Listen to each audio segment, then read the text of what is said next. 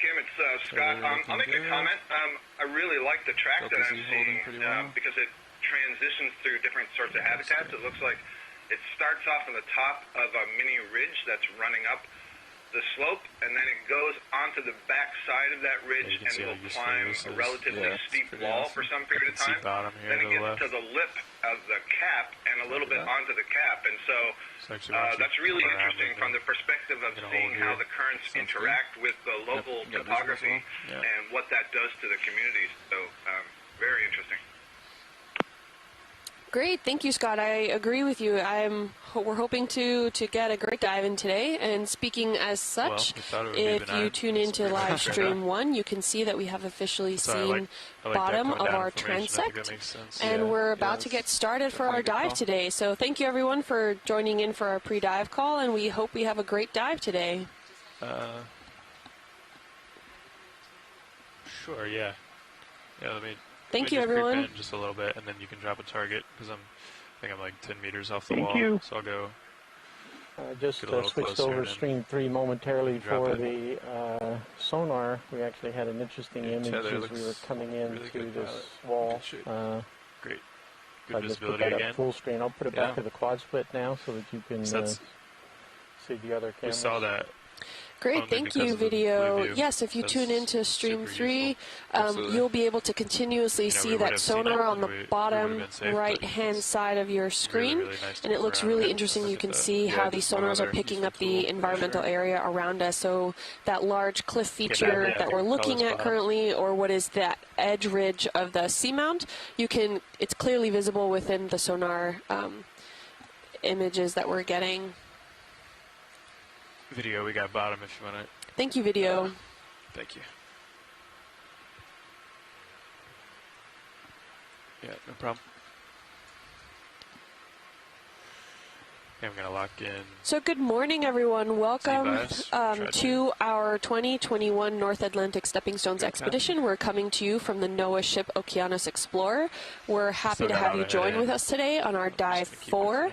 We are back on track in the Corner Rise Seamounts. This is what we have been calling Dumbbell Seamount here. And as you can see, we can officially see bottom. And I'm off sticks. There's a little bit of we're hoping to transect up a ridge, and then potentially, if we have enough time, to peek right over that ridge area to the top of this seamount. Copy that. Maybe a little current blowing around the edge of this feature here. Yep. Yes, the vehicles have reached the bottom. And, we're seeing some really interesting first-hand views here of the geological features that are here. Okay, I believe if we need to bail out, the best direction would be southwest. Yeah, we're right back into so the bailout is seeing southwest. some of these Do you have a bearing in particular you want? morphologies that we saw really extensive examples of yesterday on. All right, sounds good. Thank you. Hopscotch Seamount. As has been the case with all of the dives so far, there is looks to be development of a quite thick ferromanganese crust on top of the substrate. That material precipitates over long periods of time, about a millimeter or so per million years. What we're seeing here is several tens, probably, of millions of years of accumulation of these minerals that precipitate out of the water column. Go ahead, Watchley. And we call them ferromanganese crusts because the primary minerals in there tend to be iron and manganese. Just dialing in Seabass, but we'll get one before we as we start to traverse up the seamount, we'll see that crust actually forms on top of old coral stalks and twigs. And feeling good and stable. Really anything that's exposed for long periods of time 17 meters. Gets that coating. I think we're in good shape. We see a small amount of sediment here, not as much as we saw on bottom yesterday morning. But it does appear to be similar to that pteropod-dominated biogenic sediment that is primarily primarily composed of material that comes out of the water column and deposits here on the seamount and gets moved around by currents. Not seeing a whole lot of feeding trails, but we're getting a good zoom. Thanks, pilots. It's a good zoom. Here we can see these big white shells or tests. Those are pteropods. Those are aragonite constructed planktonic animals that when they die, their shells fall down to the bottom and form a big component of the sediment. There's also foraminifer, sponge spicules, and some clays. We don't get a lot of material from land. I think that's good. Thank you, video. Something there, maybe a critter. I just wanted to characterize it. So it's really composed of material that's in the water column or is generated on the seamount itself, or things like dust particles and volcanic we got both your uppers fully deployed. Ash falls, anything that kind of can get this far out. Would you like There's the some organic material slightly? Sure. Yeah. Does that sound good, that video? we do get, and a lot of that is what these right now. animals live on down here. So very interesting start and some quite spectacular flow morphologies here that we're seeing in the rocks. Jason, we'll keep our eyes out for sponges over here or further out. Relative to yesterday. You want to take a zoom? Gotcha. Further yeah, if we could zoom in on that sponge at the lower left, that would be great. I think they're still just setting up the ROV here. So. Setting up. Hey, Copy that. Thank you. Yeah, we're all set up. Is that a good zoom on the sediment? So I can wax on about sediment and rocks. Take more of a look. Please do. I'll let Rianne have a chance to say something. Get us started. Take a quick look over here, co-pilot, and maybe start to think about a move. So we're just going to take a quick zoom on one of these sponges. As you can see, this is it's a slightly different habitat than I was expecting, Jason. I don't know about you. I was thinking we were going to land in a much more sedimented area. And here we have this hard bottom pavement along with the sediment and some sponges living on these rocks in this hard bottom. Yep, like I may have said it on a previous dive, every time we think we understand what we're going to be landing on, we generally learn that we aren't quite right when we get to the bottom, and that's why it's so important to get down here and have a look at some of these things. The maps tell us a big part of the story, but getting visual views of what's actually down here and how all the pieces relate, the sediment to the rocks and the rocks and the sediment to the communities, both the sessile fauna that's attached to the rocks and those that swim. We haven't seen a lot of fish yet during the dives we've done so far. It's usually only a handful of individuals and then several different species. So hopefully on this one, we'll be able to get some slightly more fish to come and say hello and help our fish friends to make some more observations. Sponges used to feed. They filter feed out water through these pores. So that's a great zoom. Thank you, pilot. Video's clear. Yeah, I think so. Okay, great video. You can come on out. Watch lead, pilot. Watch lead. Hey, I think we're ready to start moving to waypoint 2. How does that sound? Yep, that would be great. If we could focus a little over onto the right-hand side as we move on, that would be great. I think they're just sponges, but it'd be worth just taking a little peek. Okay. Sure. What do you think, co-pilot? 095 or 100? Probably 100 or so. Yeah. Oh, okay. I'm okay with that. Yeah, that sounds good. We can change our moves a little bit too. Just general trajectory over there if we see something. Yeah. That sounds good. Just get you closer.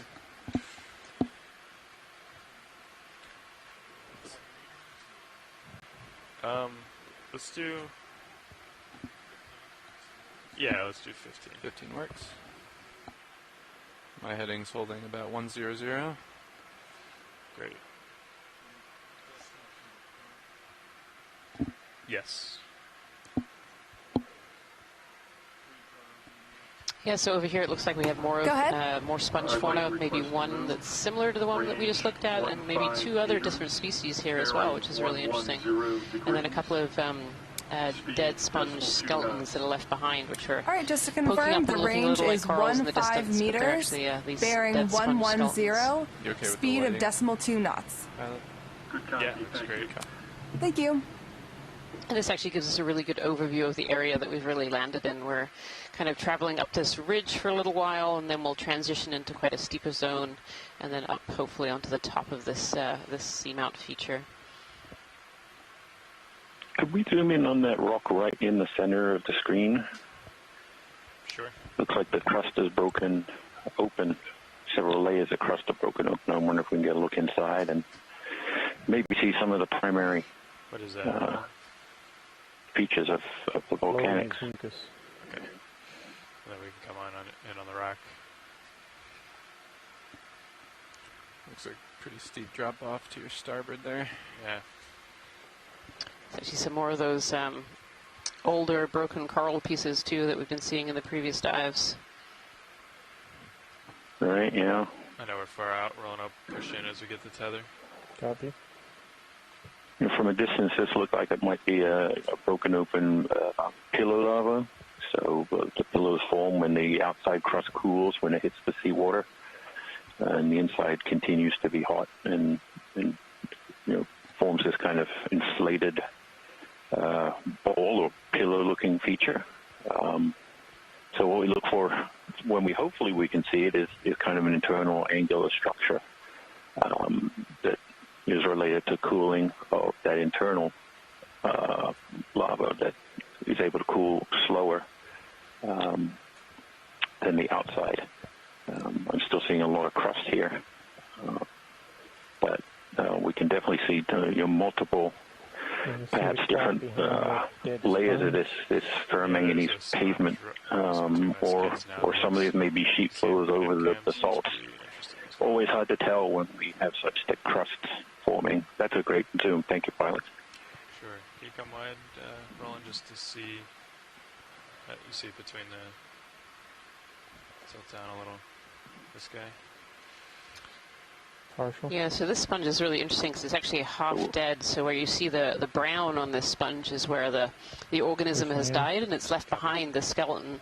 These skeletons are generally made of silica, or some form of silica, and you can really see the matrix, especially in the dead portions where the animal has died away. You can see these stripes and these hatch marks. And so that's the skeleton that's been left behind. Live coral, the areas where lots of animals live. But this can also happen on sponges as well. These sponges form large structures in the deep ocean that really encourage other life to live around them. And here we have a little polychaete worm living on top there. Video is clear. Copy. Thank you, pilot. Sure. There's a couple of sponges like vase-shaped over onto the right-hand side. If we could have a quick snap on that before we head out, that would be great. Sure, yeah, we've got some time. Oh, perfect. Sirius is creeping in. Excellent. Oh, and there's another live little sponge hanging from the bottom, one of those kind of feather-like sponges. ROV nav, bridge. ROV nav. The position move is complete. Copy that, thank you. Thank also, you. For the bearing on the bailout, we should shoot for 220. 220. All right, so just to copy, the bailout bearing is 220. Copy, thank you. Thanks. These two vase-shaped sponges here, these are also glass sponges. They have really different forms. Sorry, Jason, go ahead. Oh, no, I was just going to quickly make the observation that, we see these petroleal texture on this ferromanganese crust sitting on the rocks, and perhaps I think I might have seen it yesterday. Yeah, which one do you want? But today we're kind of seeing that there's still this bulbous texture, but some of them seem to be in linear kind of fashion. I'm wondering if that's sort of mimicking the underlying flow top structure. Something to keep an eye out for. Yeah, interesting. Good, Cappy, thanks. Yeah. Yeah, so we can see this sponge has a very different texture, and this is one of the ways that we can tell different species apart. The major way that we can tell species with sponges is we actually have to bring small pieces back into the lab and have a look at that internal structure. They have something called sclerites that help us identify them, or looking at how the different silica plates are laid down and overall morphology of these sponges. This sponge here also looks like it might have a few little associates. I'm not sure we can identify what they are. They're quite deep in there. But you can see they create all these little pockets and little habitats where other organisms can live. That's great, Pilot. Thank you. Sure. Starting to move here a little, Pilot. You got great time?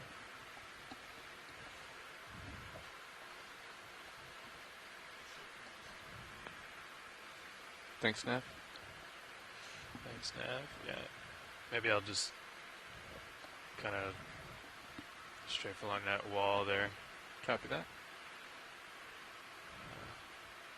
With as much tether as I can. Is that full wide, Roland? That is full wide. Okay, thanks. In the bottom left-hand corner there, we can see a type of sponge that we've seen several times during this expedition so far already, so it's quite relatively abundant in this area. It kind of forms these long pens, looks almost like little feathers. Looks like we have some more organisms coming into sight here as you kind of reach the steeper edges. I know these corals and sponges seem to really like these flat faces, so where the rock is either broken away or exposed kind of a hard edge. Those are really good places for these organisms to live. Most of them are either filter feeders or they pick particles out of the water, and so they're looking for areas where flow might be enhanced. And this is actually, if you look on live stream 2, that gives a really good overview of what the ROV is doing right now. You can see that we're just to confirm, really the kind of on a range cliff is face 15 here. meters. And so this break in the rock degrees, might be an area where water is funneled a little bit faster, and so brings in that food, those nutrients faster, and takes away the waste products faster as well. And so a really good place for these sponges and potentially corals, though I don't see many in this picture, to live. You can see a sea urchin there as well. Why don't you, Capella, one of these white sea urchins. Just until you get a little tighter. Just give me a little bit more tether. Yeah, this is a really fantastic view. I can count at least 4 or 5 different species of sponge, if not more, just in this one image here, which is really beautiful. And I can see other organisms as well. I can see a sea urchin, and I can see some sea stars and brittle stars as well. If you need to come up, just let me know, and I'll copy that. A fair amount of dead structure of these sponges too. There's a fair amount of sponge skeletons that are left behind, and even these skeletons can form habitat for other organisms as well. They still leave structure on the seafloor that can create protection for other organisms, or areas where they can lay eggs or keep their young safe from predators. How's that? This is a really beautiful shot here. Trying on my notepad to note how many species of sponge I see here, but honestly I'm losing a bit of count.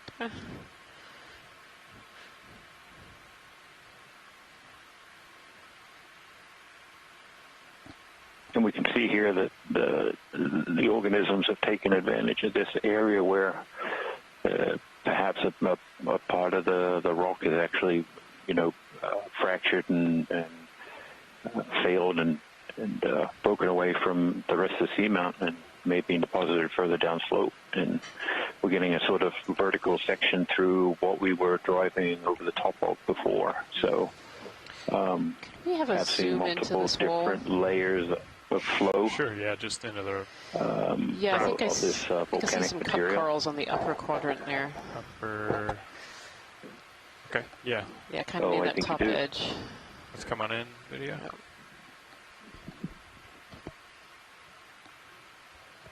Yeah, cup corals are just like sediment for me, right? That's okay. My eyes are good at spotting them even when they're dead. So these are actually some dead cup corals. They look, we don't know the species without collecting, of course, but these look very much like Desmophyllum dianthus, which is a very abundant cup coral globally. It's actually found in almost every ocean of the world. And the skeletons, when they die, they often remain in place for many hundreds to hundreds of thousands of years. And so can actually form archives of past water. And so paleoclimate scientists like to look at the skeletons of these corals and tell us what water masses look like many hundreds to hundreds of thousands of years ago. And so, yeah, they are all over this wall here. Oh, there. I can just see them peeking out from every corner, which is really exciting. For me as a biologist, it's exciting because it gives me hope that maybe we might find some live cup corals or hard corals during this dive. Are you in good shape? Nah, I think we're okay. Thank you, pilot. Sure. Yeah, let us know if you see any live ones you want to. Yeah, look out for pink and white. White will be hard with the sponges. Pink. ROV nav bridge. Sounds good. ROV nav. The position move is complete.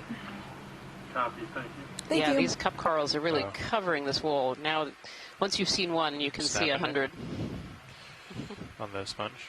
Yeah. Oh, there's a little squat lobster in there as well. Oh, a crinoid sitting on the sponge. That's really beautiful. So these crinoids are relatives of the sea urchins and starfish. They have little stalks that help them to grab. You can kind of see them in the bottom there. And that's what helps keep them on the substrate. But they actually swim. These crinoids, when they're disturbed, can swim through the water. Relatively short distances. They get picked up by the current and taken away. And then they'll find these spots. Like many of the brittle stars and other sea stars that we've seen during this expedition so far, you know, they like to be out far into the current because, again, they're picking off their water and picking their food out of the water to eat. Oh yeah, it's a little crustacean of some kind. Continuing to move slowly. Okay.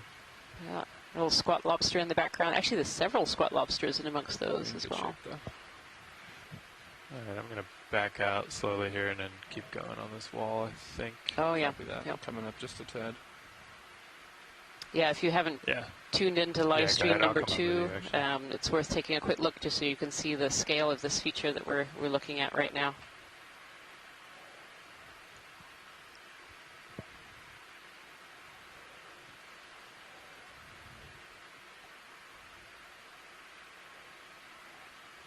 How's your sonar look? Oh, pretty good. Might also be good also to sort of back up and give a wide angle. Sure. From the main camera. Again, more of these hard coral structures I can see kind of on the base of this rock as we turn this corner here. Is that a coral fuzzy top right? Just an overview here. This must have been a really thriving area for these cup corals. At one point in time. And we don't really understand why they've died out in certain areas. We believe it's changes in the water mass that they're in, so that can be changes in things like temperature or oxygen content. It can be changes in things like aragonite content. So these cup corals, this is a really beautiful view here. These cup corals need aragonite, they calcium carbonate to build their skeletons. Oh, and here we see, this is a chrysogorgia, I think. I'm waiting for confirmation here. That looks like a chrysogorgia with a single little squat lobster in the middle. You can just about see the claw sticking out there. Yeah, I agree with you, Rian. I was on camera too. There you go. That if anybody goes to camera 2 and looks at that, you'll see how much movement there is from the ship, because that's the Sirius camera sled that's directly attached to the ship. And you can see the remarkable effect of having this dual body system, how stable the view is on camera 1. But yes, Chrysogorgia, it's a very speciose genus in a very diverse group in the deep sea, the Chrysogorgiidae. So far on our expedition, we've only seen species within the genus Chrysogorgia. I fully expect before we're done to find, at the very least, Metallogorgia and Iridogorgia, which are extremely beautiful. But as you noted, this species in this genus very often have squat lobsters living in their branches, and at least in many cases, the specificity of the species of squat lobster is specific to the species of coral, and so there's a coevolution of diversity there. Very interesting. Yeah, and it's really fun, Scott, because you can actually see there's lots of little amphipods swimming around. There's little animals that are swimming around there. So this coral is also attracting other organisms as well. These little amphipods are there. So. I also see a little mopsid, which is another kind of crustacean. It's called a possum shrimp. You can see it's bright white just to the left of the squat lobster. It's sitting on a branch. It's not much bigger than one polyp. How are we looking, co-pilot?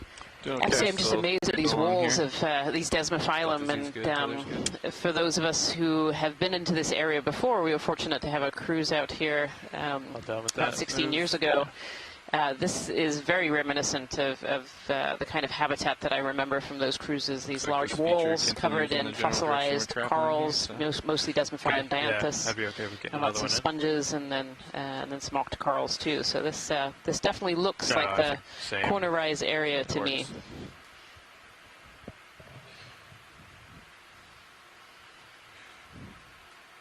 Crab there on the ledge there, pilot. Oh yeah, creeping towards the, I was just going to say, you can tell Jason to look on that feed, you see the crack coming down the... Yeah, oh yeah, yeah. Go ahead. Go ahead. I'd like to request a move, range 15 hiding behind this bearing 110 degrees. Dead coral stalk with a stoloniferous octocoral on it. I don't know, he's all right, hiding I from the have camera. the range of 15 meters, bearing 110 degrees at a speed of 0.2 knots. Good copy, thank you. Thank you. See a really nice big accumulation of pteropod shells right in this. Oh yeah, look at that. A fracture, a crack coming right up through this area that has the appearance of having broken away from the seamount. And I wonder if this crack is part of this weakness. I can barely hear you, Ron. That may sometime in the future. Cause a further piece of the rock here to fall away and make a new area for colonies to grow. This is a stoloniferous octocoral. I'm afraid I don't know the species. I don't know if anyone in the chat room does, but these corals, rather than having their own skeleton, actually grow on what we call stolons, which are just areas of tissue, and they can completely cover other structures. We often see them on the sides of walls or on these dead stalks. Okay, we can come wide then. Oh, no, I've been corrected. This is actually a zoanthid, is what Scott France is saying on here.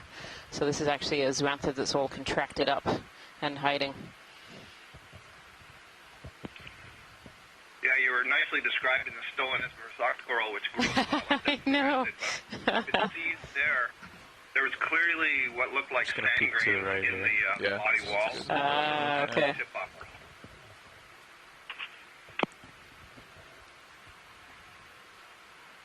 So this looks like a pretty big wall coming up. So why don't I come on up with you? Copy that. I'm going to push out just to characterize it. Do we need to adjust the blue view settings? I could, oh yeah, bring them in. Sure.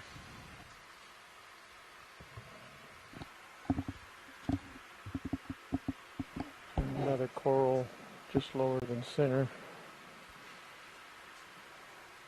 Copy that. I want to get eyes on this wall here before we do any tight work.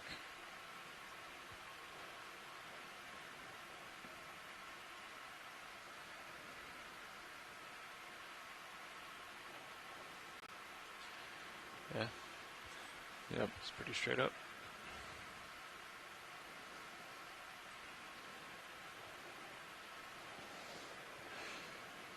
So you just you adjust it just on the side here? Yeah, just drag that. Yep. That's good to know. Is that tight enough for you, or do we need to bring it in a little more? No, that's good, because I can still see. But your sonar is pointed down right now. Yeah, that's right. We're seeing here lots of complicated flow morphology with this ferromanganese crust over it, and where the faces of the rock are somewhat vertical. Just creeping along here. Looks like where the sponges are preferentially attached. ROV nav bridge. Not the more Our position move is complete. Petroidal. Thank you. Which is that grape-like rough bulbous texture on top of these rocks. doesn't seem to be as preferred, probably because we do see a bunch of things here where that crust is actually broken away, expose some of the rock underneath it. Unfortunately, as we hunt for rocks to collect to help us figure out the age of the seamount and the chemistry of the lavas and its relationship to other seamounts in the area, we are always on the hunt for a rock that will allow us to start doing that. Sure. Unfortunately, I haven't seen too many loose ones. With the ROV, we're not able to break most rocks off the walls. They're just on there far too strong. And we kind of have to wait till we can come across something that's a little easier to grab. Oh, this is a beautiful ctenophore. Look at this. Yep, we're there, Scott. Coming up. Off it went. Coming up with you. Looking down 70 A really degrees. dark body. It's quite unusual. Delta Z 16-ish. So maybe if I say ctenophore, we'll see a rock. Right. There, look at that. So these are ctenophores. They have these things called comb rows, which are the stripy, iridescent, and actually in the light looking very rainbow-colored structures there. And they have these long. Some species have these long trailing tentacles that you can see there. It's coming at me, and coming up pretty quickly. Really long. Really long tentacles. Look at that. Off it goes. Thank you, video. Thank you. Come back for a snap zoom. So if the large fan is still in front of us, I suspect that this is a primnode that we haven't seen one yet on the expedition. Out. Yes, that's what I was thinking too, that it had a very different morphology from what I think we've seen so far. So we'll get a little close-up of it here in just a moment. And not just its morphology, but I noticed that there were a number of ophiuroids up in the branches, which is also very characteristic, interestingly enough, of the primnoids. Yep. Okay, sounds good. I think we're starting to settle out here. Yeah, it's either 3 or 4 of those ophiuroids up in the top right-hand quadrant. Yep, they look like their arms are hanging off, fishing in the water column. Start to come in. Nice day to fish over here. It certainly seems like it. There's an awful lot in the water column that we've seen go by. I was hoping to not, but if you think it's a good shot, we can. I think it is a good shot. There we go. Okay. I don't know how much time you got, though. Stand by one.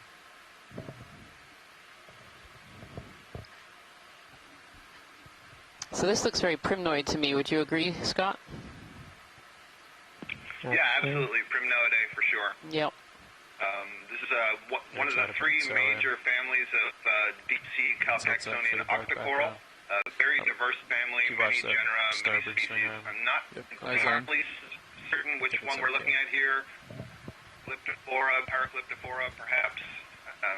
Need to think about that a little bit more. But one of the hallmarks, we're looking at how the polyps arise from the branches. What I can see here is that each polyp, when it comes out, is facing upwards somewhat. And I also see, I think the polyps are coming out in triples. I think they are, yeah. I think they're in 3s. Yep. So those will help us get an idea. Ultimately, you have to look at the microscopic level at elements of the tissue. And then, yeah, these beautiful Asteronix brittle stars. I don't think we've seen this type of brittle star on the expedition yet so far. You can see they hold their arms out in the water column and try to snag zooplankton and are moving by and feed on those. So getting up off the bottom, common theme. Yeah, and from what I remember of Asteronix is... Oh, sorry, Scott. What I remember of Asteronix is they're pretty exclusively found in some of these coral colonies. Is that correct? Do we want to continue in the same direction? I'm not sure if you mean exclusively on easterly primnoidae or just exclusively on coral. That is, I don't recall seeing them very much on the bottom, if at all. So you may be right that they climb up always on some other organism. I think I've seen them also on sea pens, so they're not restricted to maintain the heading for now? Yeah. But they like to be. Yeah, but they like to be up on these corals. They're really interesting. Thank you. Just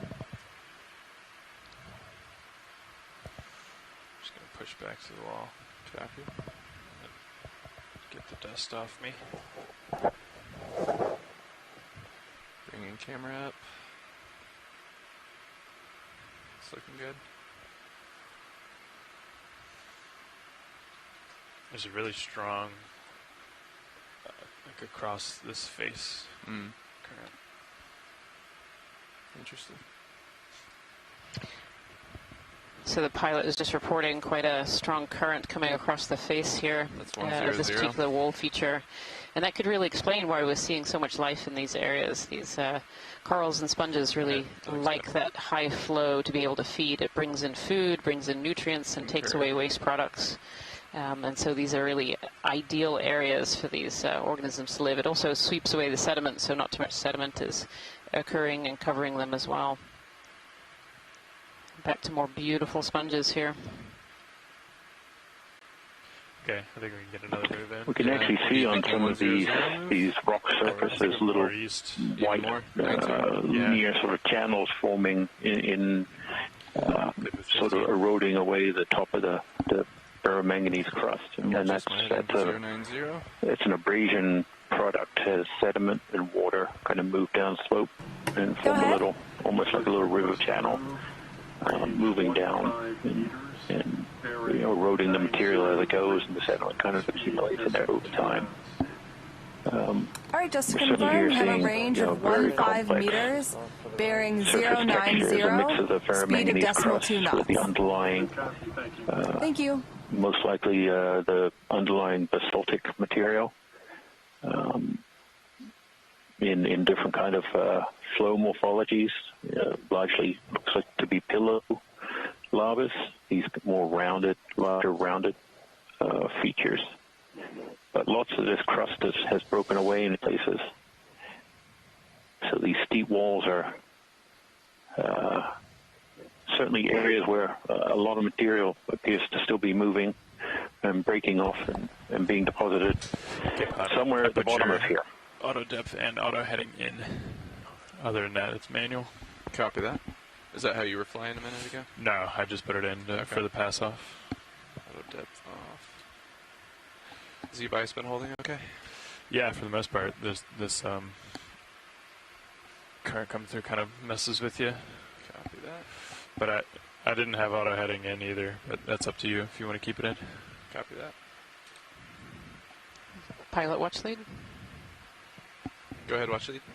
If we could have a snap zoom on the sea star that's on the upper left quadrant, that would be great. That. Let me get set up just a second here. No problem, thank you.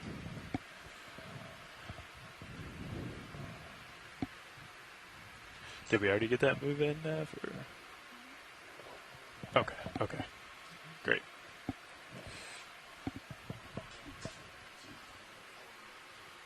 Okay, great. You said it was in the upper left watch lead? Directly left of where lasers would be. Yep, just checking my right and left, definitely left. Copy that. It's a bright reddy pink. It's coming into center about now. I see it. All right, video, you can go for a zoom. Can you get in closer? Yep. Pushing in a little bit. I can slow zoom.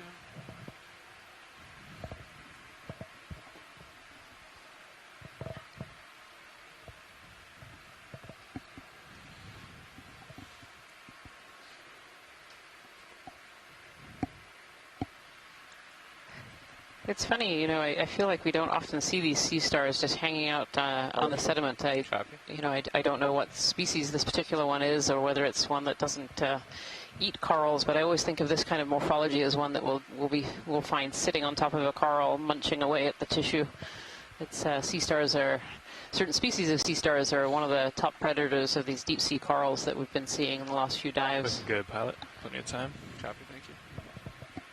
Is that full zoom video, or are we out a little more? Looks like it's in a posture that something could be under it that it's feeding on. I wonder. I kind of actually see a little pinky leg sticking out from the bottom, it might actually. Be a little heavy. So I don't know if it's got something. Yeah, the bottom right there? Yeah, maybe that's one of its two. That actually might be a tube foot. So these sea stars have tube feet on the bottom in rows. They have 5 rows of tube feet that help them both in locomotion and for moving food into their oral area, which is directly underneath what we're seeing right now. I like to fly a little heavy too. So thank you, pilot. Just preference. Yeah, you're welcome. Yep. Maybe that's just a look of contentment, putting all the arms in the air. Maybe. It certainly looks a bit pudgy. Nice. He's got a little snack in there. Let's go down to the lower leg. So this little hole that you're seeing on the top is kind of a different color. Water locomotion. They have a water vascular system, and that madreporite helps to allow the water to come in and to come out, and that's what helps the sea star move its arms and. Next video.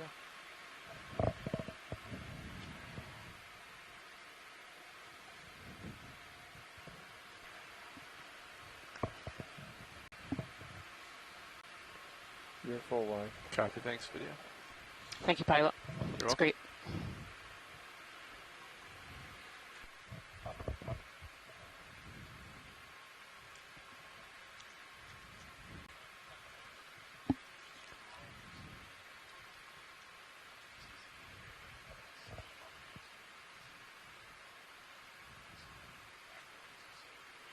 I think as we come back to some of these wolves, we're going to see more of those fossilized corals that relatively certain are a species called Desmophyllon dianthus, which was really abundant in this area at one point in time. Many of these fossilized Desmophyllon dianthus have been dated back to the last glacial maxima, which is about 20,000 years ago, but I know that some have dated up into the hundreds of thousands of years as well.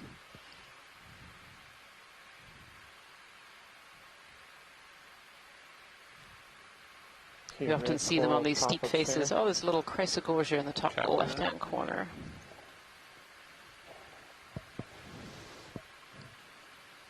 Yeah, if we could have a snap zoom on that coral there on the left, that would be great. Copy that. Thank you. Right, the one I was indicating. Ready for snap zoom video.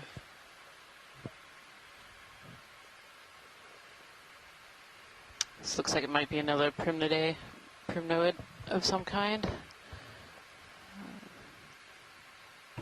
ROV nav bridge. Maybe not. Yeah. Position is complete. Is that right, Scott? Did I hear you right? Thank you. Thank you. Yeah, that's what I suggested. Better zoom. Yeah, you can see they have very distinct spines coming out of the polyps. You can actually see them quite clearly on some of the close ones, that they have these spikes sticking out. And yeah, those, I'm trying to see, do you see really prominently just 2, or do you see all basically 8? There should be 8 if they go all the way around, but there's a species that one of Les's students was working on where it had 2 prominent spines, longer than the other 6, but I think that was a Pacific species. this definitely has 2 that are longer. Yeah, there are 2 that are longer sticking out. You can see the other spikes, but 2 are very, very prominent on those. Thank you, pilot. You're welcome. Thanks, video. Nice. Some red ones. There's another chrysogorgia over on the left too, with its squat lobster living in the center, which you can see. Beautiful. We saw one of those earlier. I don't know if you want it or not. Is that on the left over there? No, over here to the right. To the right is on a stalk.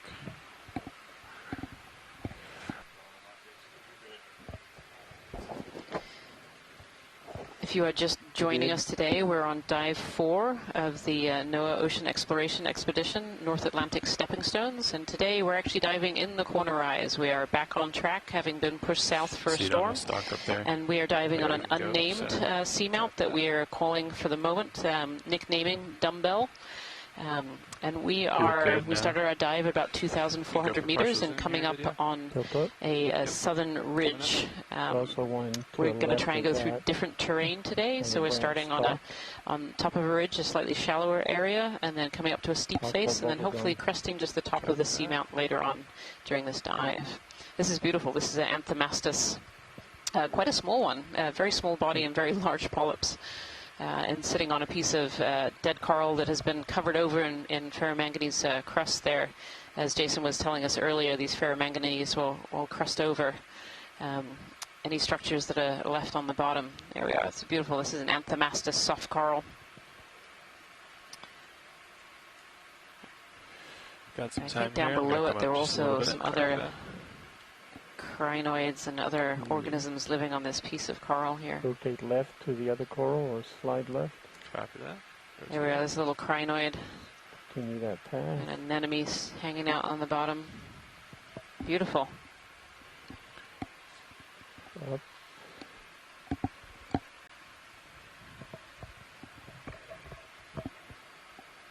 Oh, this is a corallium over in the corner here as well. Yeah.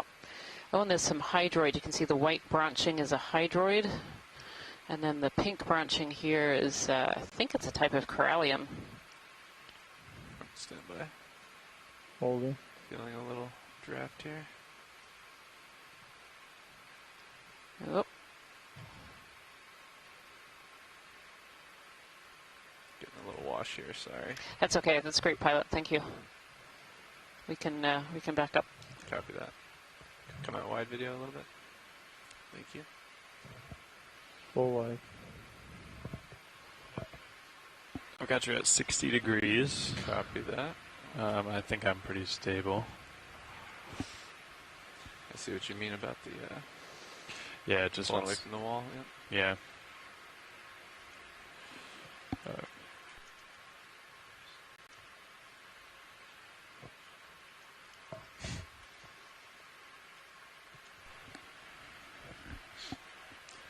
Quite a bit of life on this wall. It's worth it. There's a lot of life on this wall. It's really a beautiful sight.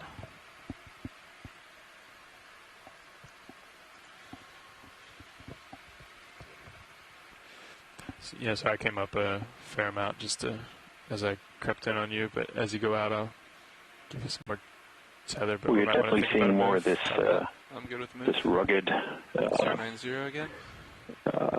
sort of substrate. Yeah. Yesterday we started out in quite thick sediments, and then moved up into essentially pavement that were somewhat smooth, covered, mostly made of pillar basalts and some sheet flows, all ferromanganese coated. It wasn't to the end of the dive, really, that we saw exposures like this, and these may be things like the flow fronts and other I can hear pretty good. Things that perhaps have been exposed by breaking away of the slope.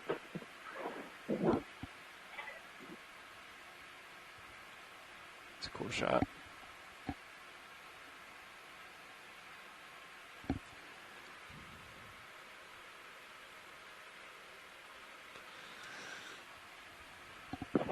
So as we're moving up here, certainly the sponges and corals seem to be preferentially located on these we might want to these go more vertical faces, more like 080, which may be more stable than the tops of general direction. What do you think? The rock surfaces, which we can see here coming towards the middle of the view here, where that crust has broken away. Yeah.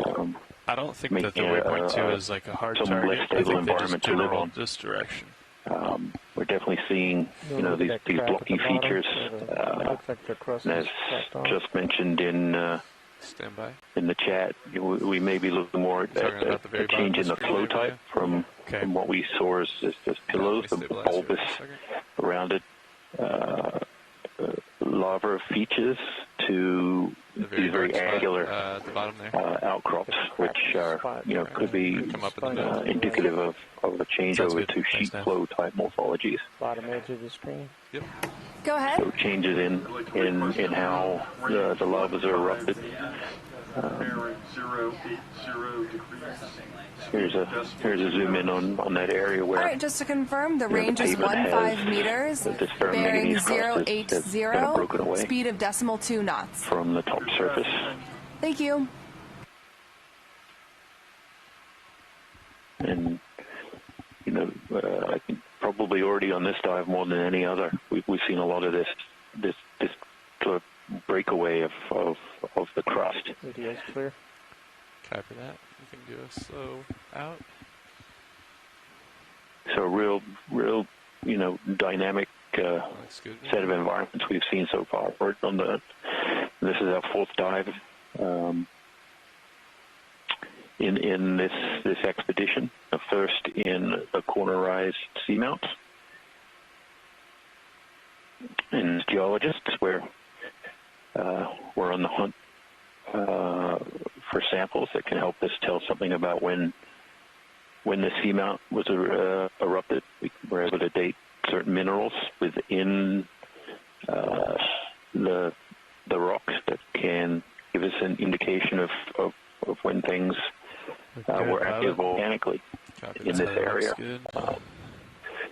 Even though a lot has been done on areas like the New England seamounts to establish how old they are and show how they've progressed from a hot spot that was located out in this region. We don't know much about the Corner Rise Seamounts. We actually have no dates on any of the seamounts. And few samples, if any, that tell us anything about the geology. So folks in the chat room are talking about the biology as I wax on about the geology. And certainly, if we could get a zoom in on this coral right in front of us. I'm not sure if it's actually sitting on a sponge or the sponge is kind of grown around the base. It's looking good. Scott France on shore is saying that it looks like a corallium. Copy that.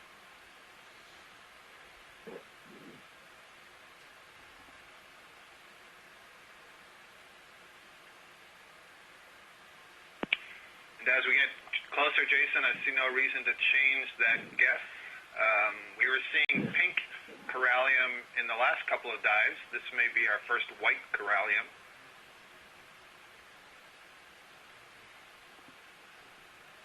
And you notice it looks like most of the polyps are on one face of the colony. Definitely feeling some current here. And that's a way to create these little eddies as the current is passing and the current moves through the colony, and then it sort of spins back on itself, and it may slow down the particles so that it's easier for the polyps to grab. And then once again, we have one of our fishing brittle stars in the genus Astrochele. Does this brittle star live its entire life on this one colony, or does it move around? Yeah, so actually, if we could also get a zoom, there's two brown wormy ROV nav bridge just to the right of that brittle star. I believe those the position move is complete. Thank you. Mollusks, predatory mollusks. It'd just be interesting to see if that's what they are and not polychaete worms. But Jason, yeah, if you're asking, is this restricted to the species? No, because we saw these earlier on Primnoid colony, the Calyptophora. Does it spend its time on this one individual? Perhaps, you know, if the fishing is good, why bother moving on? But we really don't have enough data on that. We don't have enough observations like a lot of the stuff that we see down here. Interesting question, though. Copy that. Did we want to see any more of that? I will follow it up by noting that for some crinoids, we have multiple observations, like those feather stars, that suggest they may stay in place for months, if not years. And so they're not going to move unless something disturbs them or isn't enough food. So, you know, it's possible for these things to stay in one place for a long time, even though they're capable of moving. Just all depends on the conditions.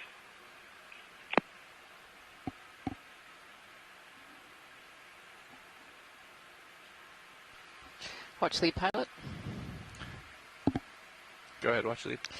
Could we zoom in on that branching coral? It's kind of dead slightly left of center there right now. Slightly left of center. Yeah, it's got little pillars kind of sticking up underneath that really big one. Yeah, copy that. Thank you. Try to get it centered up here. I'm settling up, but you got time here, pilot. Copy that, thanks. All right, let me come down just a little bit before you go in video. Definitely a more unusual sponge. I don't remember seeing this morphology on other dives. I know we've seen it a couple of times on this dive, but haven't managed to zoom in yet. Center. Center right now. Yeah, yep. Copy that. We can go for zoom your video. Thank you.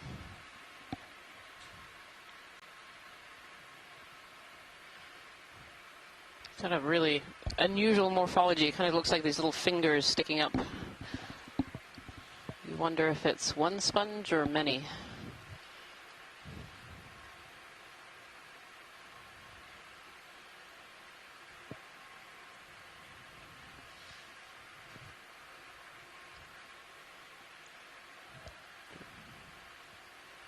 Thank you, pilot. Copy that, no problem. Come on out, video.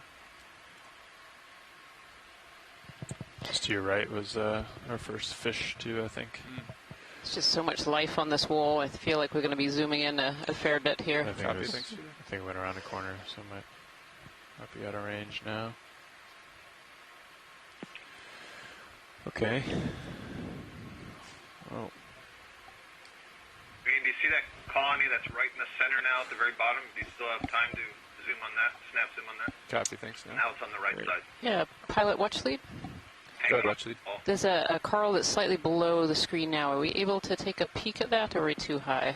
Below the screen, I can back up. Yeah, it's kind of below. It should be about below right. Copy that. You got time. Thanks, go pilot. The guy down to the bottom right. There we go. Yep, just above the large sponge. Copy that. Yeah, that looks different, so just a quick look so we can get some sense of the family.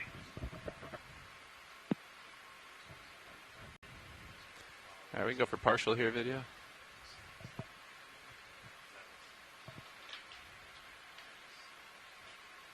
Yeah, it's looking good. Partial. Thank you. I'm thinking possibly another primnoid. Not hugely confident. I should be able to tell the difference between a primnoid and a bamboo coral. It's, yeah. I was sitting here staring at it thinking the same. I can't see any nodes. Come in a little bit more video. Yeah, there's something about the polyps that kind of make me think. Thank you. Okay, Tina's suggesting primnoid as well. Yeah, here we go. We got a bit more of a zoom. Yeah, I think this is a primnoid. Absolutely. Yep. Perfect. Thank you, pilot. Perfect. This is different from the one that we saw earlier, so we can up our diversity. Thanks. There we are. And it's also got a couple of apocopherins on the base, those yellow things. It did, so, yep. And there's another... Those mollusk predators, I've now seen at least 5 of them, so that may be a story. Nice. And I can see another, there's another chrysogorgia down before that we've seen a few of as well.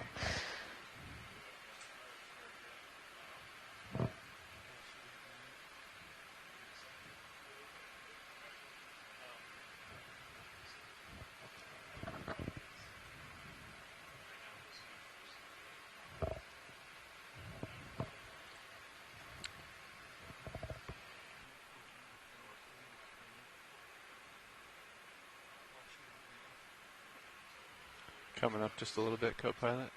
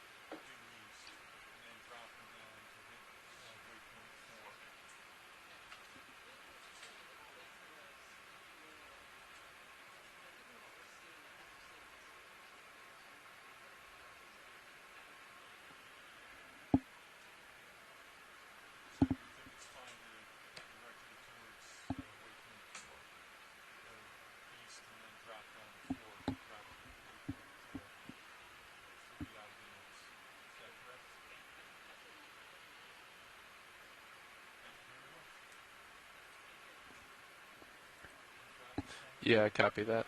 That sounds good, Nav. Did that sound okay with you, co-pilot? Yeah, the other co-pilot just walked me through it. Sounds like we're not going over to waypoint 3.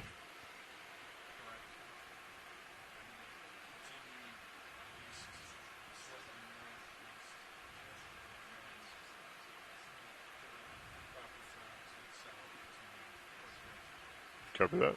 Yep, sounds good. Thanks, Nev. Alright, co-pilot, how are we looking over there? Pretty good. Coming up over this feature. Yep. Looking down at you, 4-3. Copy, 4-3. Delta 12. It's reasonable for where we're at. As you continue to come up, I'll join you. Thank you.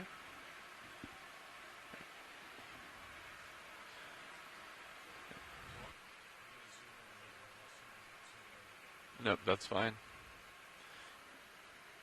And we are currently all stopped, is that correct, Nev? Alright. Maybe time to put in another ship movie here shortly.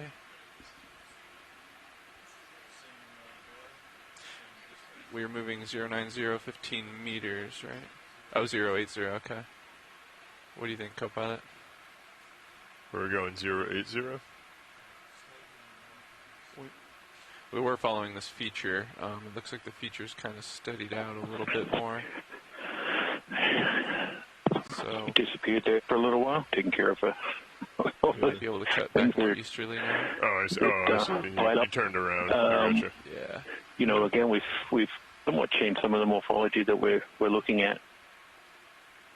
Go ahead, watch lead. Some folks on shore said they noticed some perhaps loose rocks in some of these crevices. Copy that. Yeah, I missed that, but it's certainly something we'll keep looking out for. Let us know if you see anything.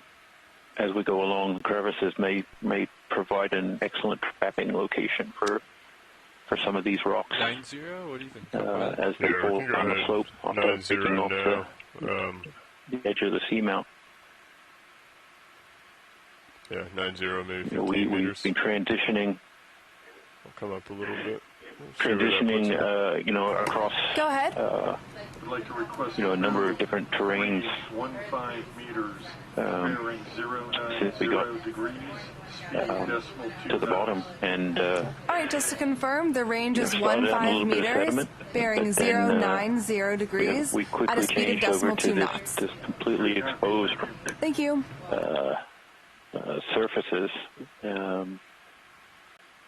but even there, we've gone across environments such as this one where we have quite thick ferromanganese crusts with this petroidal grape-like texture. Very odd. Which coat a lot of the surfaces. We see different types of lava morphologies, from pillows to sheet flows. Mini a little bit. And then we see areas where some of the rocks get more angular, perhaps where parts of the seamount have broken off and expose the underlying rocks. We have That's a great view. Yeah, we might. This ridge over here, according to this wall that this ridge that we've been should be going up. It's a beautiful view. Look at that. Yeah, it's quite steep terrain, and you get a real sense of what do we have, 30 meters the extreme nature of the slopes, the gradients that aren't always, something we get to see when we're focused on the rocks. 090 is this way, but it looks like we might have to as closely down. That we're supposed to be looking at it's captured in the stream 2 feed from Sirius, where we can really get a sense of the scale of these seamounts. They are undersea mountains, several thousand meters in elevation. Yeah, because if we were actually going to 090, I can pull my head around. We capture a very small piece of that during each one of these dives. This is going to be kind of odd, because if we come down, I'll still have high behind me. Because Can you point your sonar it's a challenge to get down there. Each dive requires a lot of talented engineers, pilots, support staff that you hear a lot of 20, 30 Ian and me talking. Right. There's a lot of people behind the scenes who are working to get this my altitude's not this footage back to shore. I can come down a little bit as you start coming down. Right. Yeah.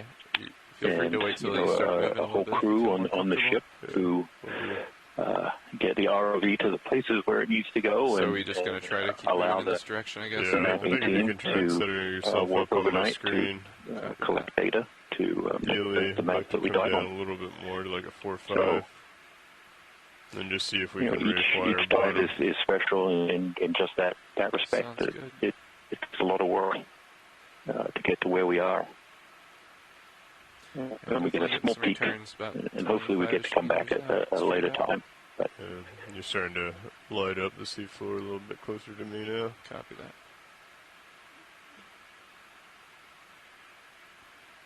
And for those of our friends who are interested in the water column,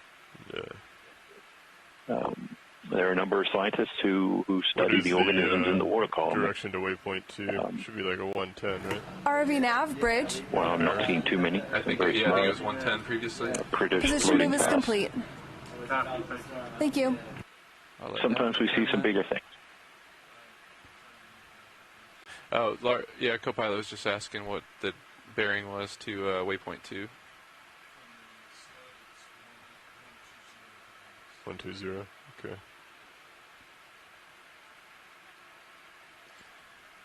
Go ahead, watch lead. No issue. We're trying to follow the bathymetry here. We think we were on a local high feature there, so we're going to press forward towards waypoint 2 and reacquire bottom here. Yep. You may want to come down a little bit as you're coming over. Copy that.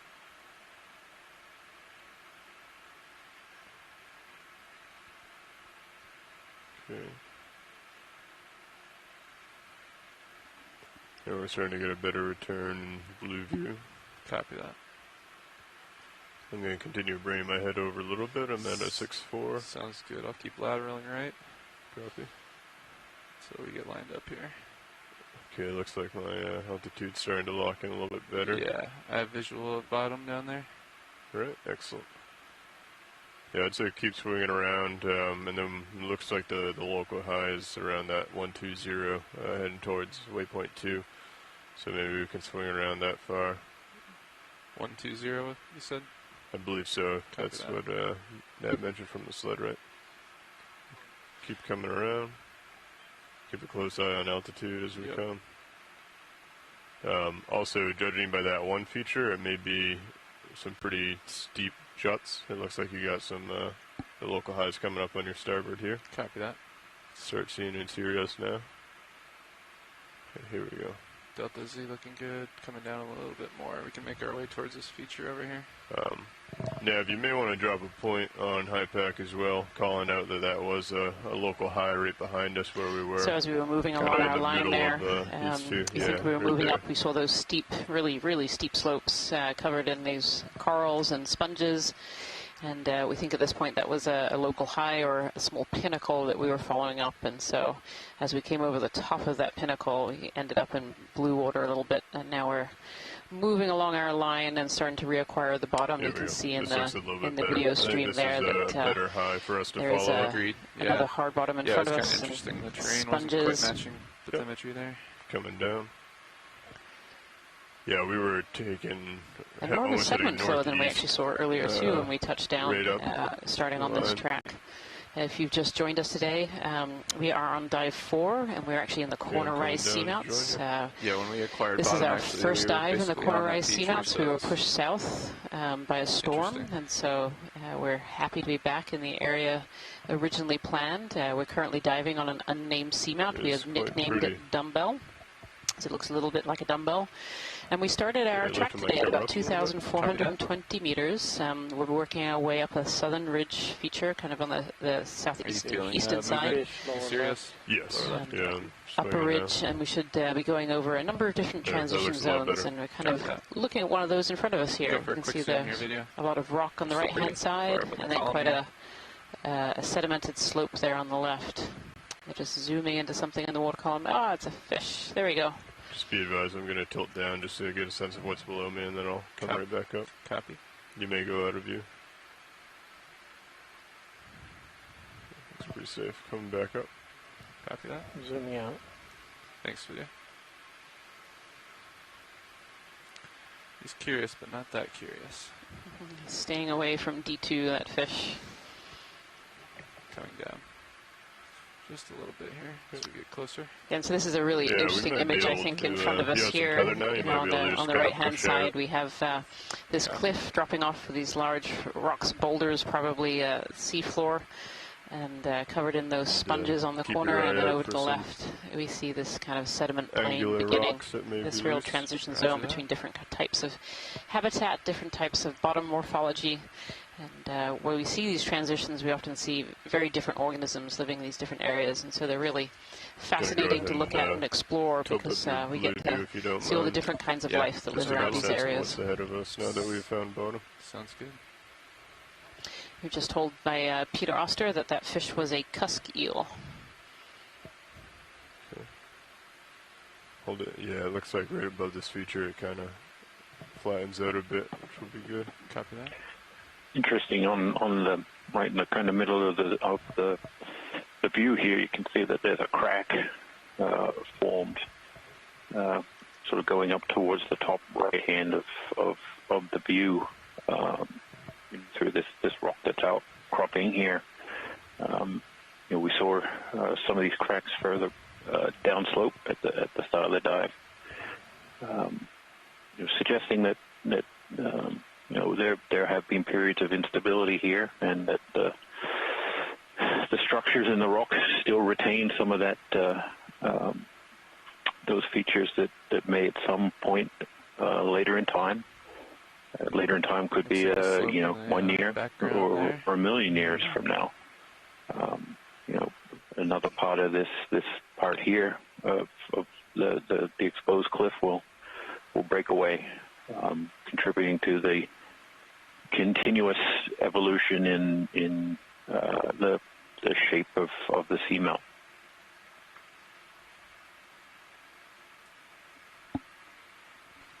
This is a really interesting morphology.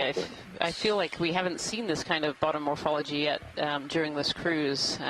It's really interesting, for those at home, this is not the dive site that we had planned on yesterday. We actually planned the other side of this pinnacle sticking, of this, this ridge sticking out, but the currents and the wind were against us, and so we had to choose a new dive site. It would be a dip down, that I think, I think I could say we weren't quite as excited about, because it didn't seem as steep, and yet here we are with this beautiful morphology and just covered in all kinds of biota. It's really fascinating dive so far.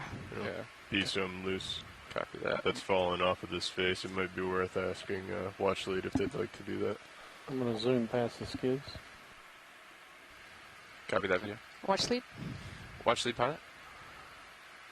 Were you calling me? Yes, is the pilot calling watch lead? Yes, I'm watch lead. Sorry. Just wondering if you wanted us to take a look for some rubble at the bottom of this feature here. If that is accessible, that would be great. Okay, we're going to do our best just to take a peek and see if we see anything loose down there. Perfect, thank you. I'll follow you down as you come. Copy. You got a little bit of room.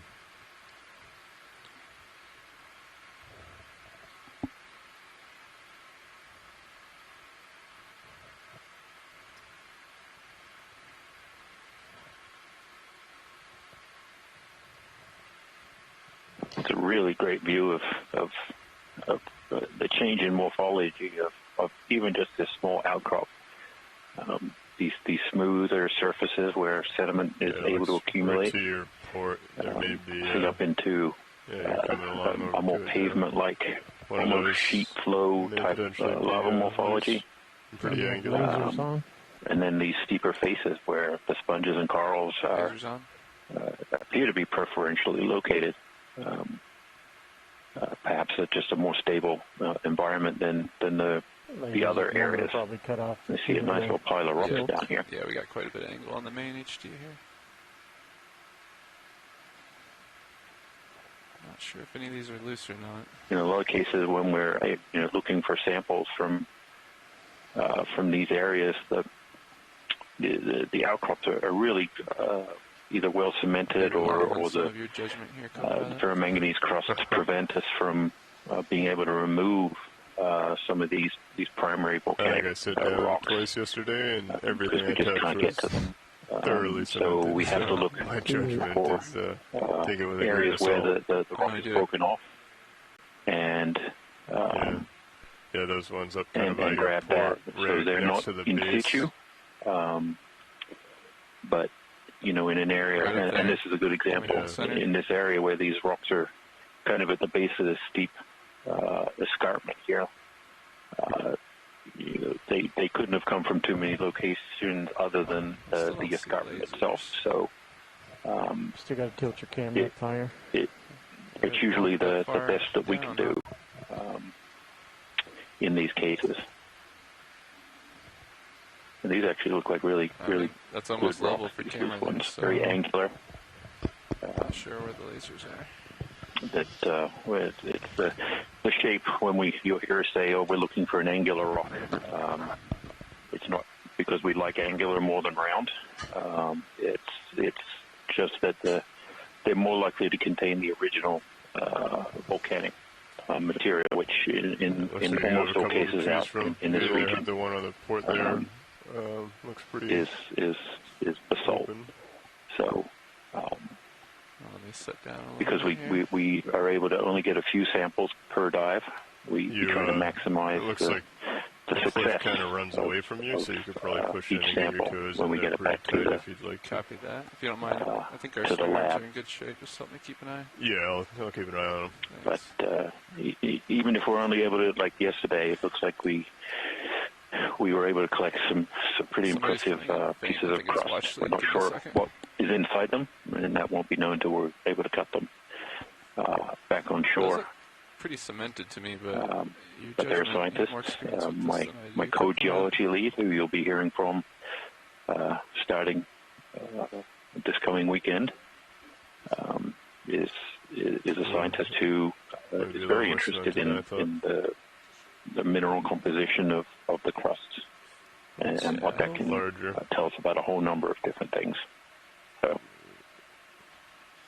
what do you think? Do you think it's even worth taking a poke at it, or should we keep surveying? Okay. I think it's worth it. You got a couple options here. I think get close so that you might be able to grab a couple at the same time. Copy that. Let me hop up just a little bit. Sure. You got some room too if you want to move forward. Copy that. If you look at it from a serious point of view, that one that I think he's aiming for is bigger than it looks. Yeah. You can see it between the light bars. There's lasers. Might have just needed to be closer. So that's 10 centimeters. But that looks fairly cemented to me. Yeah. If you spin your head to starboard, there's also one a little bit further, probably like 40 degrees to starboard. Copy that. There's one that's on the ground. From Sirius view, it's limited, but I think I see what you're talking about in Sirius's view. I'll tilt down as you come around. Should be coming underneath your starboard toe here shortly. Copy that. Pretty far down there. So let's see. A little bit more. Maybe that one right there. Is that the? I think that's the one. Yeah, that's the one I was looking at. That looks cemented as well. Certainly looks like a contender. Yeah, we're thinking that might be cemented, watch lead, but we could take a poke at it if you'd like. Yeah. I think there's a lot of interest in a rock from this area, if possible. To take a poke, that would be great. Copy that. Yeah, you have a large rock underneath your port back right now, so if you do come down, you might want to swing back to port. Copy that. There you go. It looks pretty soft and kind of sandy over on the starboard side. Roger that. Exactly like that. Let me sit down here.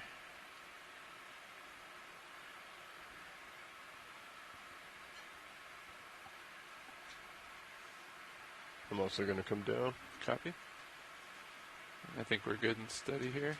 Yeah, Sirius has definitely stopped swinging. Copy that. Your hydraulics are ramped up. Roger that, thank you.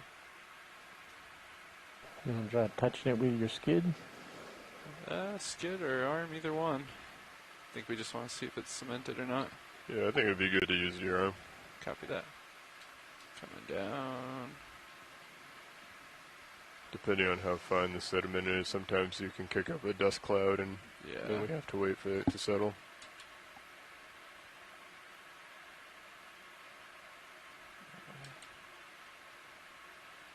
I think I'm getting a little bit of current here, but I might need to bury my toe a little bit more.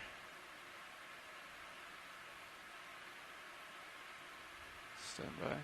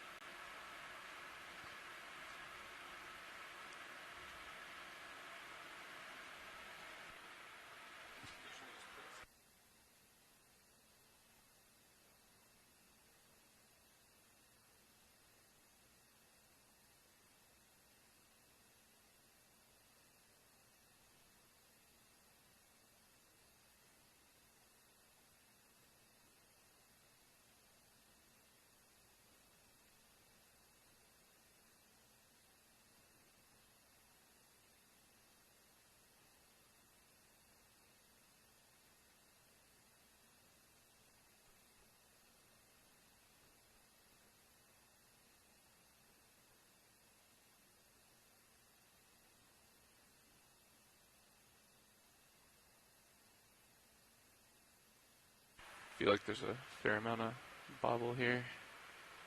Not sure. There we go. Let me try to lock this in real soon. Stand by.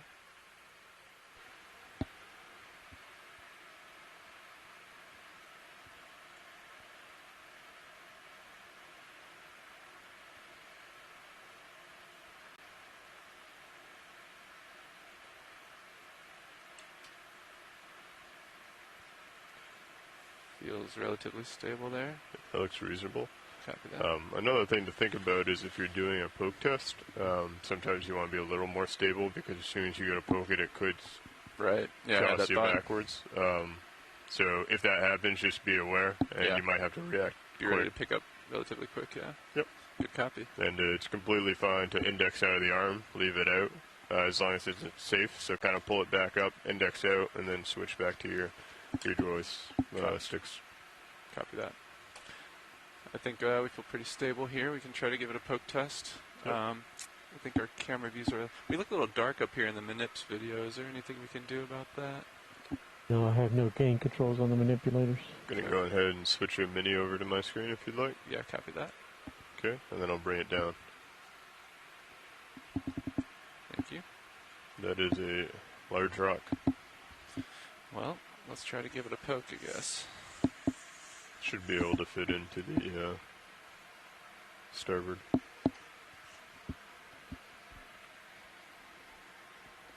Stand by.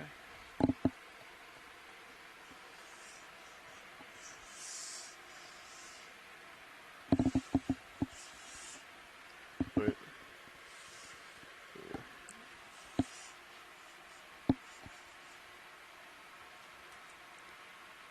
Hydraulics enabled.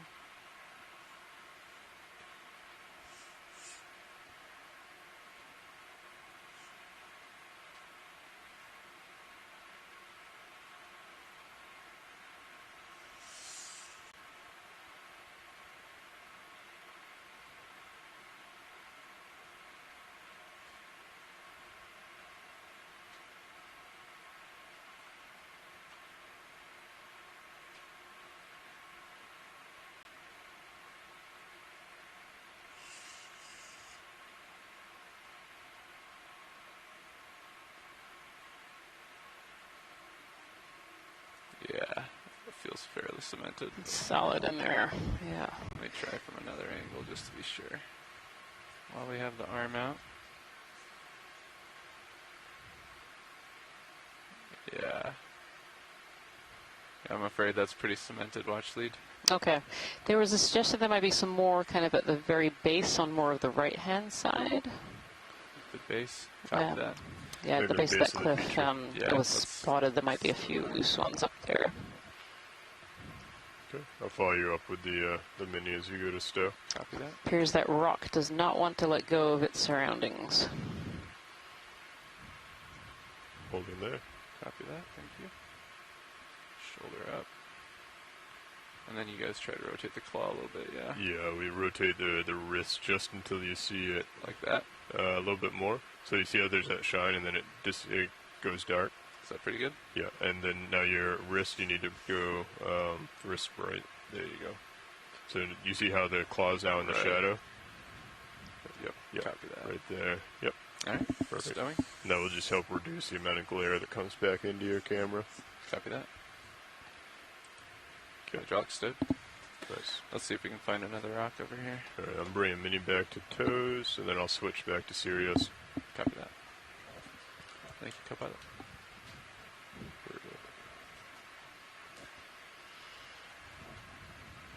So I believe Watchlead said that there was suggestions that there may be some more on the right. Copy that. It looks like you have a little lip over on the right-hand side, so just be mindful of that as you come over. Good copy. Lifting off.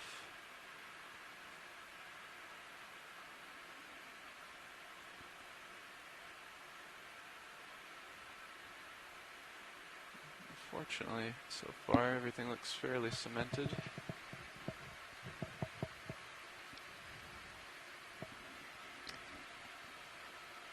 I don't know if Jason is still on the line, whether you have, whether you saw another pocket of rocks there. Right there in the front. Yeah, the angular looking one. I am here. That little angular one that's coming up right to the center of the view. Copy that. I think that would be something that they would like. I don't know if it's cemented or not, though. Copy that. I wonder... I mean, from here you could reach that one. You could also try and nudge the one over to port a little bit and see if it's loose. I think you have a couple options here. Copy that.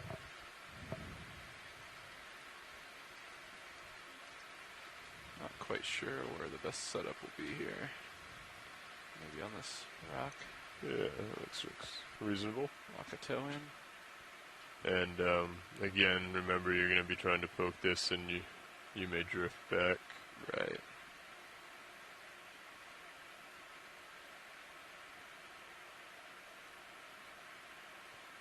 Yeah, I'll be perched, I think, on one toe here, so...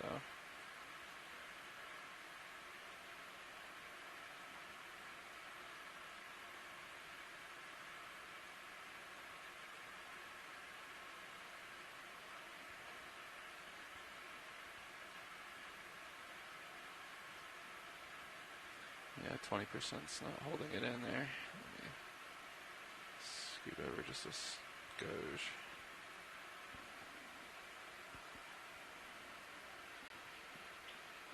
I have a good feeling about this one.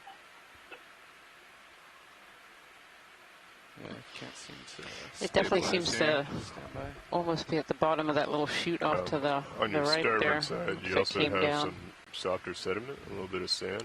Yeah, I was thinking I might try if you rotate a little bit to port, you might be able to get in there. Let's try that. Don't think the one-toe approach is going to work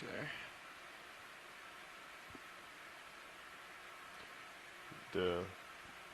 You're not in any danger now, but just be mindful of your swing arms as you come around and do that. Good copy.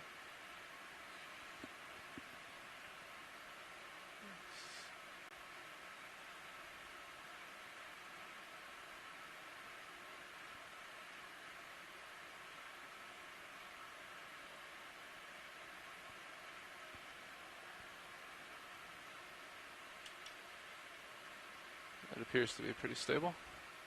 Okay. That sounds good. I got a good view of you here in Sirius.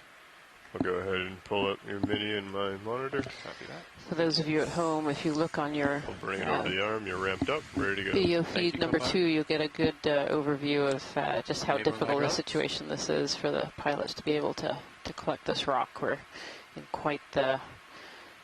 not quite an underhang, but right up against the base of a cliff, which makes it difficult to get the ROV in there to be able to collect. Follow you down have a go once you have the collecting this arm rock. out, and I'll center up the rock. Closing jaws. Okay. Actually, now that we have a view, looks like the one on port has a little lip underneath it as well. You might be able to get underneath and pull it up if this initial angular one is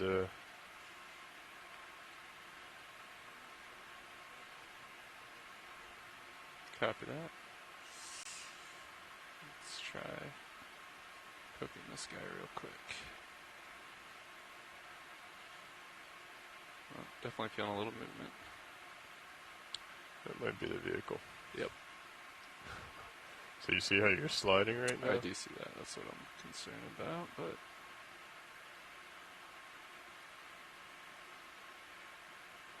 yeah, that rock's not moving really. Looks cemented, yeah. Right. So the yeah, one I on think the that one port is also side may also have unwilling to give up its perch on this rock. Thank you, pilots, for trying. You're welcome. We're going to try poking this one off to port. I think if you reach out behind it, you might be able to peel it back towards you. There you go. Little. Is that pretty in there as well? Yeah. Okay. Unfortunately, I think both of those rocks are pretty cemented. And then you have one more option over by your starboard toe. This one buried in the sand there? Yeah. I think it's cemented, but while you're here, you have the arm out. How about just to the right below the one we tried first? Yeah, right up below there, right where the arm is. They're just a little bit ahead of you. Yeah. They're already going that direction, Jason. It's pretty buried. We're on the same wavelength. Yeah, so again, be careful your rotate on the edge. Yeah, it looks like that's part of the pavement, I think. So, yeah, if you want to just pull your arm up just so it's safe, and then you can bump yourself up. But that was actually a nice move because you tested all the other rocks right below your starboard toe, and they all seem to be cemented as well. Copy that. All right. Excellent attempt, though. We've got a little bit of float here, but I think we're stable enough. I'm going to stow the arm real quick. I'll bring over Minnie. Copy that. That was a great try. Thank you so much, pilots. No problem. Thanks for your patience. Continue on our way, and we'll just keep our eyes open for a loose rock as we go.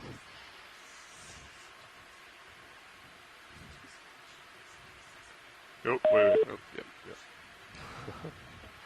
There you go. Okay. Nice. Now you're just going to want to bring the shoulder in. There you go. Okay.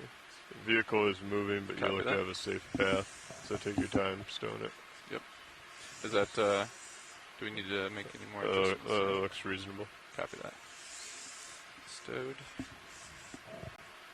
Okay, bring a Mini back to toes. Steering hydraulics. Thank you, Nev. And I'll lift it up so we have a good view. Thank you guys for the help. So, good attempts. Worthy endeavor. Switching back to my camera. Sure, a rock will pop right out of us later on. It's okay. Thanks for the patience, Watch Lead. We're back on the move. Thank you so much. Continue on our line here. Copy that. I think once we get set up here, we might be ready for a ship move.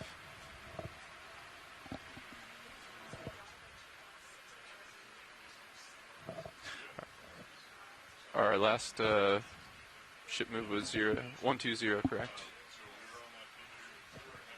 090, but the bearing to waypoint is 120. Copy that. We'll confer with co-pilot when he's ready, and I think that'll be the direction of our next move.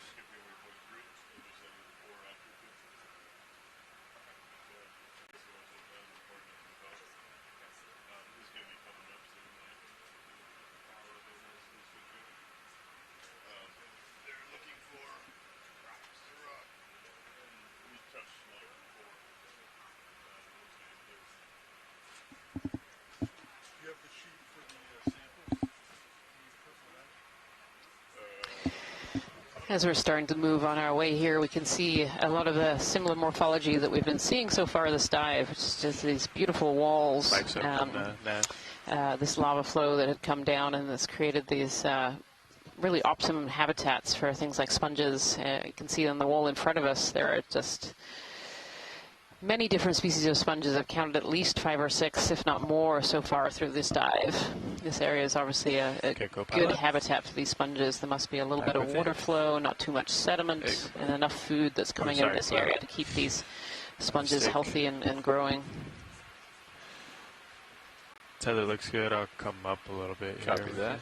If you are just joining us today, we're on dive 4 of the NOAA Ocean Exploration North Atlantic Stepping Stones expedition, and today we're diving in the Corner Rise Seamounts. Up until today, we've actually been pushed south because of weather, so we're all happy to be back on the Corner Rise Seamounts. And we're actually diving on an unknown seamount slightly to the south in the Corner Rise area. We have nicknamed the seamount the Dumbbell because it looks a little bit like a dumbbell. And today we started our dive at 2,420 meters. We're diving on kind of a All right, just to confirm, I have a range of 15 meters, bearing 120 degrees at a speed of decimal 2 knots. Going up to the top. We started our dive at about 2,420 meters, and we're hoping to get up to at least the edge of the top here at 2,160 meters. And this dive today was really based around transition zones. We were trying to cross as many transition zones as possible so we could look at different habitats for different organisms and also different seafloor morphology as well for the geologists. Ready when you are, video? What do you want me to do? Snap zoom center screen there. Yeah, just want to take a peek. I heard the ready, but I didn't know what the target was. Good copy. That's great video, thank you. This is one of the beautiful glass sponges that we've been seeing during this dive. I'm not sure I've seen that morphology quite before, but if you want more of that, just so many different morphologies of sponges here. This is okay without going in on that again. We can proceed for now. Thanks. From the chat room here, the Christopher Kelly earlier ID'd this as a Rhabdopectella sponge. Rhabdopectella. Repeat your last spot. And these sponges actually grow on stalks. And they're made of, they're called glass sponges because they're made with silica spicules, and the stalks themselves are these matted silica spicules that are really long. They're kind of mat together and form these stalks and these beautiful bulbs on the end. In yesterday's dive, we saw many of these sponges that were actually shaped almost like little tulip flowers on the seafloor. Copy, thanks, video. And here we have some ones that form different plates and vases and little fingers that are coming out from the seafloor as well. Lots of different morphologies of sponges on this dive so far.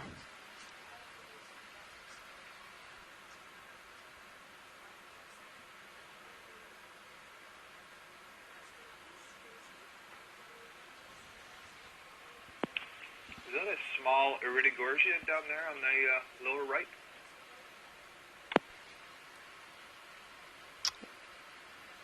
Yeah, pilot watch lead. Go ahead, watch lead. So there's a very fine coral. It's to the left of the sponge on a stalk. It's kind of, the background is the wall. You can kind of see these fibers sticking out. It's on the bottom right-hand corner of our screen right now. Right-hand corner. Yeah. Okay. Kind of looks almost like a bit of a spider web in there. I see. Coming into center screen here. Is that the one? Yep, that's the one. Yep, just coming in center right now. It's got kind of a whiter. I think we have a little time here. Right here in the middle. Yeah, you've got. Just a quick zoom is fine. Can we go for a snap zoom here? That's great video, thank you. This looks a bit more like the brambly bamboo coral that we were seeing earlier. Yeah, this is a bamboo coral. I can see nodes.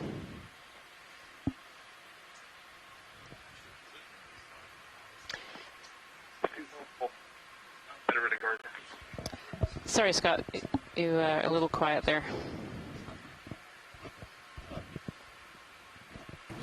Nav, bridge, move is complete. Copy that, thank you. I actually really can't hear you right now, Scott. You've gone very quiet. Coming up just slightly. You've got plenty of time there. Copy that. Thank you, pilots. Yep, we can come out video. Thank you.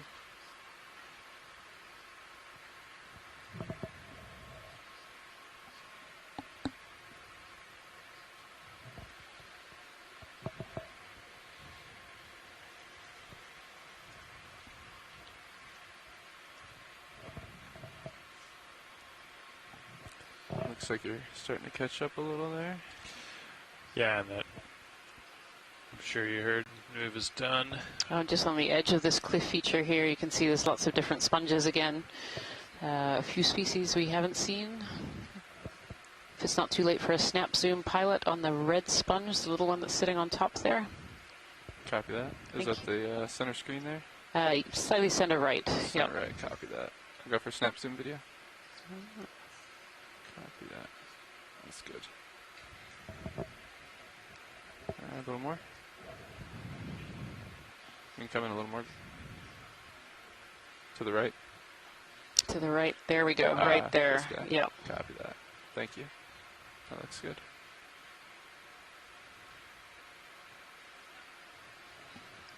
Yeah, this is a slightly different sponge with a red color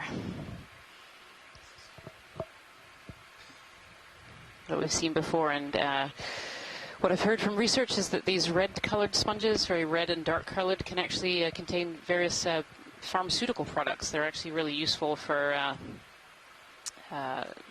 developing pharmaceuticals, and can actually have things like cancer-fighting properties within them. And so these red and dark sponges are of great interest to researchers around the world. So there was a sea cucumber over to the left in the sediment as well, a pilot. Copy that. If we have time before our move here. Let me rotate real quick video. All right, we can go for a snap zoom there. That looks nice. First little holothurian of the of this particular dive.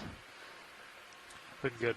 So this is a sea cucumber, and they're relatives of the sea urchins and sea stars, so they're actually echinoderms. And they very often have these little horny headgear. You can see they've got bumps going down its body. A little heavy, standby. This particular sea cucumber is likely feeding on the sediment. They ingest sediment. It goes through a very long gut system, so they can extract out all of the good particles, and then the waste is sent out the back end and left behind.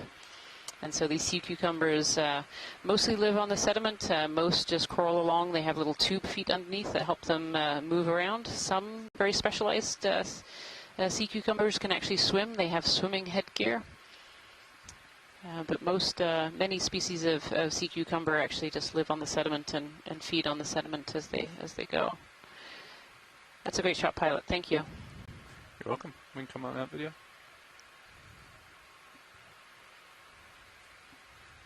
Thank you.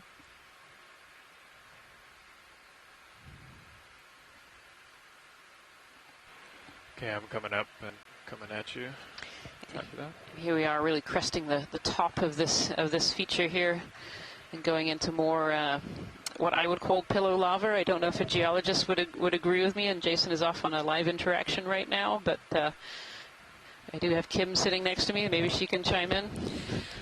As I wouldn't like to call myself former geologist, but in my training, I would also agree with you, Rian. This is also very pillow-like lava, but you can see right next to it, it transitions straight into what looks like a sheeted lava flow. And if anyone on the chat would like to chime in further on if they have any more insights as to what kind of geologic features we're seeing here, it's really interesting because some of these pillow lava sections, you can see really where it abruptly cooled, and so we're not seeing the full bulbous nature that we saw in yesterday's dive. We're actually seeing some what looks almost like shaved off, but not really, sections where it kind of comes to a pretty hard stop after being more of that pillow-like features.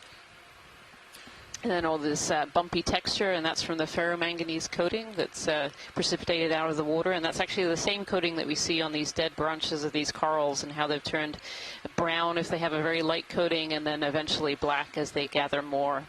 And as we've learned through the previous few dives, or at least I have learned, this black coating precipitates out at just 1 millimeter per million years, which is just shows how long these corals must have been here. Now this is really interesting, this bowl shape over here. So just on the left-hand side of the sheet flow that Kim was just talking about, I kind of have this other bowl shape with a sediment pond in the middle of it. And again, you know, as we were talking about earlier in this dive, you know, up on the tops of these ridges where it's fairly flat, we don't see quite as many of these encrusting organisms. And then as soon as you have that edge that might just increase that water flow, take away some of that sediment, bring in more nutrients and food, we start to see the organisms starting to appear. And here we can see more of these sponges in this area. This is really interesting. I think so. Yeah, there's quite a few different species of sponge. Pilot watch lead? Go ahead, watch lead. Yeah, if we could have a zoom in kind of on this edge. This is really, really interesting. It might be animals hiding under this bottom ledge here. Let's go for a zoom video. This looks almost like an outcrop here of some lava flow. I'm not exactly sure what could have caused this unless sheets of that lava while it was cooling broke off. We might have our first cup coral. A live one, I should say. There's been plenty of fossilized ones so far, but yeah, we might have our first live cup coral there. And you can see these cup corals look a little bit like anemones, so these are actually what we call solitary corals.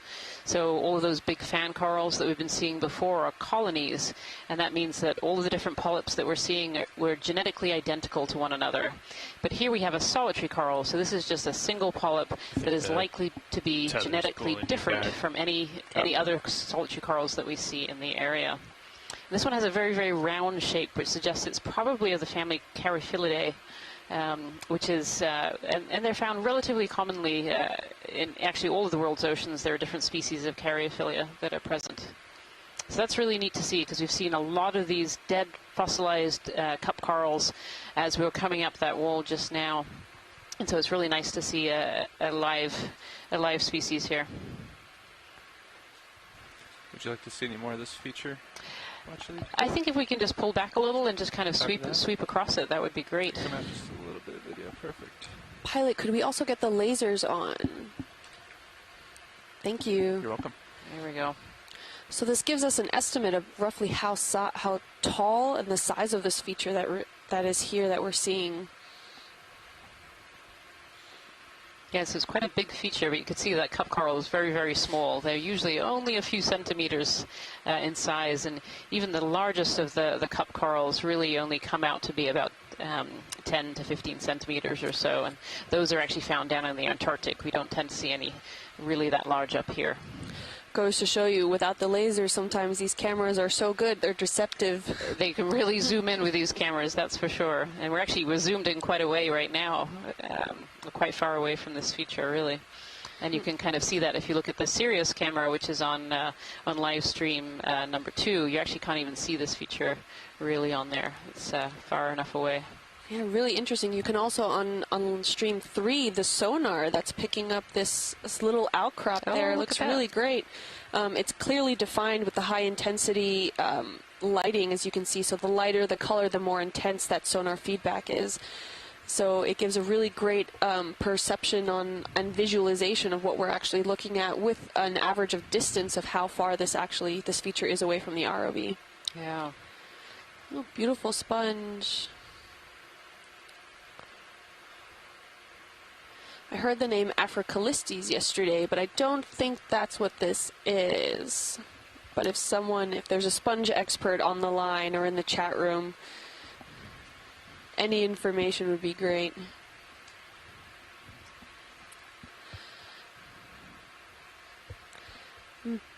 Pilots, can we ask for a slightly further zoomed out photo and then like a gentle sweep across so we can get a full scale view of this outcrop? Roger that. Video, come on out. Thank you. No problem. Yeah, look at that. Start at left and go to the right one more time. You can see lots of these sponges that are actually this brown color, and those are actually the left behind skeletons of these sponges. So the animal has actually died away and has left these skeletons behind. What's really interesting is when sponges were first found in the ocean, they were thought to be a plant, and indeed they're not a plant, they're actually an animal. They have animal cells and tissues. Hey, there was a fish that went by. Distracted by the fish. I think it might have been might have been a bit close, quarter on the corner there. Are we full wide video? Yeah, so these sponges are filter feeders. They actually have specialized pores with little cells inside called choanocytes that have flagella that help move water through the cells. So water actually comes in through pores on the outside and then flows into that central area and comes out of the top once they've extracted all the food nutrients. Oh, there's the fish. Can you go for a quick zoom there, video? Yep.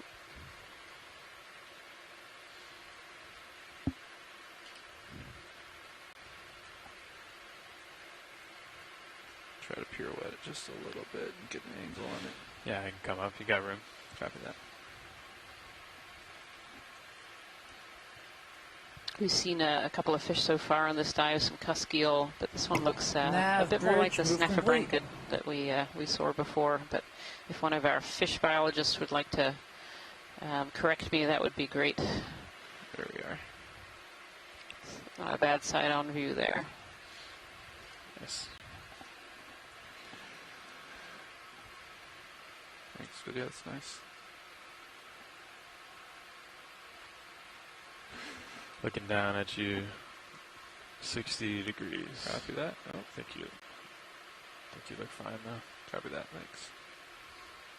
So it has a really interesting motion. We're noticing, and a comment was made earlier by also some ship's crew, that a lot of the fish that we're currently seeing, at least in these specific areas, have a distinctive shape where they look more eel-like than actual fish.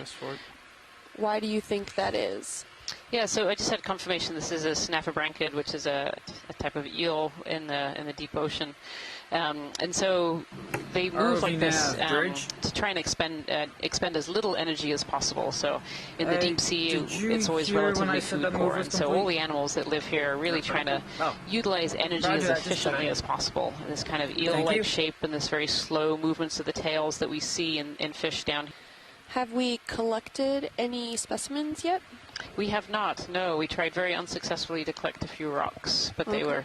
Maybe this would be an opportune time if maybe some of those rocks right on the bottom of the screen look like they might be loose, although we were fooled earlier. We were fooled earlier, but definitely worth a look. Taking a look now. And I had confirmation from Peter Oster here about the conserving energy, and it's kind of sinusoidal swimming. Sinusoidal swimming. I believe those are cemented. If I have to go back to calculus. Still underway, correct? Did that just complete? Okay. We're gonna keep drifting here for a minute, though. Oh, I wonder if those rocks actually in the top left there look a little looser. Is it worth? Oh, do you think maybe. it's worth taking a poke on those rocks, or? Yeah, or they just mentioned the top left might be better. Yeah. Let's take a peek up here. Yeah, I think you've got room. Copy that. It's just a really interesting feature overall. You can see how on the other side this looks, it's almost, I would say, what, 60-degree angle coming out from the substrate that's there. And then leaning over and coming over looking like sheeted lava. And then here what looks like broken up pieces of some rock, but we might be fooled. They definitely look a lot looser than anything we've seen so far. I agree. Let me know if there's one that looks particularly interesting to you. Yes, unfortunately Jason is off at a live event right now, but I know the angular rocks are really the most coveted. But I would say, any of these ones in front of us, I see, there is some rounded, but there are some angles on them. Copy that. Yeah. Looks like there's a little shrimp or something trying to swim by that one. Oh, yeah. Trying to take the limelight away from the rock, I'm sure. There's this big round one right between my skids right now. I don't know if that's angular enough. I actually wonder if that one might be hollow. I see kind of a hole in it, because we definitely want to give them the squeeze test as well as we pick them up here. But it looks like here there might be a few options to go for. Right. On the left, actually right in front of the skid, there's a couple that have more angles to them as well. Copy that. But this might be a good place to try several and see what comes. Copy that. I think we can sit down here. The shrimp is showing us the way. There you go.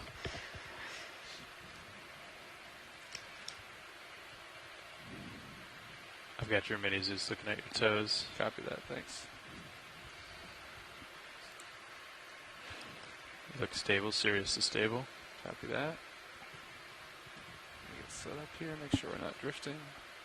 That's pretty good. Maybe not. Stand by.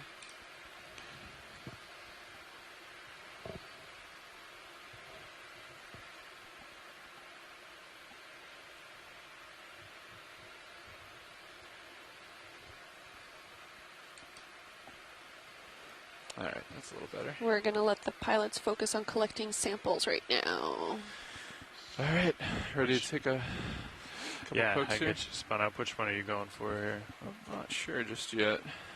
Looks like hydraulics are already on. Copy that, thank you. What would you suggest? You have a little more experience with these guys? Well, first I think just see if they're loose. But that one looks too big. The one on the mid right, I think. But those ones might be a little too far. So I think just give it one in the middle a shot. Copy that. Enabling hydraulics. Can we get the minis you see? Sure. Now?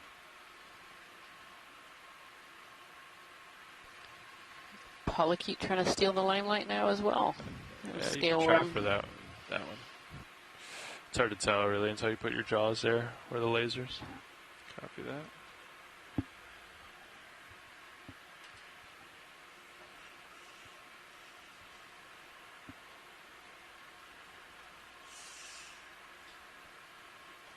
We're just going to try poking a few rocks here. Watch lead. Roger that. Just a little closer. That's loose. I don't know if it'll survive the squeeze test since I can see my it looks a little on the holy side. Yeah. Do you see in front of your left skid? There's a rock. It's almost actually kind of cross-shaped. I don't know if it's too far away. It has quite a bit more of an angle to it. This guy right over here? There's that one. Yeah, that one's loose. I was thinking the one slightly above it, but that one's pretty cemented in there, of course. It's rocking a little bit, but it's heavy. It's big. Yeah. Can you reach the one just behind it, or is that too much of a reach? Just out of reach. Yeah. Yeah, you could just come up and index and shift the vehicle too. Index out, I mean. Yeah, copy that. Let me bring the arm up just a little bit. Watch lead, and I think we're going to shift the vehicle. Okay. Thank you. Does that look okay? A little bit more? Yeah, no, that's good. There's nothing overhanging or anything. I don't know, watch lead if it helps to look in the second feed too. Sorry about that. All right, I think we're okay to move here. Stand by. Yeah, looks good.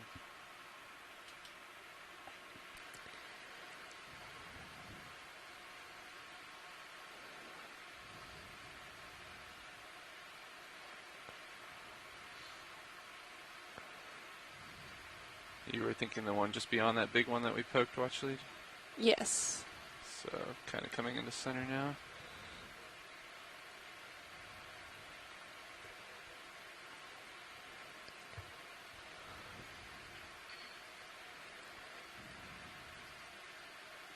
Getting a little dust storm there. Sorry about that. Yeah, that'll go away. Settling in. Looks pretty stable to me. Yeah, and you've got some options out there. Yeah, copy that. Alright. Indexing back in.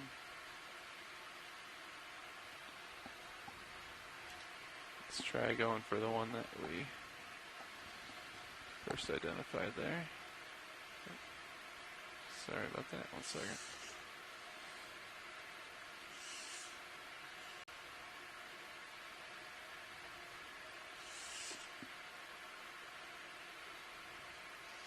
Ooh, I don't know if that one's going to come up or not. Nope. Saw it shift a little bit. Let's try it from this angle. I think we can probably go for that one.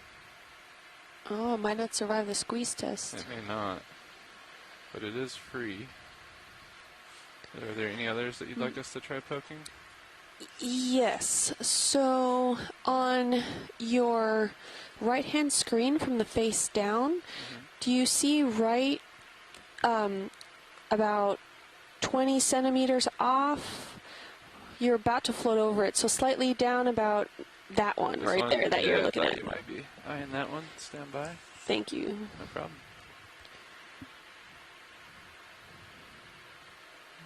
Looks like it's semi-loose there.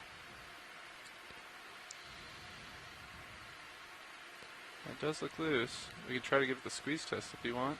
Yes, please. Copy that. These all look relatively brittle, but let's give it a shot.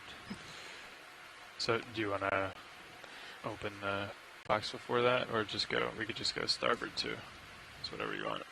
I think let's try the squeeze test. I'm not sure that it's going to survive it. Okay. If that's okay.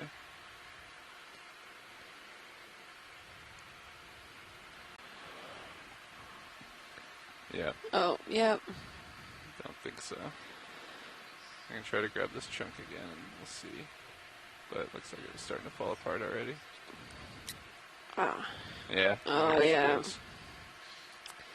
Oh, really fragile here. Yeah, we're only at grip force 3 here too, out of 9, so if that gives you any indication. All right, so we have brittle and we have not moving. We need somewhere in between those two. So maybe we should continue on our line here and just keep an eye out again. It does appear all the rocks here seem to be the same type, so yep. I'm going to go ahead and stow the arm. Sorry about that, watch lead. No, thank you for trying. Thank you. Can we get a quick snap zoom, though, on the broken pieces? Sure. Let me move the arm out of the way. Stand by. All right. You can go for a little zoom there, video. It's interesting. It looks very white on the inside there.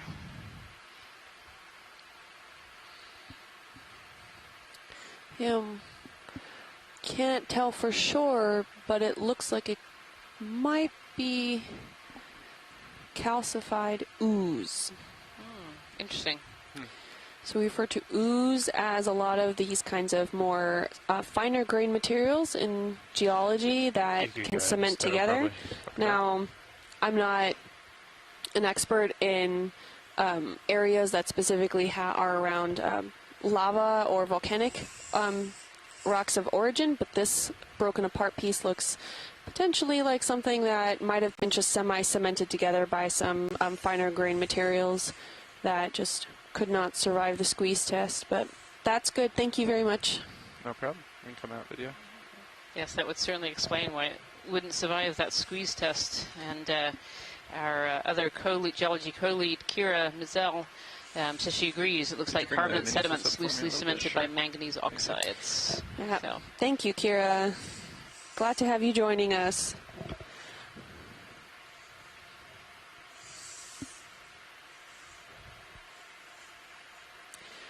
Off, still on the hunt for that next rock.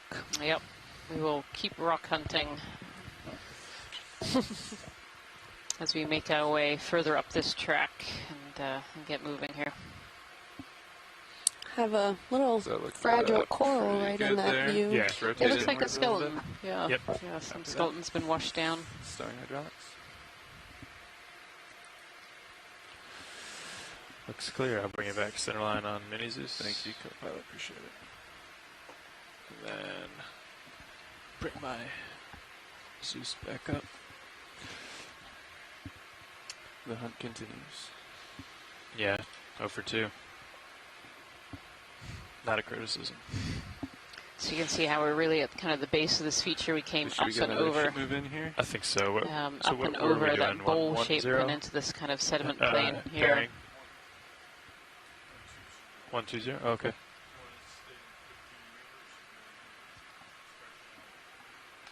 Yeah, some dead sponges amongst this these calcified rocks, calcified oozes.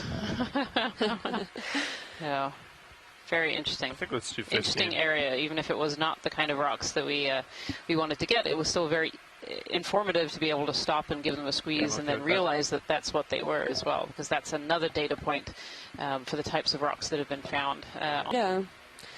And like Rian had mentioned earlier, that these were covered in some manganese oxides. So this ferromanganese crusting. So even though that was a very softly cemented group of grains of carbonate there, it did have that manganese oxide coating on it. So that goes to show you that just because it's been there for a while doesn't mean the cementation makes it a lot harder. That manganese coating probably helped keep it together And considering how dense maybe that manganese coating was, it could have been there for quite a long time. And Rian said that about 1 millimeter of ferromanganese crusting equals about 1 million years in order to precipitate around these grains or any sort of material that's down in the deep ocean, including the coral fragments. Get this one I'll push out.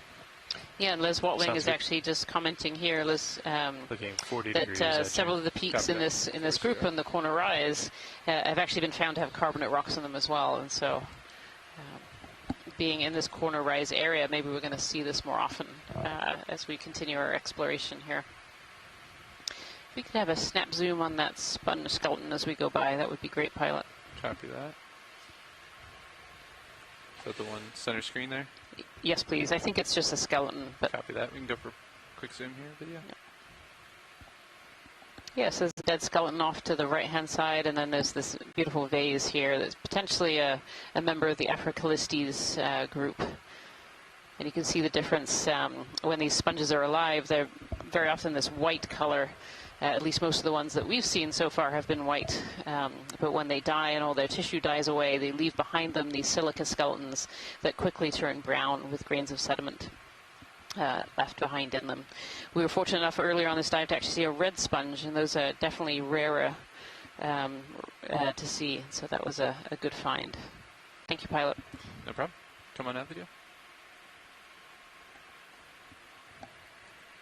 Nice. Thank you.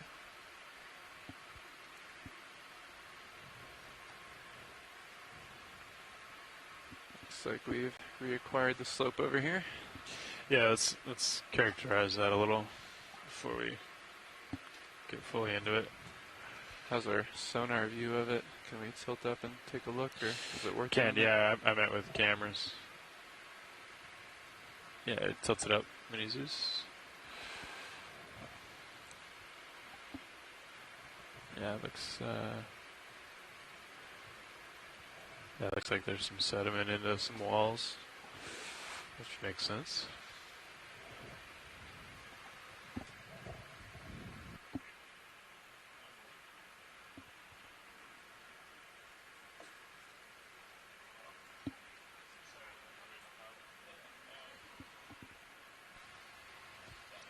Pilot, watch lead. Go ahead, watch lead. Yeah, if we could have a quick zoom on this sediment kind of at the base of this this rock feature here, that would be great. Quick zoom video, please. Thank you. Kind of really interested in the sediment, so a little bit lower. A little bit lower, copy. Yeah, there we go. Yes, there's lots of branches of corals that have obviously fallen down from this cliff above.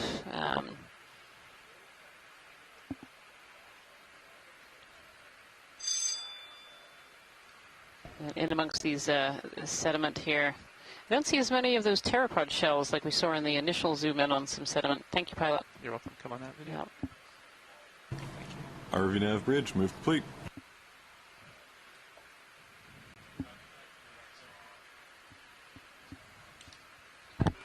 Just having a change of pilots here as we center around lunch. So it's also a great time. Jason, do you happen to be back on the line? All right. If not, or maybe he's gathering to come back, I just wanted to point out here that within all those carbonate sediments that we're looking at here, you can see a difference in color, and you can almost even see the darker ones are also, you can almost see the individual grains, and this just shows the different kinds of grain sizes. So what's accumulated in this debris is probably coral rubble, pteropod, forams, all these different kinds of well, what we call bugs that have then since died and left their calcified skeletons behind. And it can all be a mixture, and it looks like maybe some currents in this area have been sweeping away, so we're actually getting some grain size separation here. So the coarser grains are being pushed and the finer grains are settling down underneath it, which is possibly contributing to the lighter color underneath. So it's actually actively separating by grain size here.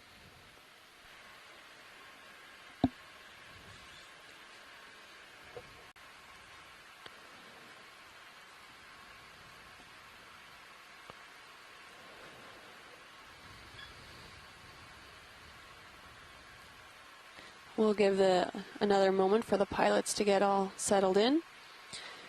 And here we can see even more of that coral rubble and potentially also a sponge stock down there. And it leads all the way up straight into the geology of the actual seamount that's there. So we're looking again at likely this basalt with ferromanganese encrusting all around it, right on this sort of outcrop looking feature. And we're also seeing a lot of sponges as well as dead sponges. Yes, there's an interesting question that's come in from the chat room from some interns of Andrew. The answer, I'm afraid, is another I don't know, as so many answers to these deep sea questions are. It could be many factors. So sponges can be susceptible to being clogged by things like sediments, and we are obviously in an area where there's a fair amount of sediments. And so if a particular sponge happened to have a lot of sediment fall on it, it would clog the animal, clog those pores, and it would die. Some of these might also be old age. Others might also be that the holdfast let go. So, oh, there's a sea cucumber in the bottom there. Yeah. Do we have any Sorry, more in distracted as always by biology going by.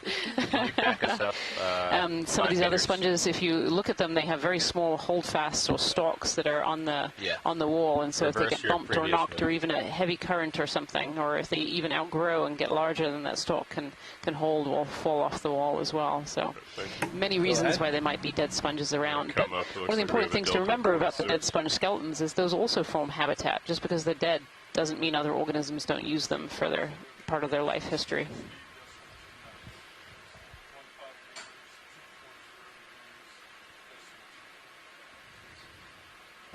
Just goes to show you how much we still don't know about the deep sea, and that's why our explorations efforts are really well utilized, and hopefully we can keep exploring. Absolutely, and of course exploration is really that first step in really trying to understand how some of these deep sea ecosystems work.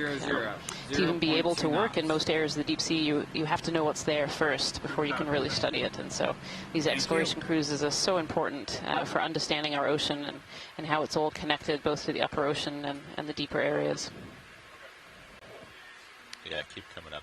Yeah, it looks like we're. It's another one of these beautiful walls, all really covered in these sponges. Yep, let's go. I suspected if we zoomed in, we would see those dead corals, those fossilized corals, also on the wall, like we were seeing earlier.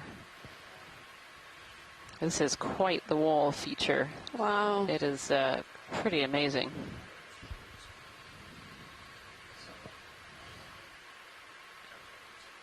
And honestly, I think at this point I've just about lost count of how many sponge species that we've seen during this dive.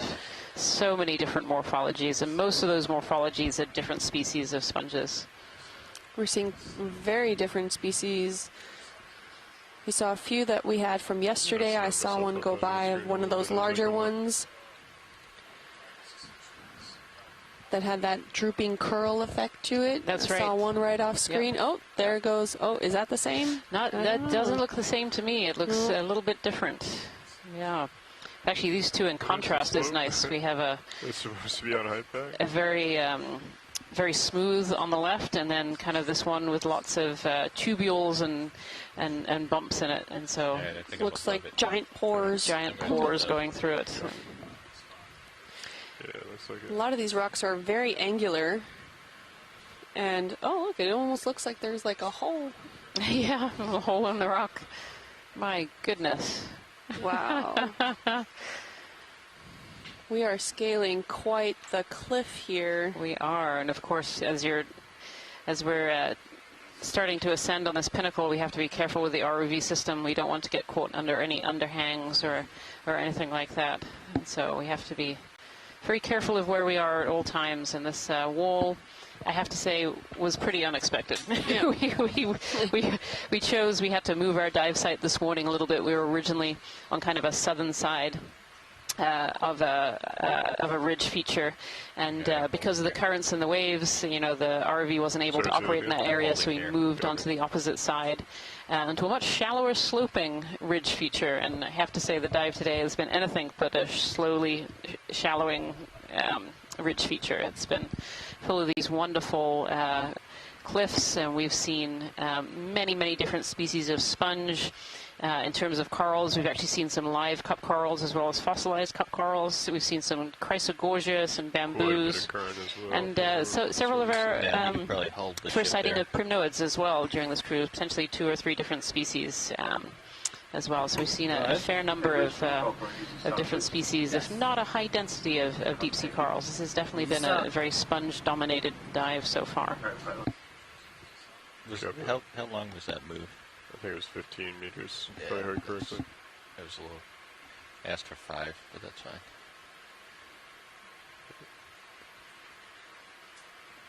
So, watch lead. We just did a shift change, came across this feature pretty suddenly, so we were reacting to it. For your information, I think I still have another like 15 meters or so to go before I'm up and over it. And currently at an altitude of about 35, so we just climbed about 35 meters, or at least 30 meters, up pretty much vertical. We can go back down and go a little bit slower if you'd like, or if you'd like to keep moving along, we can also do that and continue with these last 15 meters or so. Yeah, I don't think we need to move down, but it would be great if we could move a little closer just to have a little bit more of a look, if that's a possibility, as we slowly make our way up. It'd be great to do a few snap zooms on some of these sponge species and maybe have a look in some of the cracks and crevices and see what's there. Yeah. And I have a question just for orientation for all the folks joining us from home. How do you know how far you've traveled and how much left you have to go? As far as vertical? Yes. So we have an altimeter that tells us our current altitude, and at the base we were about 2 meters above the seafloor, and then now I'm at an altitude of about 35.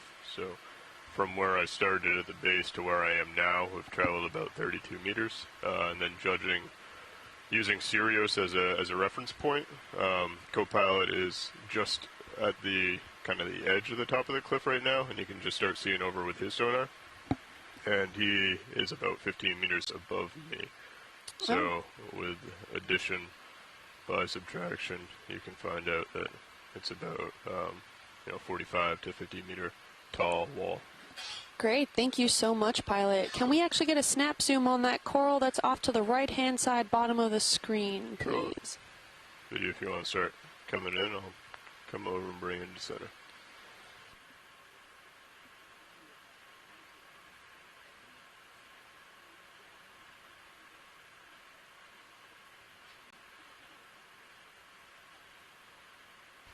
Well, this actually looks like it's 2 corals together. It looks like there's a chrysogorgia down the bottom that we've seen. Actually, throughout this dive, they've been relatively common compared to the other species that we've seen, and it has the squat lobster in it.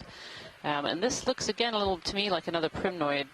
Just looking at in the chat room, they have agreement on that as well. Coming up a little bit. Potentially a Calyptophora, which is, so the larger coral in the background, so the one in focus right now is a chrysogorgia with that squat lobster. Interestingly, the ones we saw yesterday had 2 or 3 squat lobsters. The ones today have only had 1. I don't know if it's just that they're smaller on this particular peak. You can see that large holdfast and a sponge wrapped around the bottom of the holdfast there as well.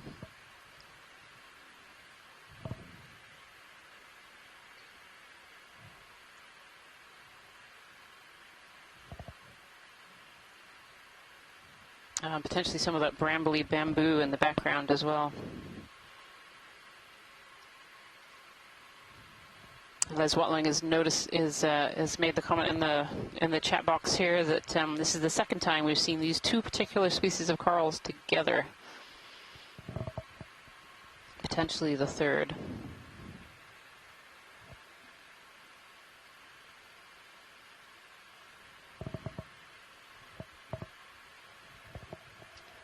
Thank you, Pilot.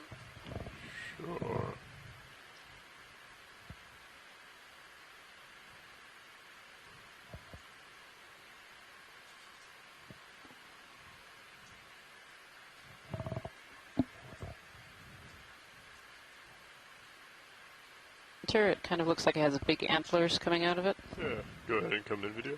Thank you.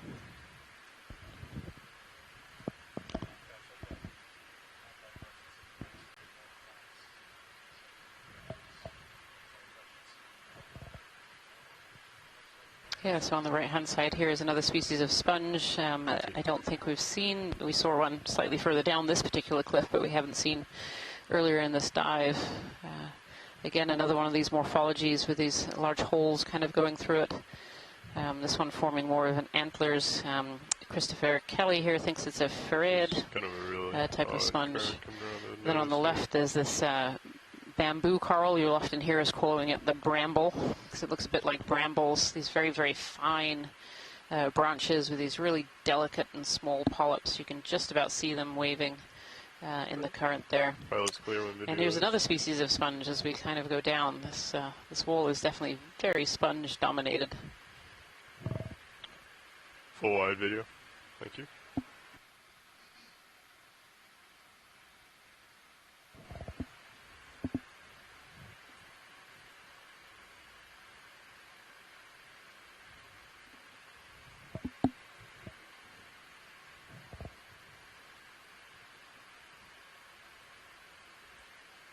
What a great unexpected find during this dive. These fabulous walls covered in sponges and deep sea corals.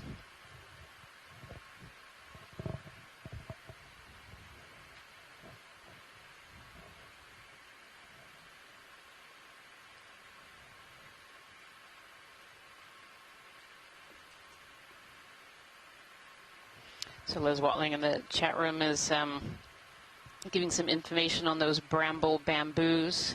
He's saying there's actually 3 species of these brambles that we've collected or know about so far, and they're all in different clades, and so probably in different genera. So bramble is really the growth form that they form, so those really fine and complex mixed-up bramble-looking bushes, and that growth form has shown up probably more than once in their evolution. Go ahead. Oh, and here's one of these trumpet sponges that we saw yesterday. Yeah. Can you repeat? Pilot watch lead? Go ahead, watch lead. Yeah, if we can put the lasers on. Sure. Is it not already? Thank you. Yes, we have the swell. Must be far enough away. They're hidden there on the wall. It's about 4 foot. Not really causing a roll. We have the winds. Come in slowly Flying and our try and port get a bow picture. at 14 knots. Not with the camera. And yeah, the current is there we are. There's the lasers. So that just shows how large that particular sponge is. So those lasers, for those at home, those are set at 10 centimeters apart. And so we use the lasers to be able to scale things on the seafloor. Very often it's very hard to tell how big or how small things are, both in geological morphology and for the animals. And so 10 centimeters, so that one is at least about 60 centimeters across and probably close to a meter, maybe a meter and a half tall. So that's a really big sponge. Just looking at the chat room here, and we have a genus Coenalasma for this particular sponge. And we saw several of these yesterday, one even larger than that one. Yeah, if you could probably move me in about 5 meters. Beautiful. Thank you, pilot.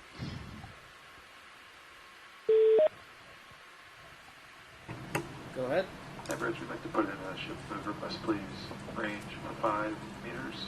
Start Bearing making my way up 120. again. Speed 0 decibels knots. So that is a move with a range of 15 meters, a bearing of 120 at 0.2 knots. It's going to be 5 meters even. Oh. 0.5. 0.5 meters. Good copy. Thank you, Bridge. Roger that. Similar to our other dives as well, we can just see a lot of things in the water, and what we're seeing in the water here is what we call marine snow, and so these particles that have come from above, very often they are things like plankton blooms that bloomed in the upper ocean and then died and are falling down into the deep ocean. They can be animals that have died up in the water column. It's also particles of sediment as well that have come in, that have blown into the ocean and are starting to sink. And this marine snow is really what feeds the deep ocean. So it brings that food source down to the deep sea, and animals such as deep sea corals and sponges and a lot of the other fauna that we've seen eat those particles and to be able to survive. So marine snow is really feeding the deep ocean. And in areas like we are now, we're looking during this expedition at seamounts or stepping stones across the ocean. And these seamounts actually interrupt the flow of deep, cold, nutrient-rich water in the deep ocean, send it to the surface, and that creates these large plankton blooms. It gives a lot of food in the upper ocean, and those plankton blooms then die and feed the deep sea. If we could have a zoom in on the wall there, pilot, that would be great. There's a coral in the bottom left-hand corner. Bottom left-hand corner? Yep. Is that what yeah, that's great.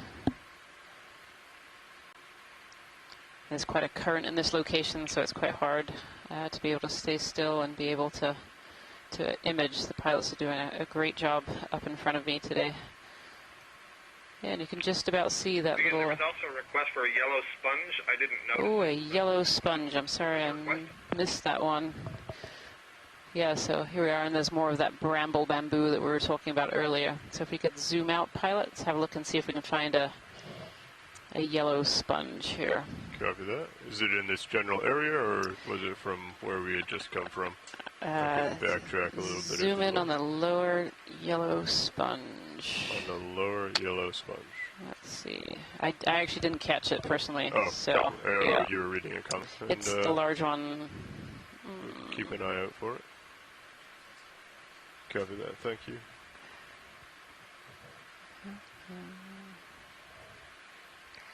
The large vase in the center. So actually, it's just right of center now. Copy that. Yeah. Back up. I think it's actually a white sponge that's covered over a little bit in sediment rather than truly yellow. But we'll take a look at it. Yeah, I think that's the one just above the Chrysogorgia. Yep. You want to come in on a quick snap video? This is the one you're talking about yep, right over here? That's the one. Thank you.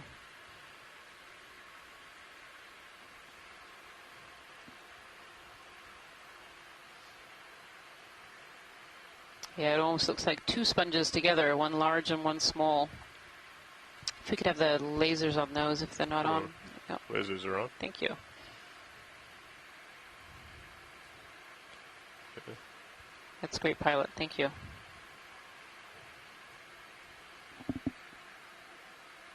All right, pilot's clear, my video's clear. Laser's coming off.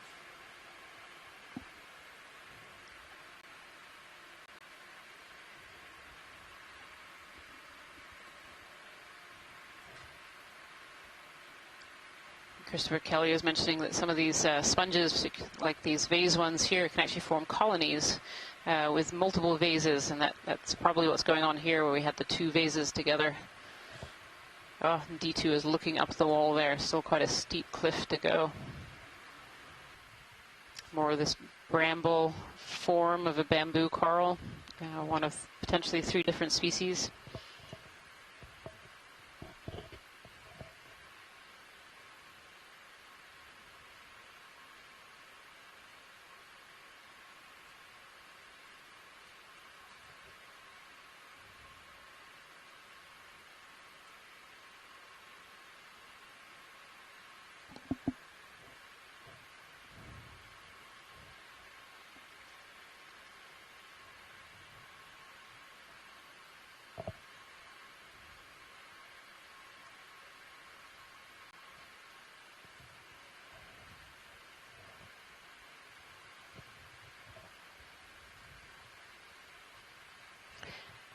I think I heard Jason returning to the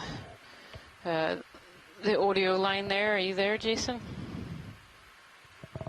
I'm back. Welcome back. So this is a slightly different feature than when you left. Fun and all. Yeah. A little bit. It's still is showing some of these more complicated features. I was able to see the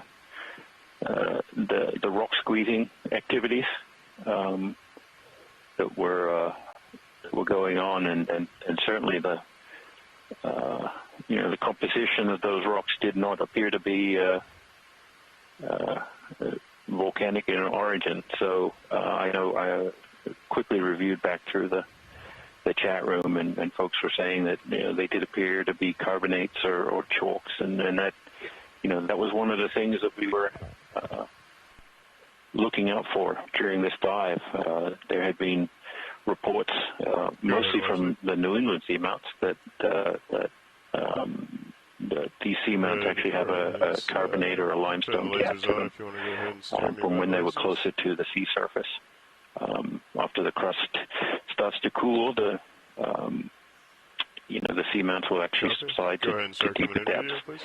So at one point they may have been closer to being exposed. So it isn't a completely unexpected thing. Maybe 8 meters. Does in some ways start to confirm those observations for out here on the Corner Rise Seamounts, not just the New England Seamounts. Hopefully those were things that had moved down slope, and we still have a chance to get a volcanic rock to help us with the dating activities that we see, that we're trying to do on bearing 120 at 0.2. But, a little bit further down to the right. A lot right. of mysteries to investigate as we move up slope. Come back. Oh, I see it. Yep. And are you watch lead 1 or 2? Okay.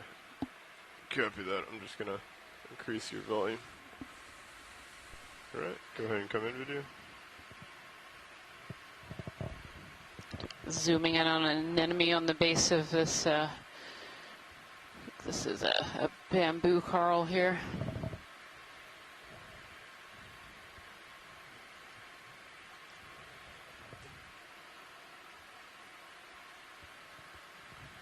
Thank you, Pilot. Pushing in slightly, video.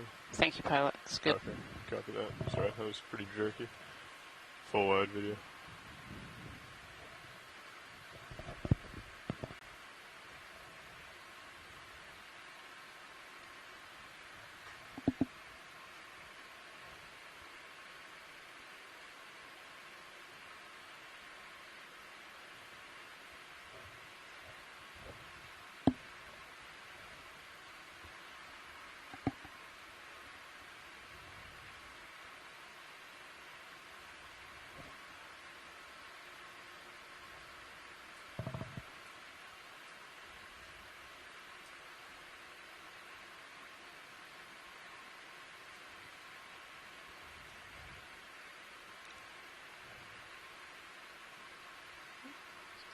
Pilot, this is watch lead. Go ahead.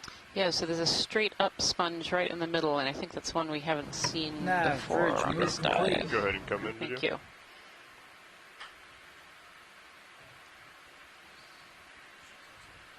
Understood, thank you.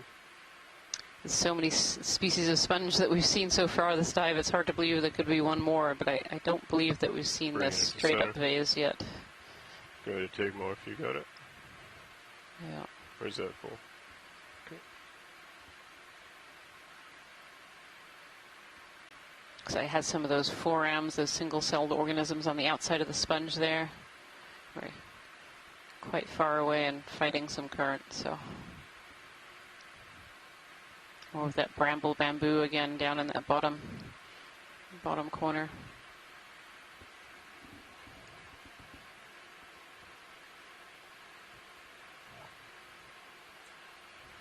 Okay, pilot's clear when video is.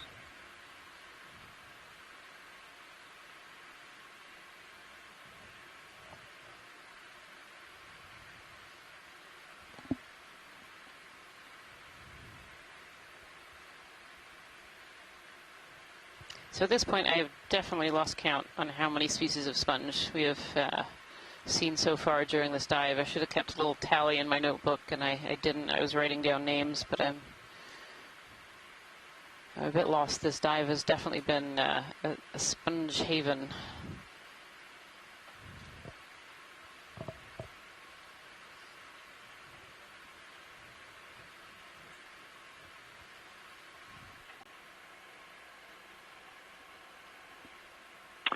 Yeah, and again, looking and folks who were with us yesterday on the dive on Hopscotch Seamount, there is a quite a different bottom morphology. We're seeing more of these little ridges and vertical wall sections rather than more continuous pavement that we saw yesterday. So seem to be providing substantially more suitable substrate for development of these communities.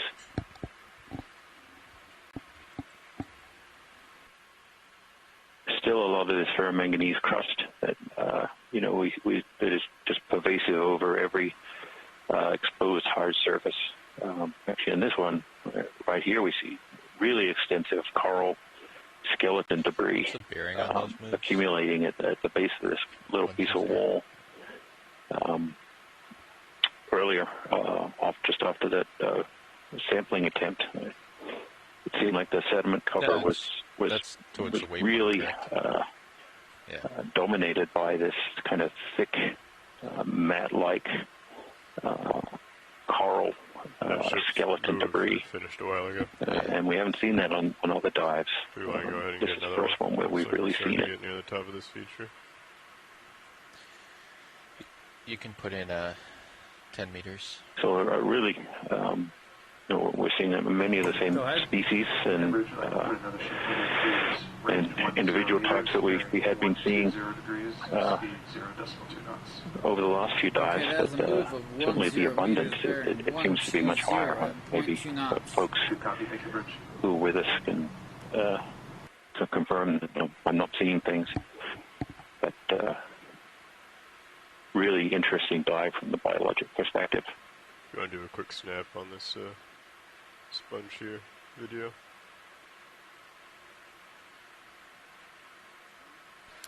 Yeah, it's a great diversity, and we're also seeing a lot of dead sponges as well as alive. So goes to show some things happened at some point for these sponges. Either maybe they died off all at once, or maybe they're dying off individually. That's just something we also don't know. Yeah, there also, it was a question I think came up either in the last dive or the dive before about why the corals and sponges were so, there was so much space in between. It clearly wasn't a space limitation. There was abundant hard substrate. Here it seems that space is a premium. Large amounts of these vertical rock surfaces are being taken up, and I wonder now if we're seeing some sort of food limitation and space limitation,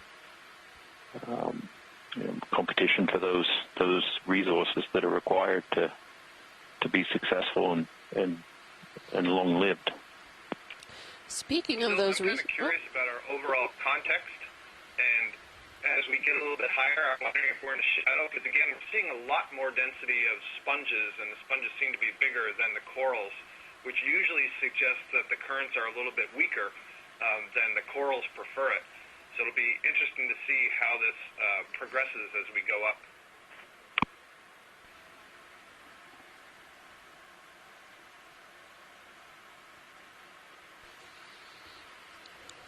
Absolutely, we're seeing quite a bit of this sponge garden here, but going back to the resources of what these sponges and, or rather lack thereof, corals are here, I'm seeing quite a bit still of marine snow in this area, but maybe just the currents aren't pushing them in the right directions for certain types of either corals or maybe different types of sponges that would prefer, but looks like we're seeing the same sponge that we collected a piece of yesterday straight ahead.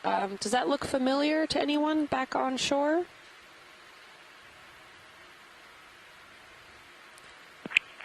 You mean that like platy radar dish type one? Yes. Yeah, I think that is likely similar, if not the same. Okay, thanks, Scott.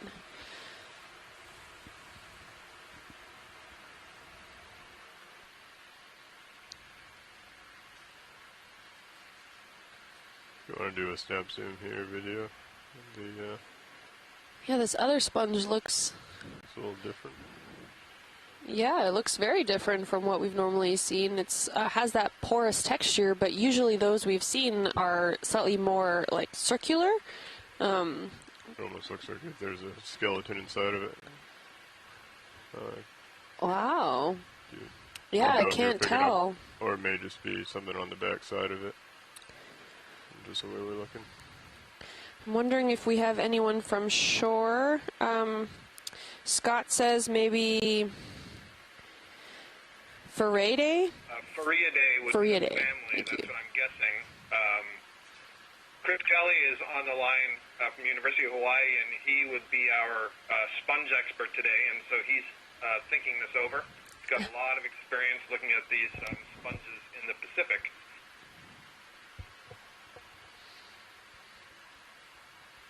It's interesting. It looks like kind of a series of tubes and so on folded upon itself. Coming up video.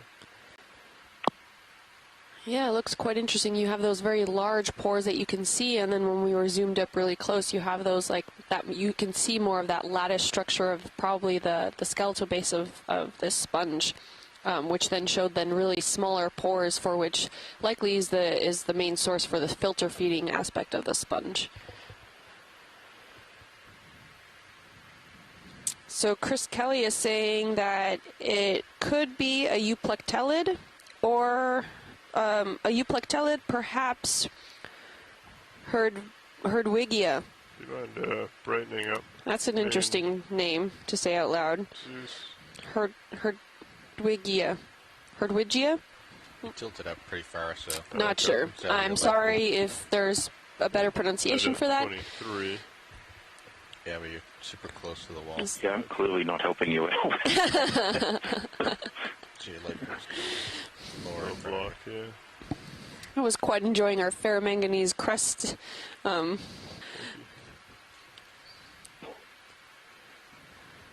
it looks quite dense. I suspect that was probably named after someone named Hertwig.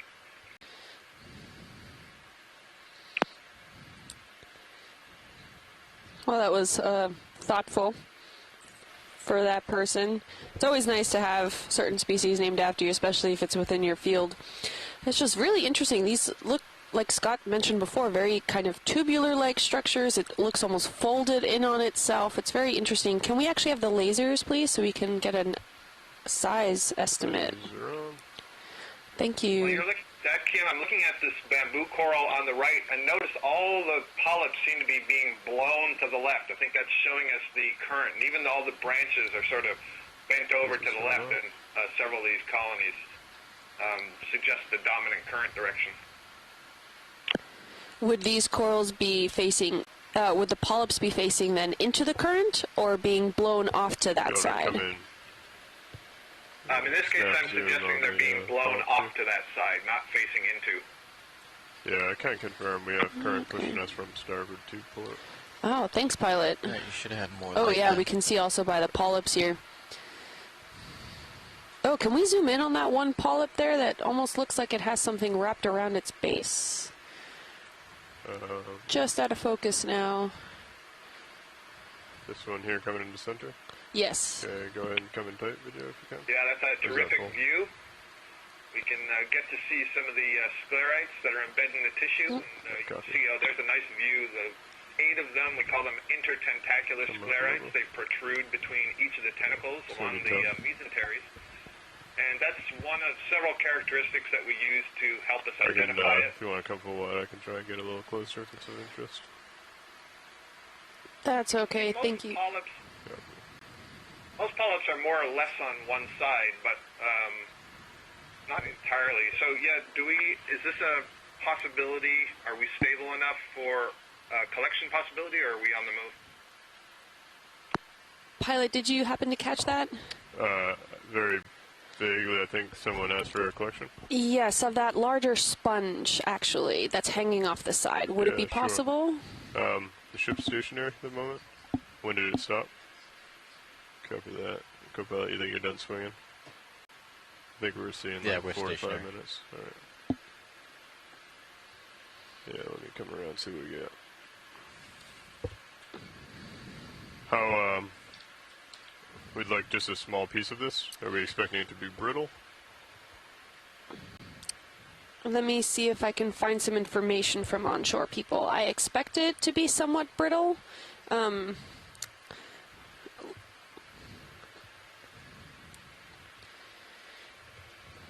This does look like a hexactinellid, so it. It's gonna be tough to get a toe. We're not sure if it might be brittle. First touching it, if we can get just a first poke, just to get a sense of what it might feel like. Okay.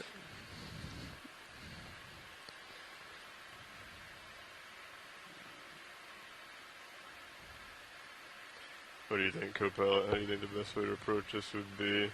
Take your port toe and put it on that little ledge there, little step? Or right up next to it. Okay. One of those two. Yeah. Put in auto heading and gently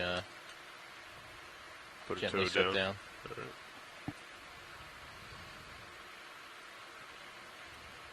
So we also have a pretty significant current pushing it this way. When I do snip it, I want to make sure I have a good grip and the tag on, or else it may blow right into us. I'm assuming we just want a small piece. I don't think we'll be able to fit the whole thing. It would be easy to snip it at the base, so. Yes, just a chunk from somewhere, maybe off the top or off the side, whatever's easiest. Understood.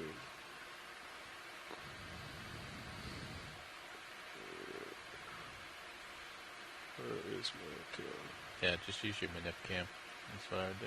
Copy.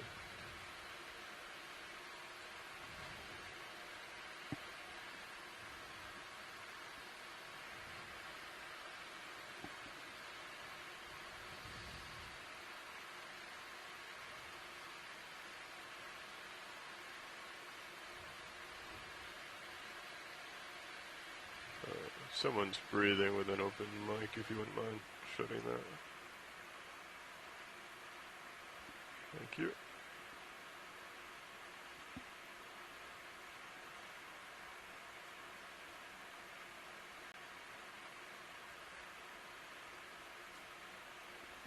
Yeah, you might not be able to get in there. I don't know.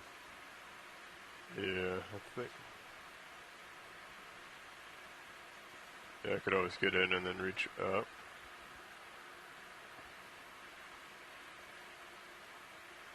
Yeah, I'd have to pull off to put it in the bio box, yeah, but I don't think that'd be too much of an issue. You're going to have to do that no matter what. Yeah.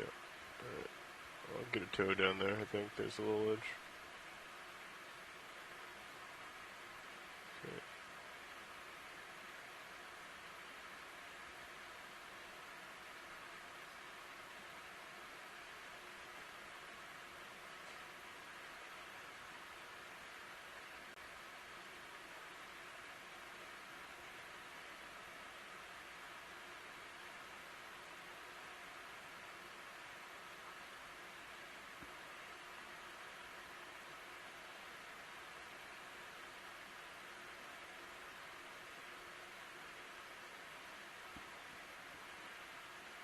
I don't know how well that will work. Might just be able to put a toe right up against it and kind of push forward a little.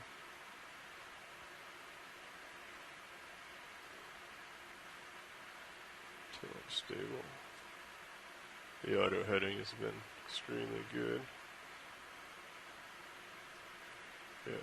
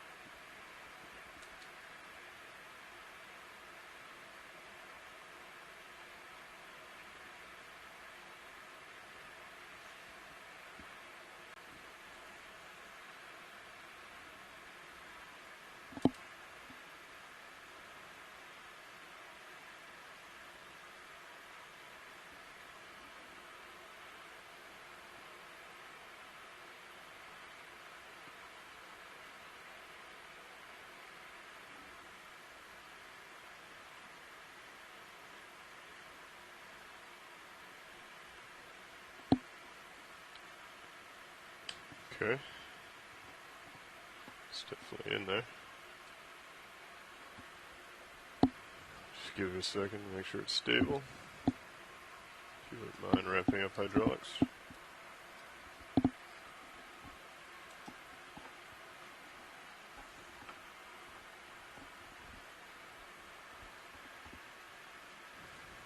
I think as soon as I take the arm out, it may throw off balance, but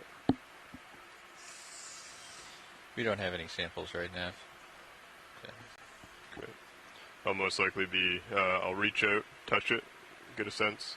If it's reasonable to snip, I'll go ahead and snip off a piece. I'll probably be aiming for that upper right-hand corner. I think I might be able to come in and just trim the little piece there. And then once I get in the jaw, I'll bring it in close to the front of D2, and then I'll go ahead and back up, come up a little bit. We'll be able to bring out the drawer and go that way. You mind bringing up my mini Zeus on your screen, please? Copilot. Hydraulics coming on. Arm is live.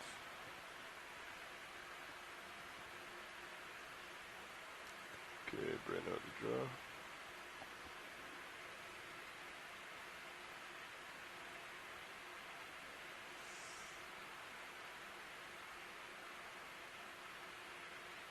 Kind of an odd angle.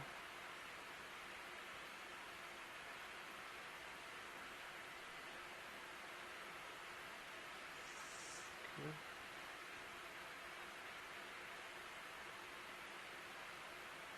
I just want to touch it slightly, right?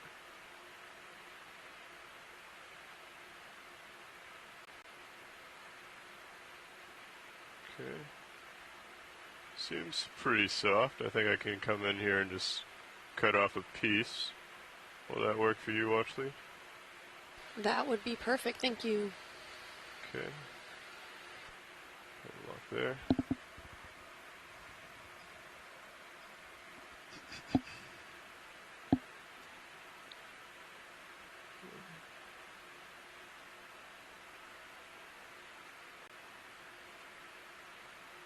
Down a bit.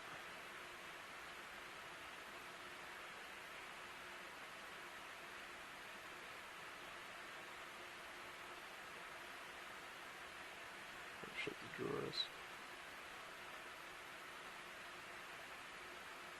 Come close.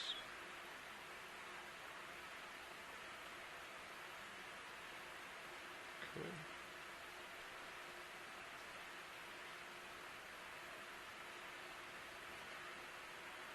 Coming up, if you don't mind following me over with the mini as I come and tuck this into the front. Got a small piece. It's pretty delicate.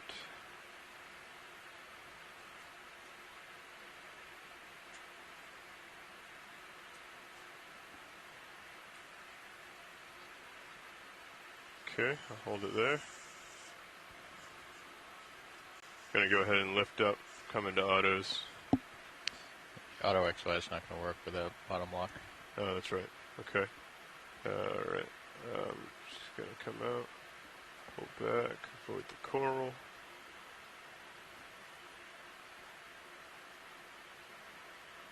Just gonna pull out a little bit. I think auto heading and depth will do me fine for now.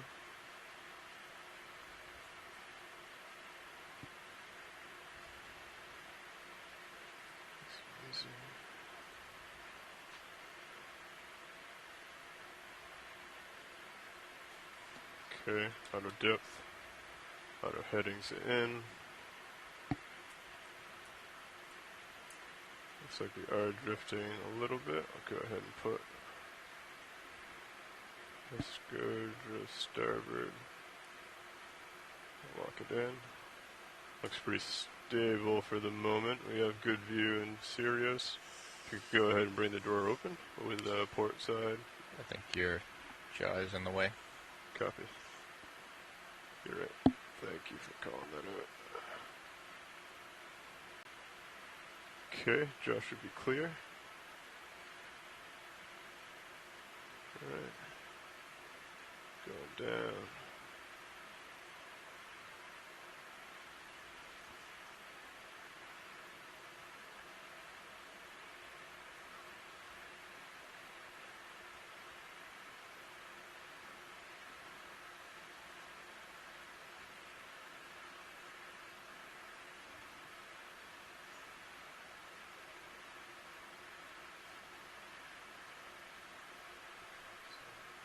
Copy it. Yeah, that's fine. I got extra room over there.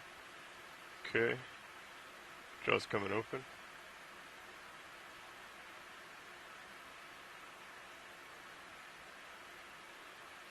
Okay.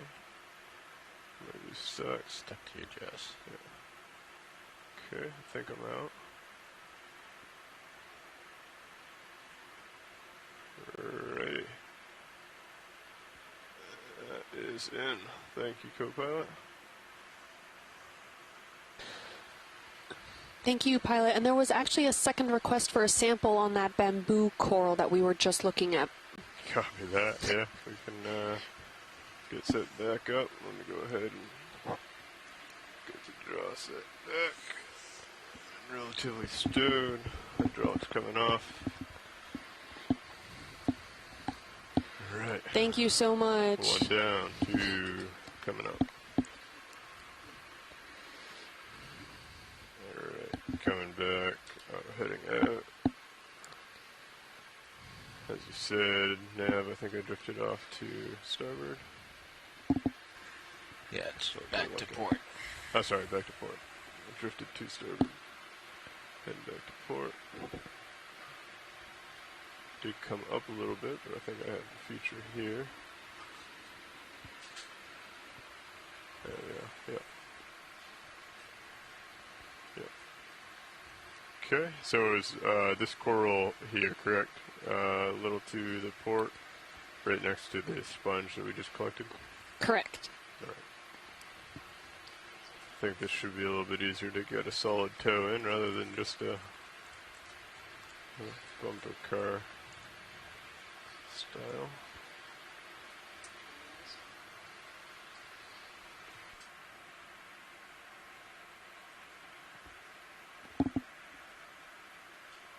So a good solid branch just so we can ensure also the tip.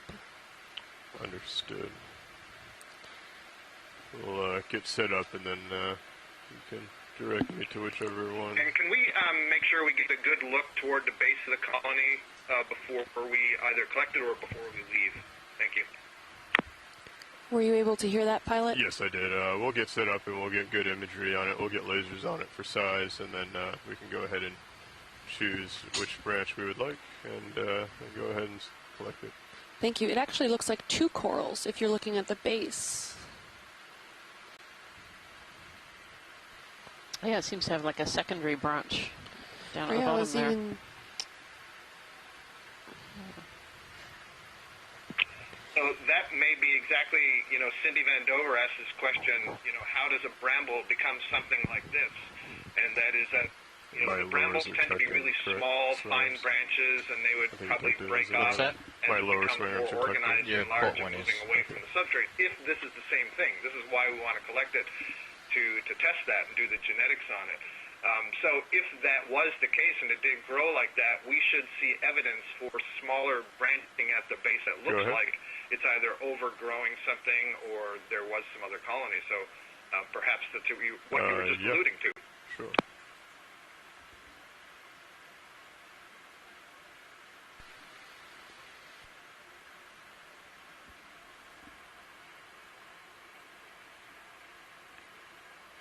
Okay, video, if you want to come in on the base, I'll have lasers on at the beginning of this. Lasers are on now. Okay, there is the base. No, that little one is actually off to the side, so not attached. Nice, that's a great shot of the base. Thank you. Yeah, and what you can see here is that there are broken off pieces of the base. So there were other branches in the past. I can see one on the left and one on the right. And you can also see that there's been enough regrowth that the nodes at the base of where these branches are coming off, you can't see them anymore. It's so thick. And so this indeed could be that model that brambles, once they get large enough, can develop this sort of morphology. But we'll see. Yeah, it actually looks like this. Go ahead. So Cindy asked this question about, do all bramble morphs change shape as they grow? And she's giving us too much credit that we know anything really about these. All we really know is based on some collections, analysis of the morphology of those collections and the genetics, that we've seen that bramble type, what looks like just a pile of branches growing in many different directions instead of upwards like a fan. There seem to be a minimum of 3 different species in different genera that take on that growth form. And one of them does seem to grow upright like this. And so that's the question. There are multiple species, and we don't know how to connect what they look like when they're small with what they look like when they're larger. And that's true of actually many of these corals. And it just means that there's so many more questions to answer in the deep sea communities. Hey Scott, do you have an idea of which of these branches you might like to sample? You say you're looking for a branch point. Yeah, I'm looking for a branch point, and I'm noticing, like the last time we did this, the very long branches right before they branch again. They are, yeah. The one that I'm seeing kind of left of center right now looks like maybe that's in a good position, but really it's, whatever's convenient for the pilot doesn't really matter which one, so long as there's polyps on the branch. So I would say, pilot, if we use the lasers, if we go over to the right and then up the colony about midway up. Okay, I'm in a pretty solid position. I'd prefer not to rotate if possible. Okay, perfect. If you could just direct me on the screen here, I'd be able to. I can also bring the jaws out. Absolutely. And, I could kind of aim it to wherever we might want to be. Yeah, absolutely. We're in a precarious spot. So following the colony up, there's one branch, there's 2 branches, and then there's a 3rd branch to the left-hand side, and it has kind of a Y in it as you get close to the top. If you zoom in a little bit, video, I'm counting 1 on the bottom, which is on the right, little one. 2 on the left, 3 on the left. You're looking for the second left one? So actually, no, if you're counting both, just the left, so the 1, 2, 3rd on the left, so it's actually at the very top of the screen there. So that one, as we go up, so there's that branch, but then further up is a Y. Oh, okay. And so kind of just in between that Y, or even catching that secondary branch is fine. Okay, so you want just below the Y if possible? Yes, please. Yep. Yep. All right, I think we can go ahead and do that. Come out slow video so I don't lose that Y. And it looked hopefully pretty open to be able to collect there. It looks like there's also a couple more Ys on that branch. Oh, there are, yeah. So they're just looking for one of these that includes a Y. Okay. So, yep. It's going to be pretty long. That's very long. That's quite long. Okay. We can go ahead and snip it. We can get into the bio box. It's actually a great observation, pilot, that the Ys, these branches seem to have all of those like branching off sections towards more of the lower ends, and I'm not seeing any taller branches here that's actually having a second branch there, or that Y that we were discussing. So it's a great observational point.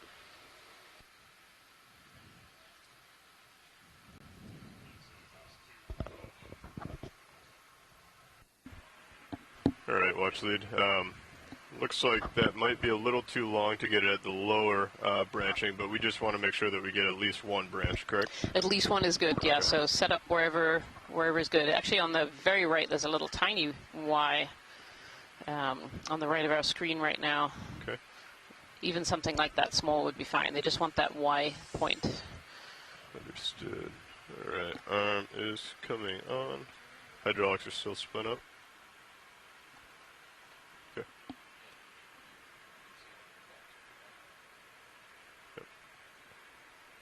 Alright, arms coming live.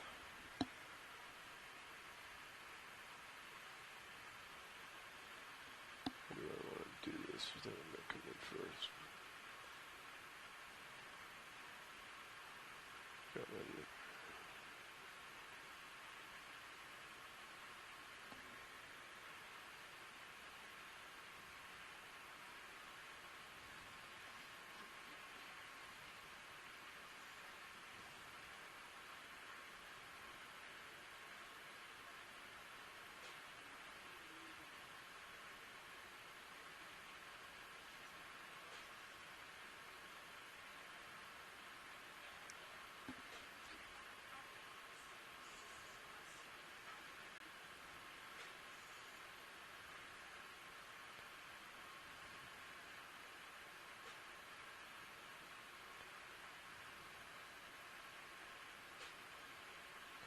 I am quite tight to it, aren't I?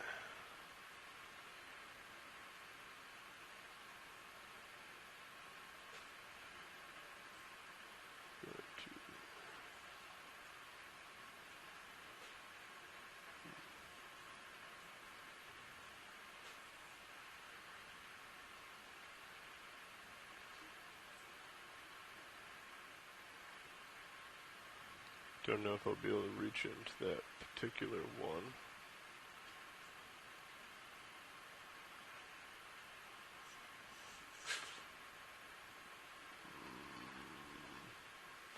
That would have been a good one.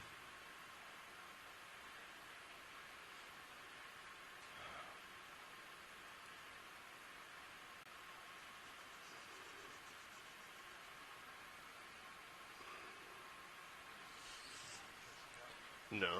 You can lower the force feedback.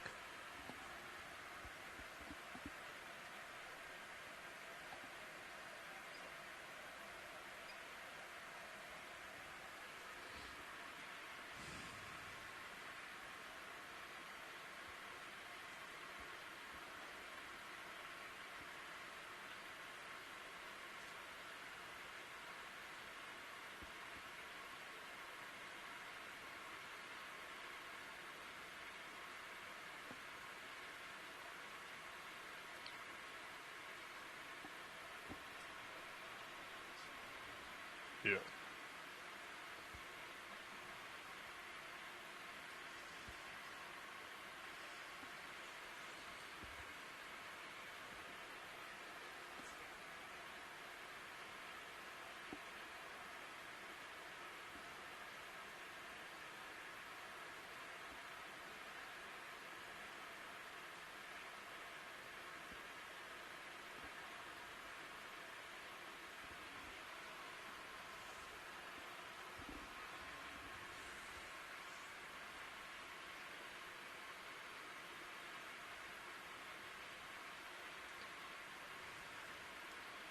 Really.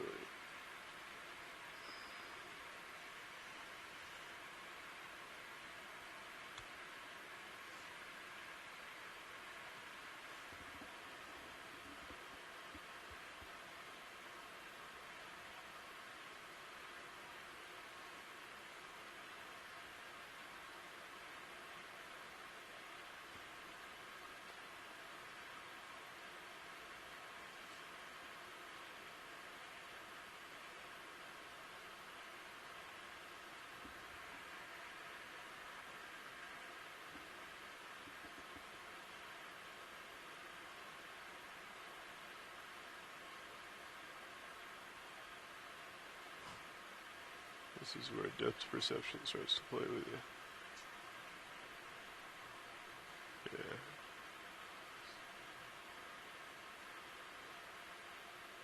There we go. Okay. We'll go ahead and close on that.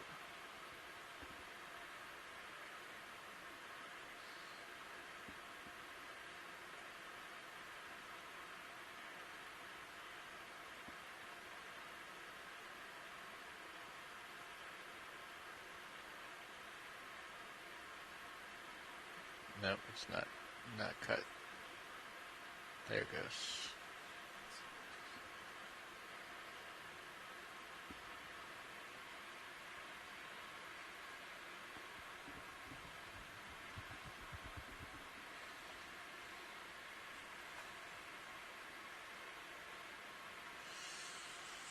Okay, again, I'm gonna come up from the wall.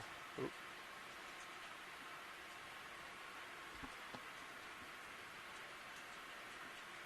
Try lock.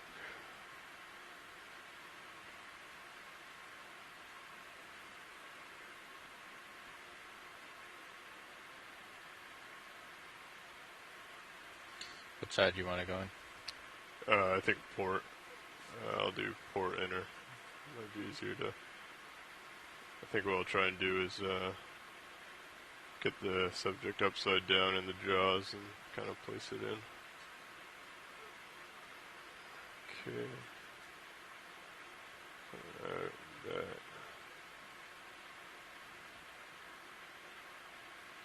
visual and serious. We'll do the same thing.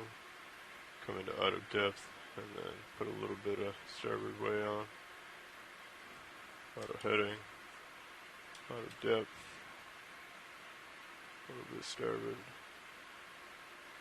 And I'll lock there.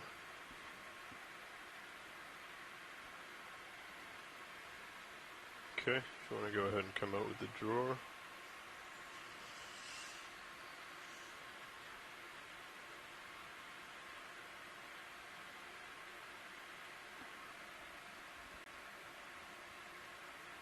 Did I say port or starboard?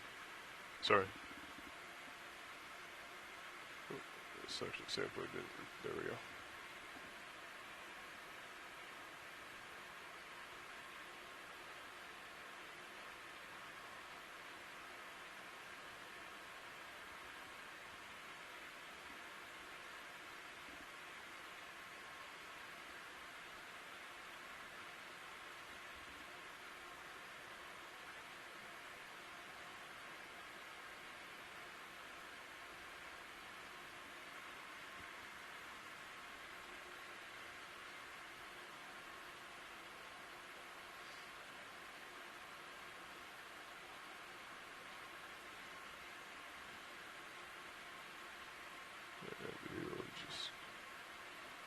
Gently tuck her in.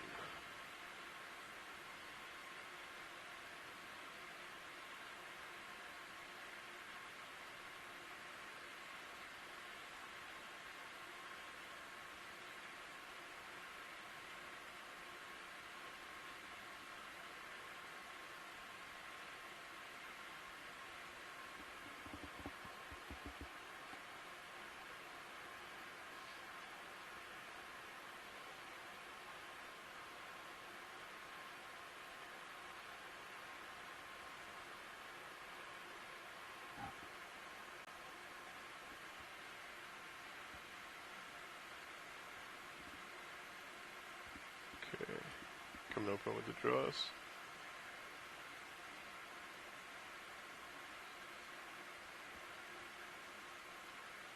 Okay, seems to be sinking. Taking the arm out. Alright, arm is clear. Great job, pilots. Thank you very much.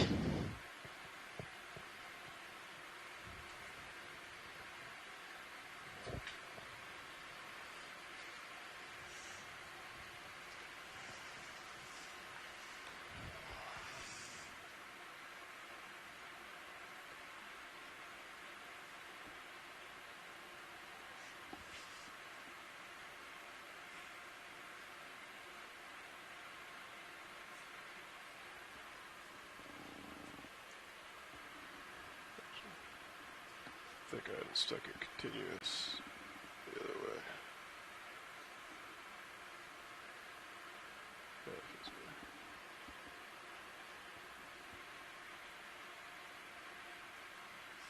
better. Okay, arm stowed. Hydraulics off.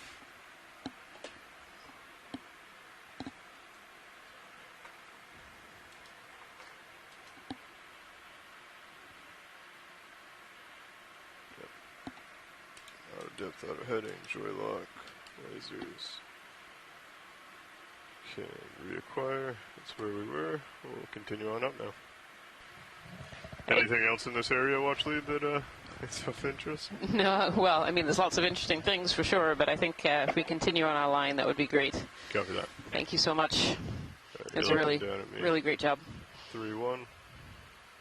We're actually seeing another one of these, cracks. We've seen a number of these cracks as we've traversed up the seamount so far. Some of them look like they were behind some wall sections that might at some point break off. This one seems more oriented up the wall.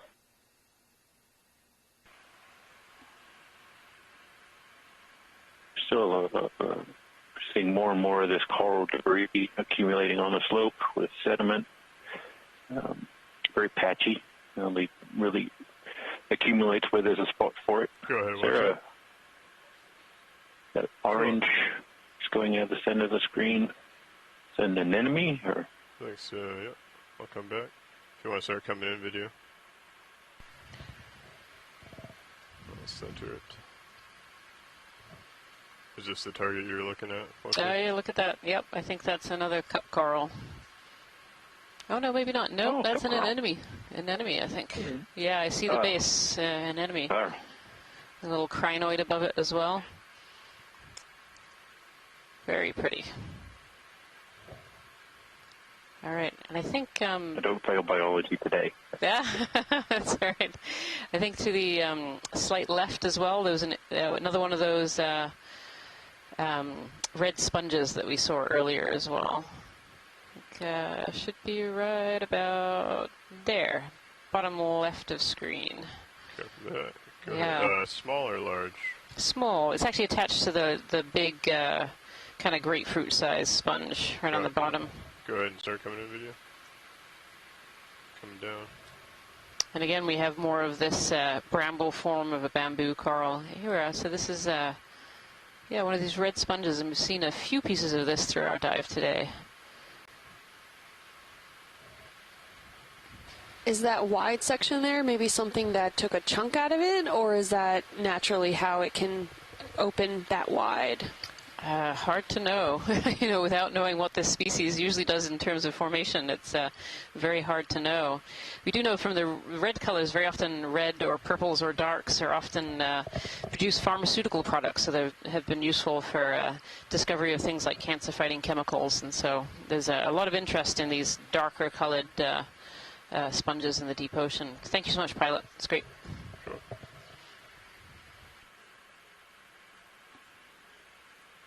We can continue on. The ship was stationary. How do you feel about a move, co-pilot? Not at the moment. Maybe if we go up the wall a little bit more. Copy that. We're moving farther to the to your starboard, by the way. Oh, I gotcha. Start coming back.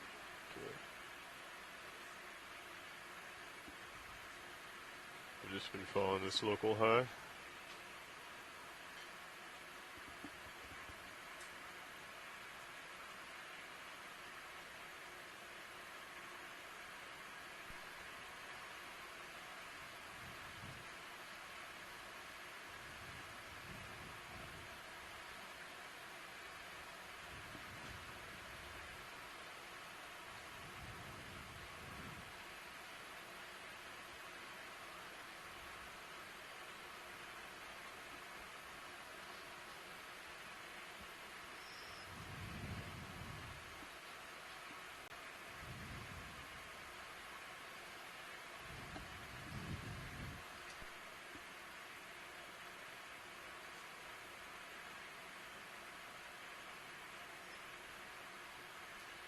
The direction of the last move was a 120, is that correct?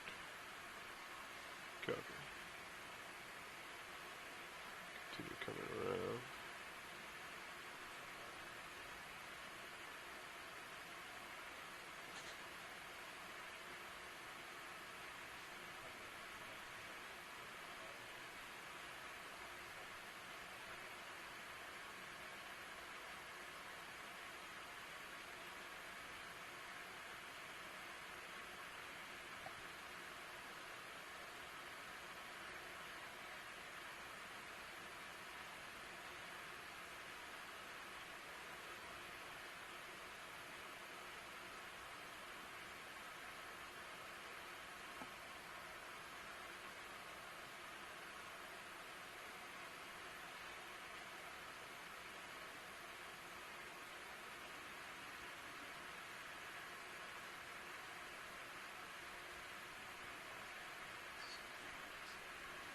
Copy that.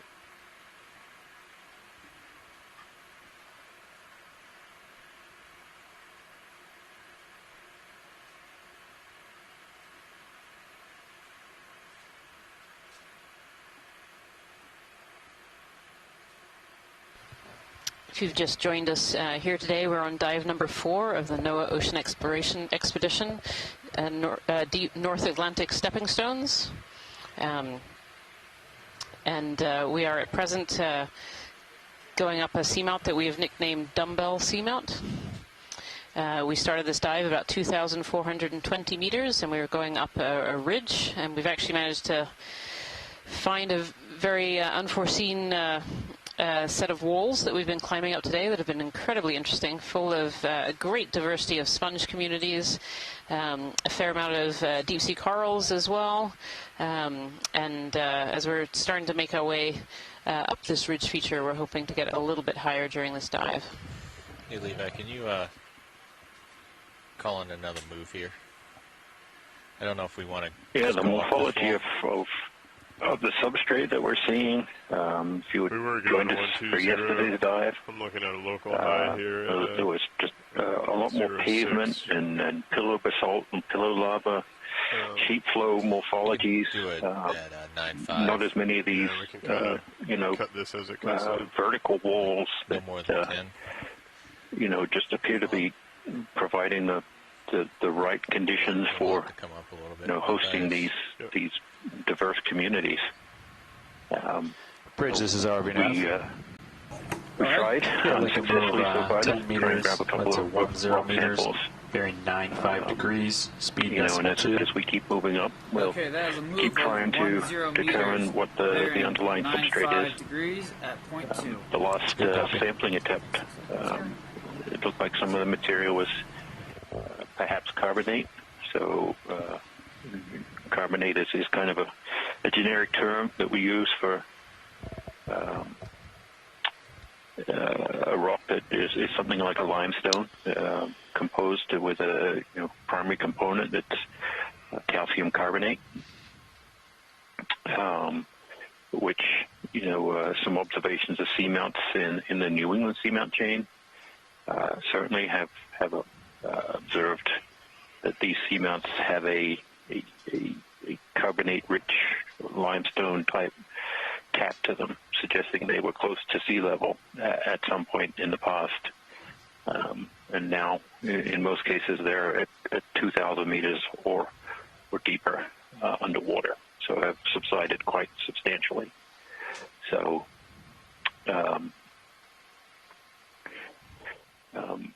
we thought we might see that. At least it was something in the back of our minds to keep an eye out for. There's a seamount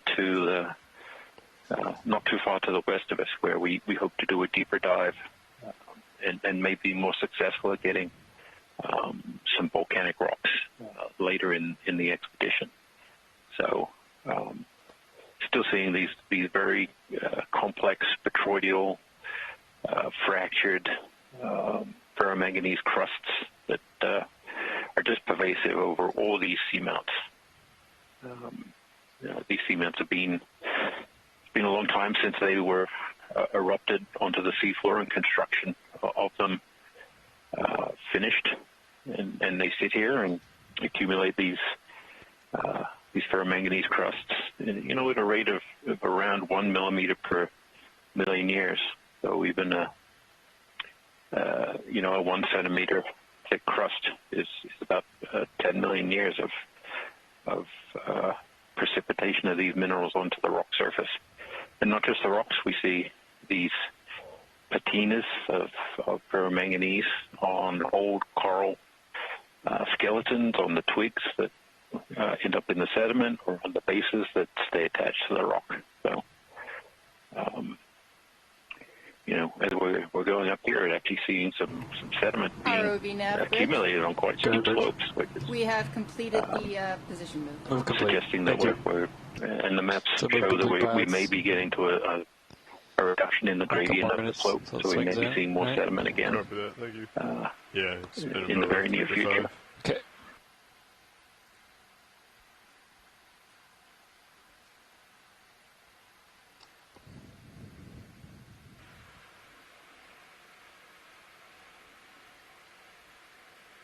These break-in slopes sometimes give us the opportunity to find rocks suitable for collecting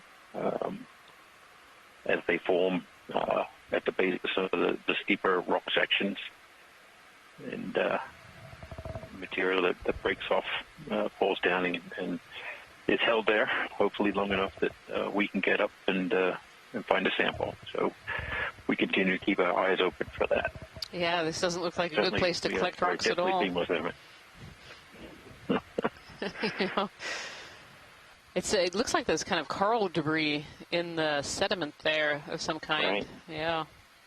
I don't know if there's an even steeper cliff up ahead of us. It's amazing. Probably. I mean, I don't know if the pilots can estimate a slope, but you know, seeing this kind of sediment accumulation on such a high slope is. Yeah, so here are the fossilized cup corals. Yeah, right in between the two lasers. So these are likely to be a Desmophyllum dianthus, which is a cup coral that's still alive today, but these would have been from at least kind of 20,000 plus years ago that these once lived in this area. And these fossil corals have been covered over that black coating that we're seeing on both on the rocks and on other coral pieces. Wow, there's just a ton of them all in the sediment here. If you had a sieve, you could just stick a sieve in here and I bet come up with 100 pieces. Look at that. Really interesting. So maybe we'll see some live ones up ahead. Maybe.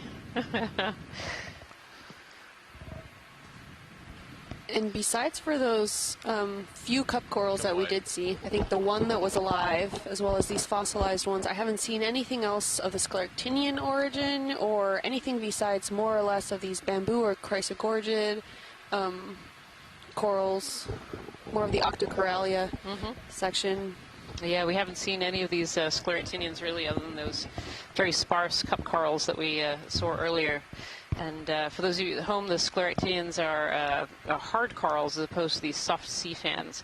Ooh, there's a sea cucumber, fairly central there. Just pink. We might be passing by it too quickly here. Come on in video.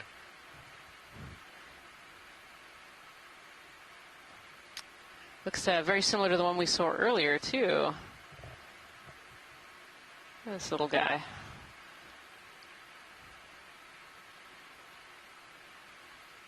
Yeah, these sea cucumbers are probably having a dinner on the sediment there, or lunch on the sediment.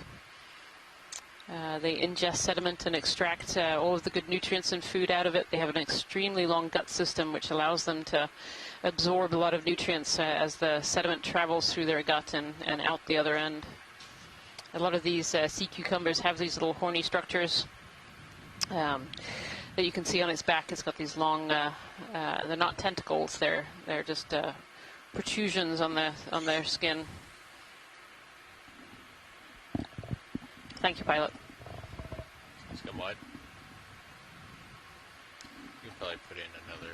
Yeah, I was gonna say, I think I'm getting close to being stretched out, or finish my swing. That's what I was looking for. Another chrysogorgid over to the left-hand side here as well. So 095 these chrysogorgids have been pretty common up the during this dive. Copy.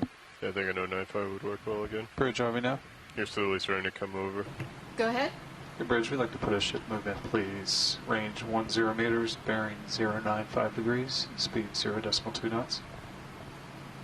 So that was 10 meters at 095 degrees, decimal point. What was that going by? Yes, correct. Okay. I'll get that in there. Thank you, Bridge. Well, come on in video. What is that?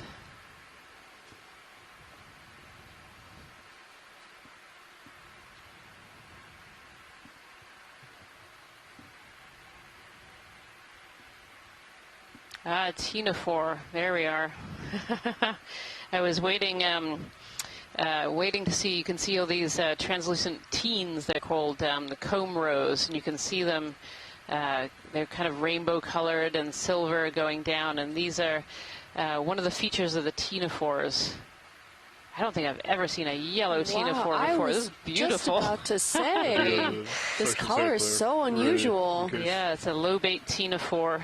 Has these beautiful lobes on the bottom, and it came at us from the bottom, so we couldn't see those teens when it first came at us to know what it was. But there they are. And these ctenophores are predators in the ocean, so, and they'll take them up on the inside and digest them. Similar to other cnidarians, they have they have stinging cells called coloblasts, so they can actually attach to their prey. But they don't actually have the tentacles, too. They use the lobes? They tend to use the lobes. Some do have trailing tentacles. Okay. This one didn't look like it did. Yep. Beautiful. Really beautiful. That was a nice find. George Matsumoto says that this is a red belly ctenophore, and it can come in different color morphs. Ah, there we go. Yep. The red belly ctenophore. It definitely, that little red center gives that one away. I cannot pronounce what species he said, so. Yeah.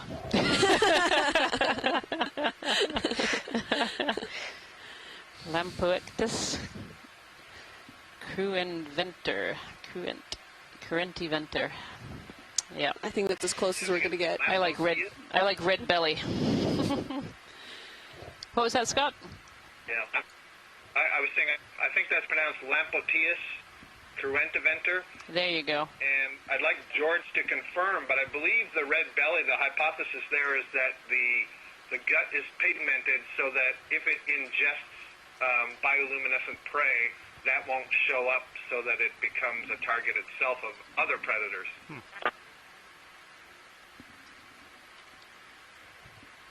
That's really interesting. Definitely an evolutionary advantage, not be seen while you're digesting. Yeah, and George Matsumoto also confirms that that's correct about the coloration of the gut. That's a really good fact, fun fact there on these ctenophores. They're always fun to find on these dives.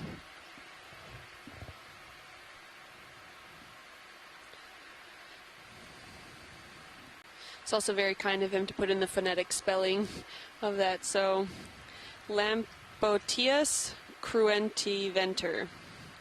So, that should be a standard. If it's incredibly difficult to say, please add in the phonetic spelling so we can announce it. Looks like you may dip down on the other side.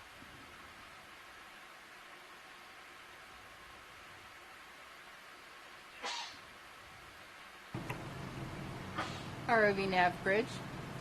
Go ahead, bridge. Move complete. Copy, thank you, bridge. I'll stop Another pilots. little pinnacle here. As we're going over, there's been a few of these today, of these pinnacles, some larger than others. Again, just crammed with all these sponges and a few deep sea corals and those fossilized, likely Desmophyllum dianthus there on that wall. And this gaping chasm filled with sediment in between. That's very neat.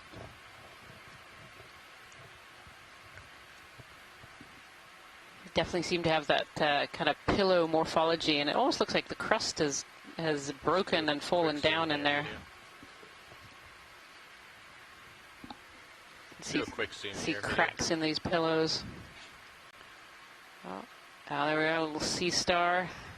So these sea stars are one of the few predators of deep sea corals in the deep ocean. This sea star looks like it's having a bit of a snack on this bamboo coral here. You can see some of the denuded tissue, so you can see the polyps of the coral up above the sea star, and then down below it there is bare skeleton without those polyps there, and a little shrimp sitting on the sponge behind as well. These corals really form communities in the deep ocean. Yeah, I see a little crinoid in the background as well. Lots of life in this image. Thank you so much, pilot. It's great. Yeah, it's coming up. Beautiful.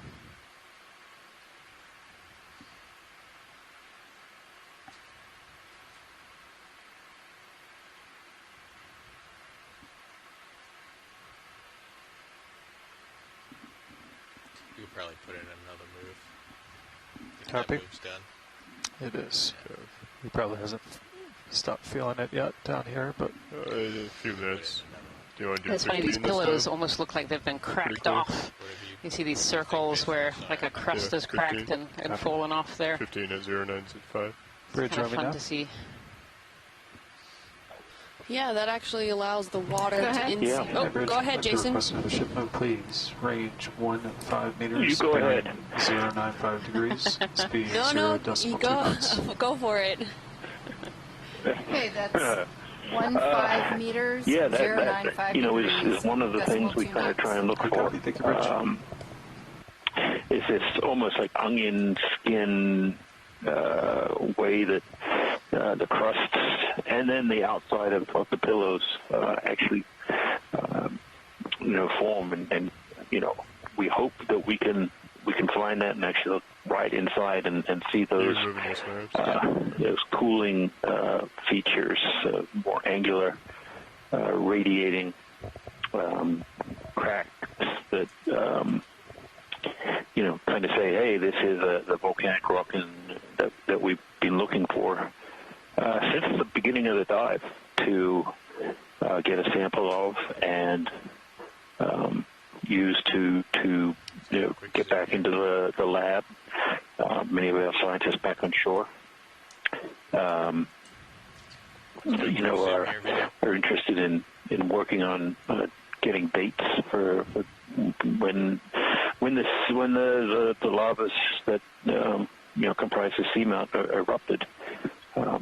Right now, for the Corner Rise Seamount, we don't actually have any dates on when these seamounts were formed. So it's one of the primary geologic objectives of this expedition is to try and get some samples that allow us to do that. And pillow basalts or pillow lavas, we should probably be more correct. We don't know for sure that it's basalt. Are something that we're on the lookout for. May also notice that some of them seem to be more elongated. And yesterday we noticed that for sure. And I can't remember who of our scientists on shore mentioned it, but these elongated pillows suggest that that they were erupted on a steeper slope and sort of formed almost like an oozing of downslope of these features. So perhaps that is what we're seeing here again.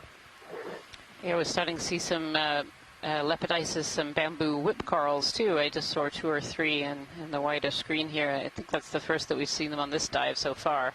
The dive yesterday, there were a lot of these really tall bamboo corals.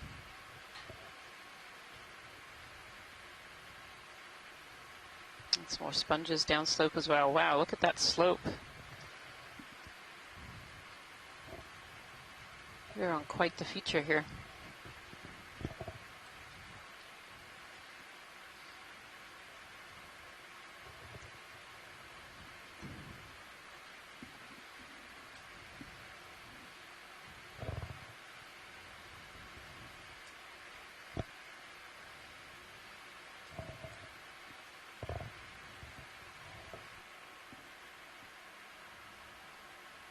I wonder if we can take a look at that up at that U valley between the two, outcroppings there. It might be an area conducive to catching any rock material that come on in video.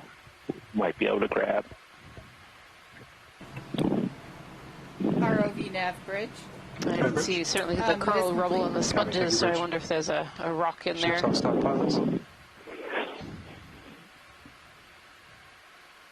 I don't see any. They don't either. Also, there's coral debris, twigs, and skeletons and other things that we've been seeing. We just no rocks. Yep. It's coming up. Well, thanks, pilots. We'll keep trying. Absolutely. We'll find a rock. Keep the faith. Is that across the gorge there in the middle of the frame?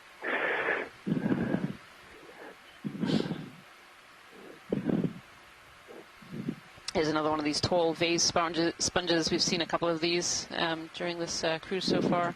Do a snap right here. Chrysogorget.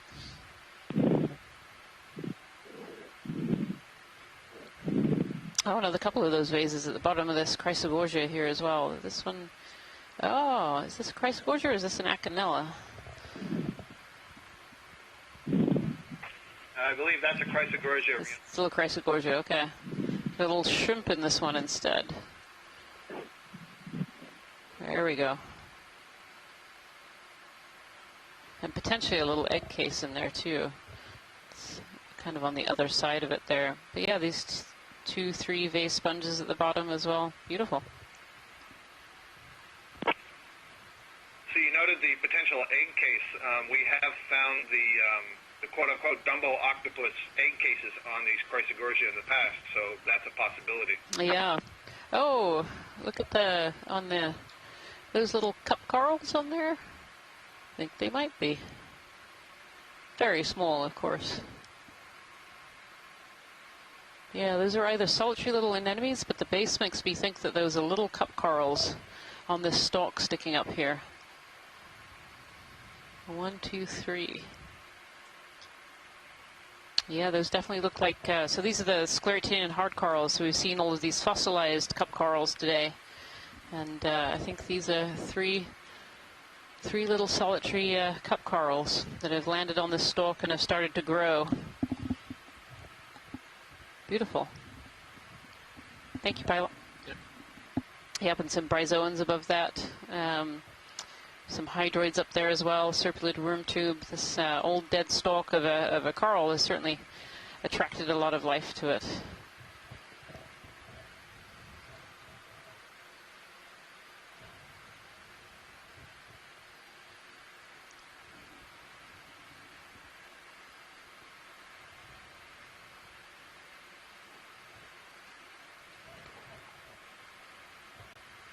Continuing on this way.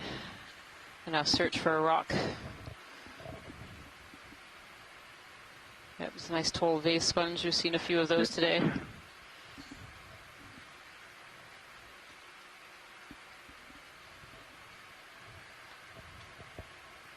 Probably go ahead and get another move. Nav. Copy. I think another 15 meters would work. Looks like it's relatively flat.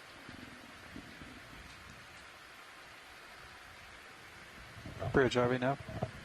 It's interesting the way these pillows have formed on this little ridge, almost sort of like a 5 meters, bearing 095 rift type eruption down a very narrow 15 meters, 095. a narrow area.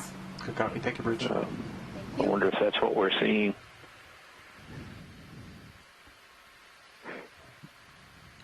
Do a quick zoom here video. Let's do a quick zoom here video.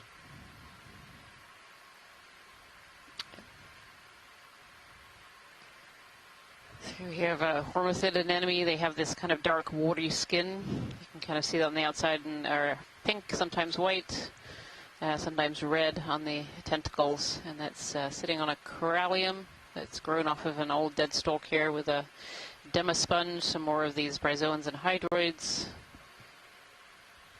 Yeah, beautiful community here. And then we have this really tall vase sponge. It's Bathydoris potentially, which is a rosellid sponge.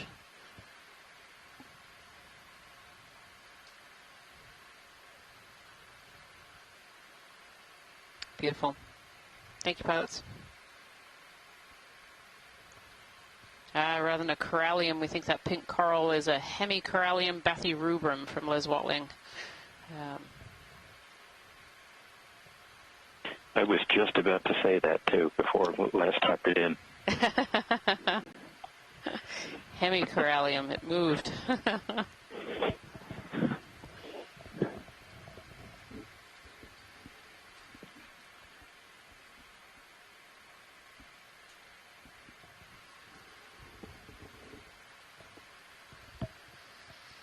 Another one of these tall vase sponges in the distance there as well. They really stick up and stand out in the background.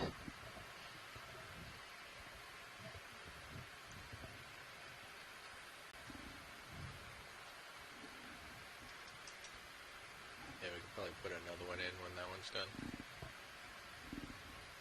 Copy. Take it out. Again, we seem to be reaching one of these transition zones, and we've gone across quite a few of those today, where we're going from a rocky habitat with these big pillow lavas, and in this case, a covering of sediment, over to more of these sheet flows on the right-hand side there. The sediment seems to accumulate a little heavier. Waypoint 4 is. These transition zones are exciting, not just from the geological morphology, but also from the biology as well, because we see very different organisms living in these different types of habitats. And where we're exploring this seamount for the first time, we're trying to get a first look at what lives here. And so it's nice to cross these transition zones so that we can see organisms that live in different habitats and document what is here.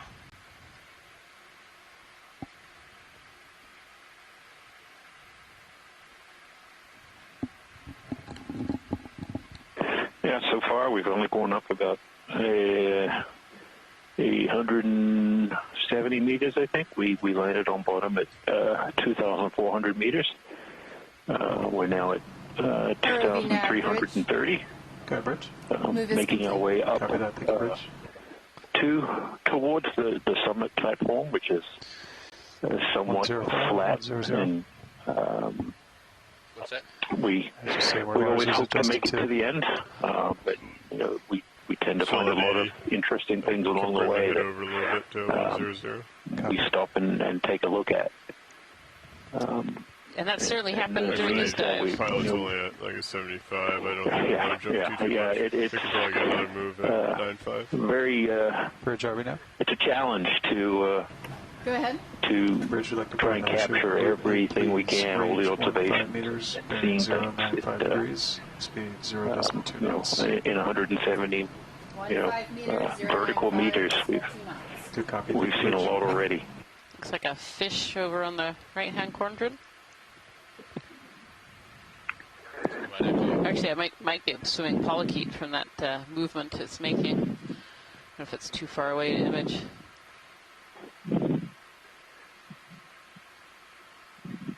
Yeah. It's almost like a flatworm.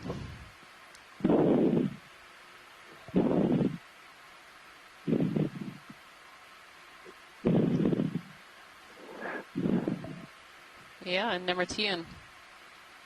It's interesting to see one swimming so far off the bottom. It's confirmation from the chat room. And then it's a Nemertean, a flatworm or a ribbonworm. And they swim in using undulations like this.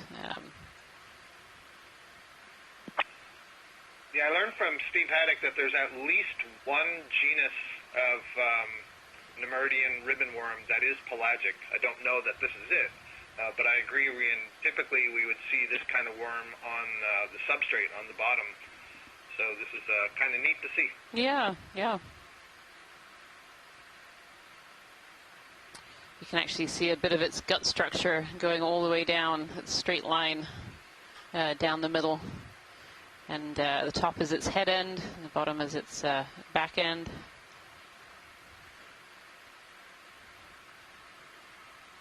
Very neat. Thank you, pilots. You're welcome.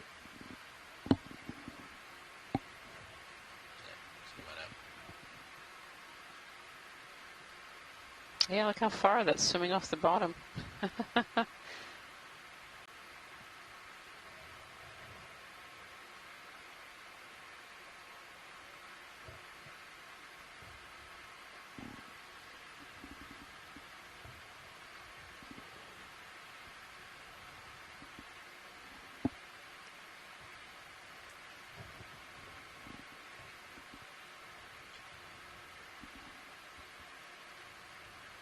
And definitely entering a zone that seems to accumulate more sediment than the areas that we've been looking at so far.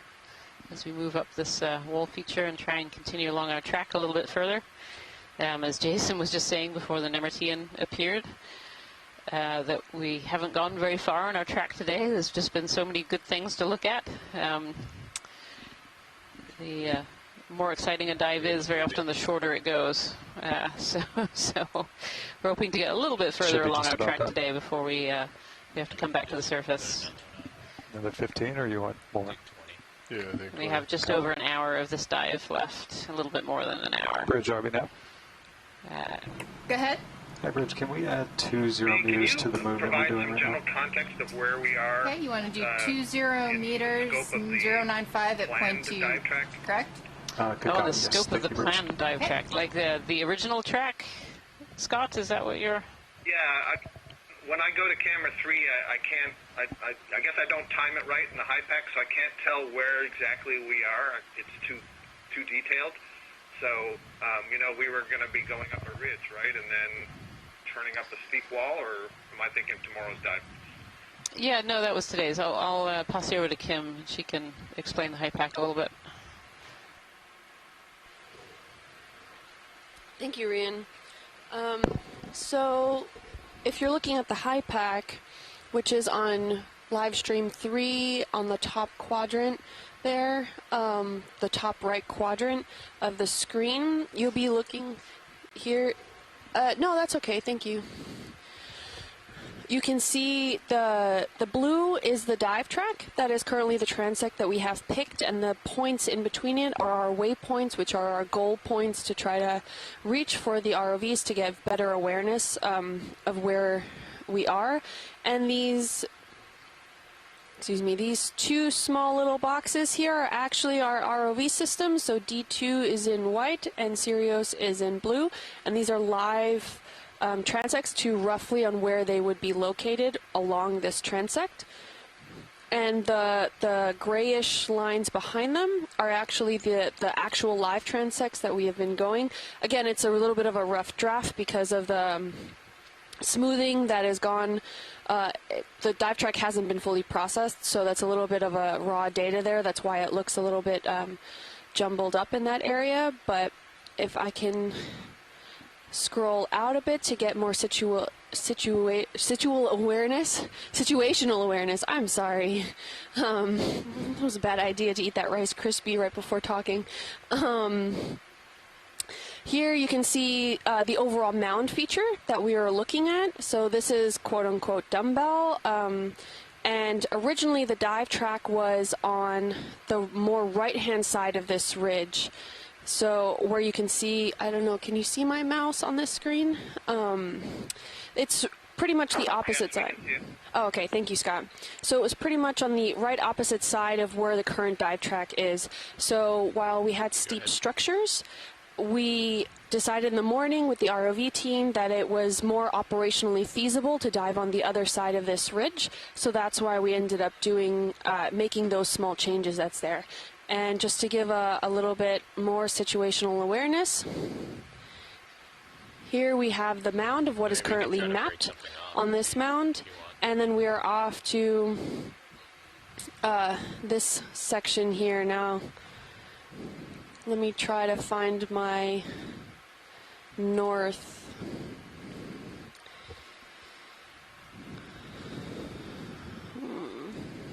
You have a little bit of tether to come down, and I should be coming close to you, so you have time.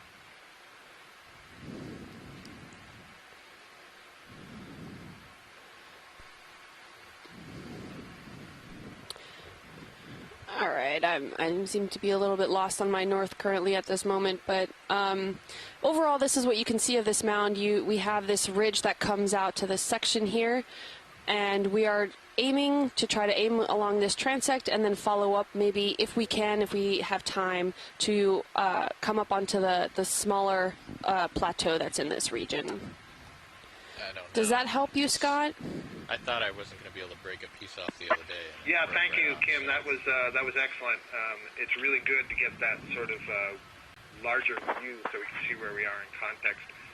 I do think perhaps, though, that I'm confused with dive tracks and I'm getting mixed up on the different things we talked about. So I may be picturing in my mind tomorrow's dive and trying to interpret that in today's track. ROV nav Likely. bridge. So tomorrow's dive is planned to be on the Rockaway Mound, which is that northern section of Corner Rise Seamounts, and that's planning to be a deeper dive with slightly more, depending on which feature we can actually dive on. It is a steep slope. I'm not sure if it's quite as steep as this or if we've seen something else, but that's something that we can definitely, you can tune into tomorrow's dive call, and we'll keep you updated. So the pilots right now, we're going to go a little quiet while they try and see if we can get a rock sample here.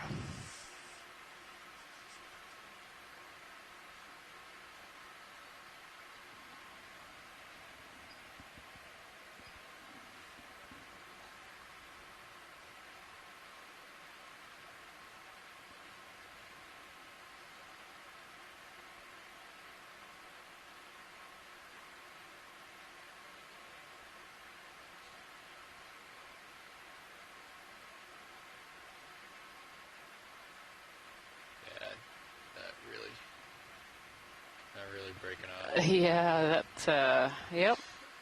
I was hoping for third time lucky here. Might.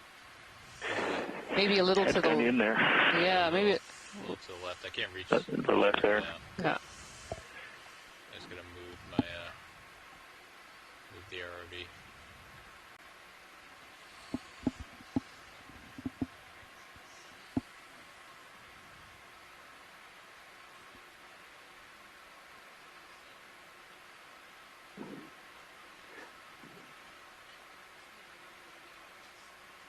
It does appear to be a little thinner there.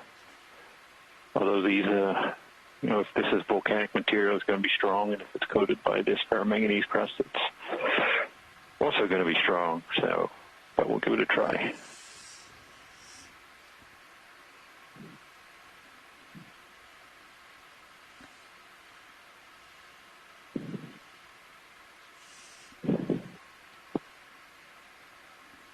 Yes.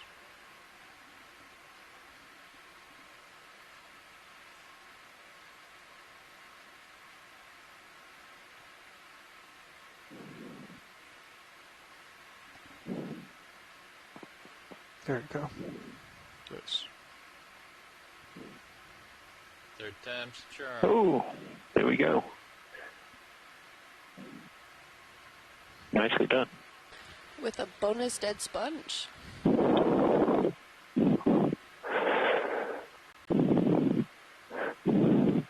that looks like crust to me. I'm not a geologist, though. Okay, let's do the starboard box. Copy that. Just, Could we see the underside of that again? My video froze just as we were going past the underside.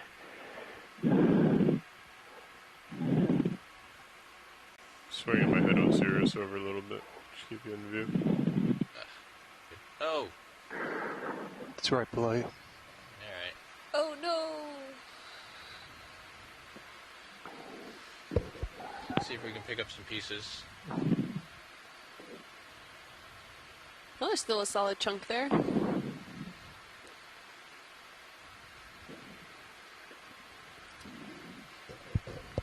Jason, should we try to do the squeeze test on this, and just in case that's not what we're looking for? No, I think we be gentle and grab it.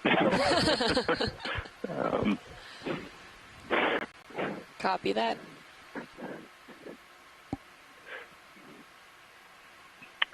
I think we kind of just did the squeeze test on it, so.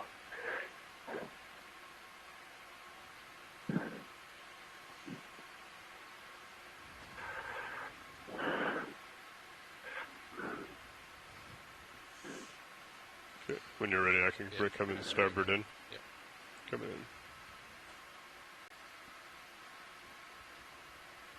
Okay. It's fully in.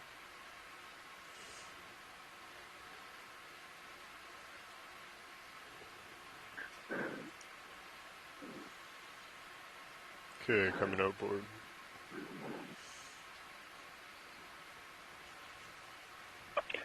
Thank you, pilots. Well done.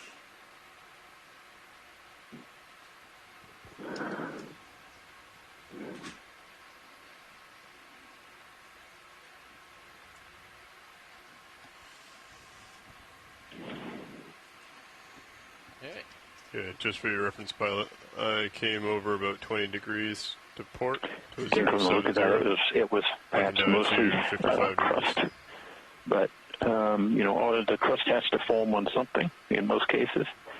So hopefully, we were able to capture some amount of that underlying material which the crust formed on. It was mentioned, Thomas Morrow on our chat mentioned that it might be around to 090. What we're looking at was ROV Nav, did you just call part the of a bridge? collapsed lava tube or depletion. Okay. So when the lava erupts, sometimes the molten material will pass through these tubes, and eventually the tubes can empty out, and there'll be no rock will form inside, and it'll leave a cavity. I just want to give you an update. We have about an hour and 15 minutes left. The walls that formed it become weak. I tend to say the Earth hates a hole. So,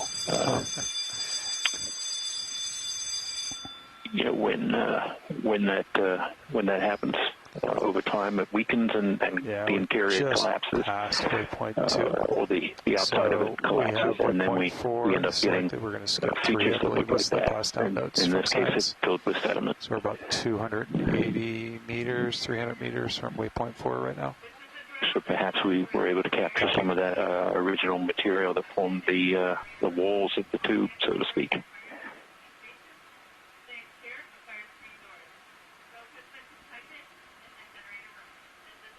Quite a bit of sediment here.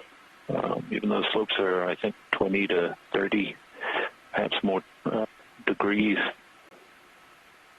able to retain a lot of sediment, even on these high slopes, which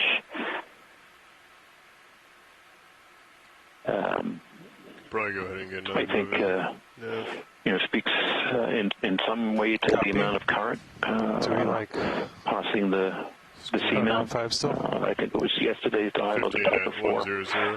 We've seen these rock pavements with no sediment accumulated, and that may be a function of sediment availability, although we're not too far away from that area, and the strength of the current, which can resuspend material that does get deposited or prevent material from being deposited in the first place. So, kind of a complex interplay between the geology and the physical oceanography, the ocean currents and water masses.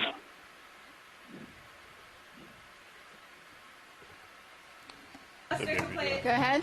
Hey, Bridge, I'd like to request a ship move, please. Go ahead. Range 15 meters, bearing 100 degrees, speed 2 knots. So we have 15 meters, 100 degrees, 2 knots. Good copy. Thank you, Bridge. Mm-hmm.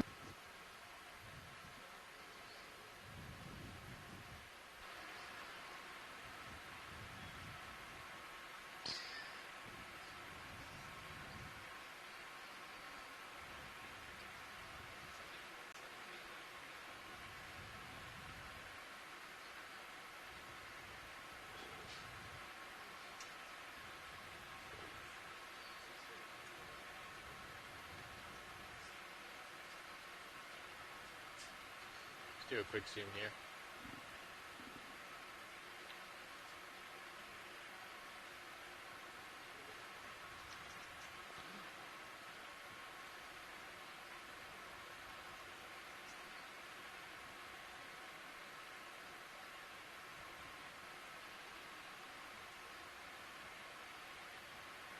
Yeah, we can come on out.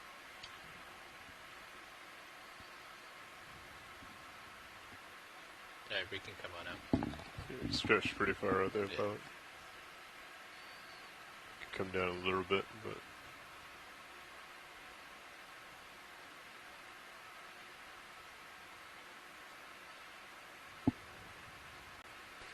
So, pilots, would you be interested in and around the room?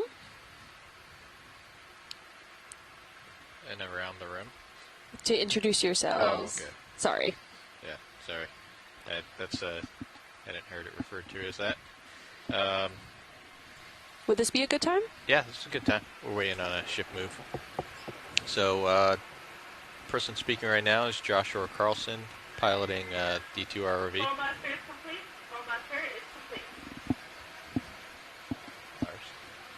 Sitting next to him as co-pilot is Lars Murphy. On the other side of pilot is Chris Wright, sitting navigation. And in the far right corner, Bob Nutt on video. And in the back row on Clipper is Art Howard. Great, thank you. And they are part of the Global Foundation for Ocean Exploration, one of our partners that helps build, manage, and operate our ROVs. Deep Discover, which you've heard us call D2, as well as Sirius, which is a dual-bodied ROV system. And you can see Sirius's cam of D2 in video stream 3. And video stream 1 shows the camera view of D2. So it's a really great perspective if you can have the opportunity to look at live stream 2. You can see a great footage of D2. You can see a great video footage of D2 currently, and they are rated up to 6,000 meters deep, although we're not currently quite at that depth now. We're about at 2320, I would say. We started at a bottom of 2,420 meters. We're currently diving on a seamount, which we have unofficially dubbed Dumbbell, just due to its shape. Our shallowest point that we're reaching right above that ridge, if you follow our transect that's streaming on live stream 3, our shallowest point on that transect is 2,160 meters. We'll see if we have enough time to reach it today. We have our highest slope ranging around 58 degrees, which is quite a high slope, and if you were sticking with us earlier, you were able to see just exactly how high those slopes are, where we were looking at from the basaltic material that was coming pretty much what looked straight up from our perspective. And this is an extremely large feature, and so once we conclude this dive, we'll actually be heading to the northern end of Corner Rise Seamounts, where we'll be diving tomorrow, hopefully, is our planned dive on Rockaway. This might be a loose rock. Ah, loose rock. How big is that loose rock? 10, 20? 25. You've gone very quiet. You can hear me now? There we go. Gotcha. Yep. I would very much like to try and get that rock. Yes, please. Okay, there we go. You called it, pilots. Yeah, come wide. Thank you. I'm already that predictable. I guess that's a good thing. You're ramped up. If it's a rock, you want it. Right.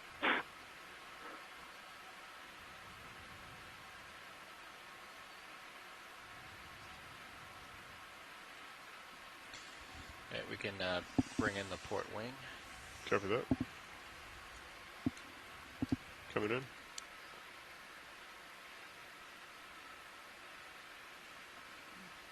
Fully in.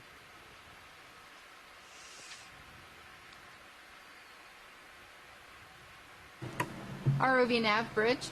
Okay, bridge. Yeah, we're done with that position move. Copy, thank you, bridge. All right, ships all stop pilots. Copy that. Thank you, Neff.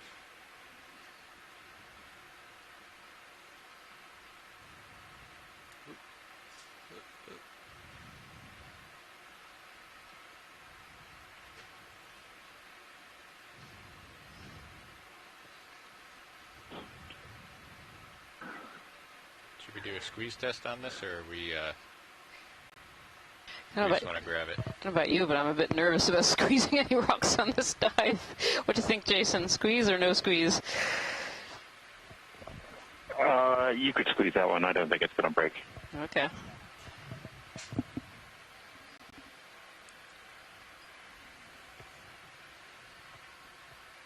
Yep, that's a squeeze. All right, that's a solid rock.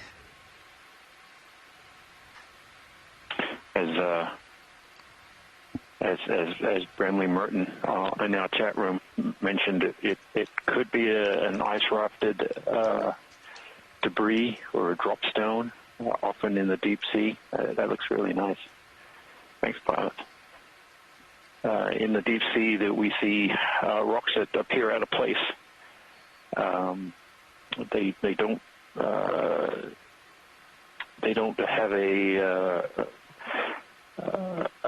lithology or mineral makeup that we would expect. So if this is a granitic rock on a basaltic seamount, that's kind of weird. But often what happens is as icebergs, float around the ocean, and certainly at different times in the North Atlantic, there were quite a few icebergs. What happens is those icebergs have broken off from glacial fronts that have gone out into the ocean, and those glaciers have picked up all kinds of material as they move along the land surface. So when they get out into the ocean and they start to melt, they start to drop those pieces of material that they picked up in the terrestrial environment. So, perhaps this rock actually came from Canada or something like that. So it's really interesting in terms of iceberg distribution and understanding how bits and pieces of sediment actually move to locations that we don't often see.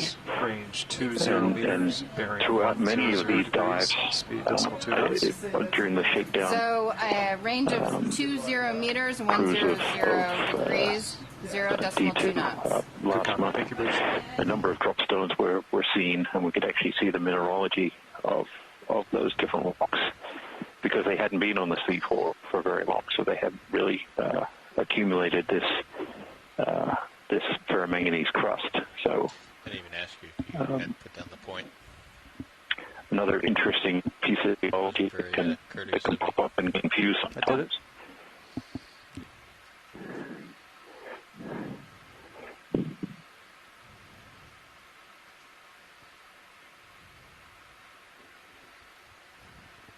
So just starboard side left for samples. I don't know about you, Jason, but this was the kind of morphology that I was expecting through most of the dive today, and yet we've been basically on a wall for the majority of the dive. This is more what I had expected when we chose the dive site this morning. Yeah, the rock is just going out the bottom of the frame. I don't know if we're in a ship move or... I think we have moved. Stretch out pretty far. It was a really broken open looking. Yeah. We've been discussing earlier. What were we looking for watching? This kind of what looks like layers of onion skin layering of or to kind of peel the layers away.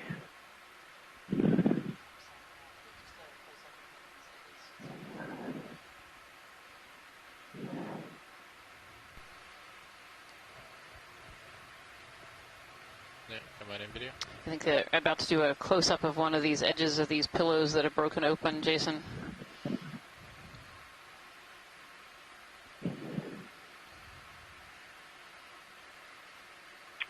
Yeah, so definitely we see the layers of ferromanganese crust there, which at least probably we see those vitroidal, those grape-like textures and other things, and if you kind of peel the layers away, you can see the stuff in the middle, which in and of itself appears to have a ferromanganese crust developed on it, but right underneath that, it may be relatively close to the surface, is the interior basaltic volcanic product.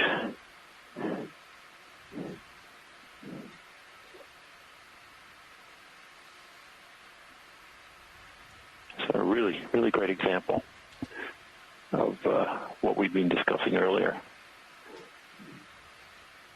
Very nice. Yeah, and there's a couple of glass sponges, some ferried glass sponges on the edges of these rocks as well.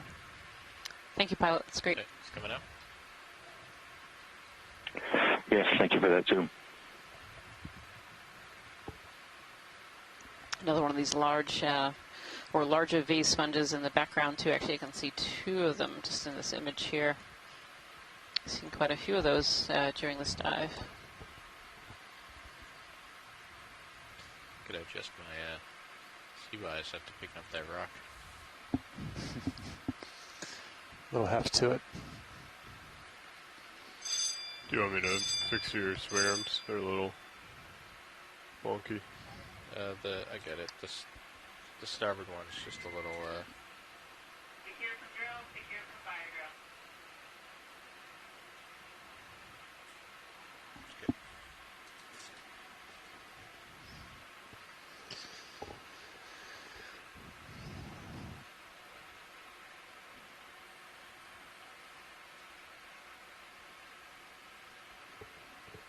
That move should just be about complete. You guys want another 20? Yeah, just put another one in. Yep. Copy that. Bridge RV now. Wild ahead of us. Go ahead. Hey, Bridge. Not sure if we're all stopped on that previous move, but we'd like to put another one in, please. Okay. Range 20 meters, bearing 100 degrees, speed 2 knots. You got it. Thank you, Bridge.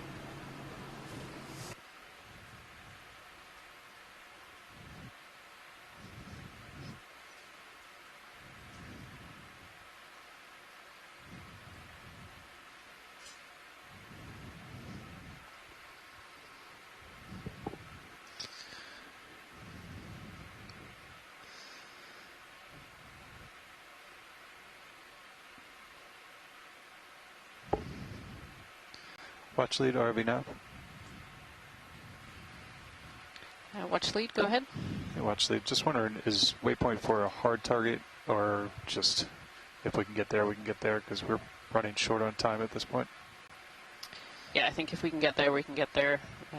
It's just, yeah, I'd just keep the run on, and when it's time, it's time. Good copy. Thank you, watch lead. Thank you. Yeah, I think we're going to see a lot of. I mean, if you zoom out, I don't think we're going to see another. We'll keep an eye on the sonar. Maybe 40-meter moves. We're about an hour left of bottom time, so. Yeah, if you're listening to the pilots there, you'll have heard that there's no cliffs ahead of us, and if you look in your quad screen at the bottom, there's the forward-looking sonar, and you can kind of see that the bright area there is really spread out, which means it's a much smoother, not a steep environment, and where you see kind of hard, brighter light, that means that there's you want to come around a little bit? Are you guys happy with 100? Like a wall or a rock, and we don't see any of those right now. It's benign here, so whatever gets us to that point. Yeah, 130, 135, roughly somewhere in there. Turn my head around. That's sort of parallel to the slope. Yeah. Interesting.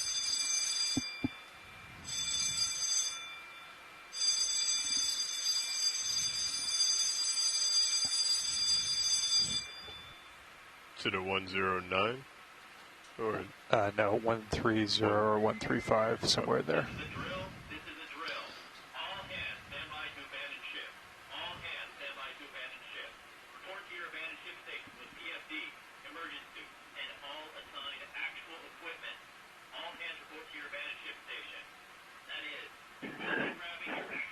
Yeah, so when we don't have any large walls that we come across, we do come into these areas where there's more extensive sediment cover. Interestingly, we've kind of passed the somewhat flatter area. There's a Holothuриan sea cucumber down the bottom. Oh yeah, look at that. Yeah, I'd love a snap zoom on that as we go by if we can. Yeah, we got some time. We can get a nice zoom on it. I can always ID a sea cucumber. Well spotted, Jason. You have your eye in for the biology today. Okay,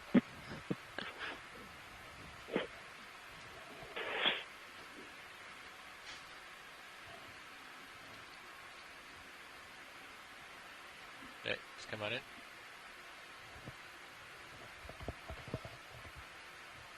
Yeah, this is the same. So we've seen 3 of these particular sea cucumbers today, and I actually don't know what the species is at all.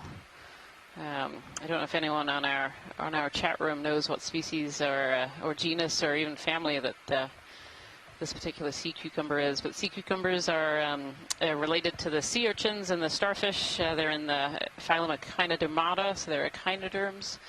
And sea cucumbers, for the most part, most of them eat sediment. And they take in sediment and they process it through their gut. They have a very long gut system, so they can take out all the good nutrients and particles, which are pretty sparse in the sediment, and then the waste comes out the other end.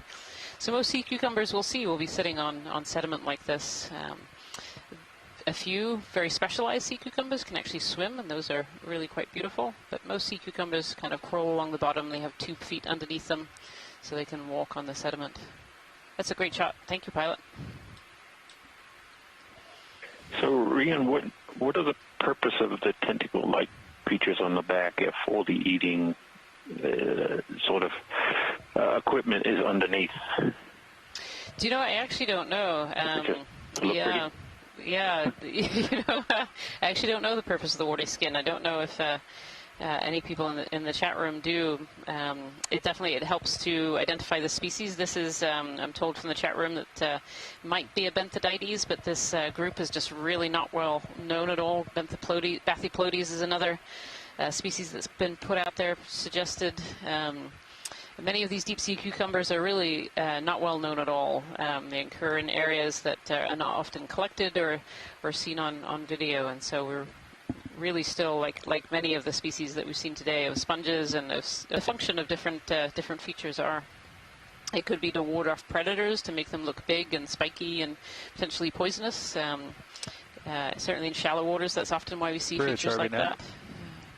But yeah, I'm afraid I don't know the answer to that, Jason. Request another shipment, please. Range 40 meters, bearing 130 degrees, speed 0.2 knots. So that is 40 meters at 130. So I know some of you may have heard some alarms going off in the background here on board the NOAA ship Okeanos Explorer. It's a good reminder that we're at sea. And today is drill day, so they're actually having an abandoned ship drill. And so, but those of us sitting in the ROV van are exempt from that drill, so that we can keep operating and working behind the scenes here. But everybody else currently is mustering on the boat deck, and will be practicing getting into their equipment and getting ready to abandon ship. But again, that is just a drill.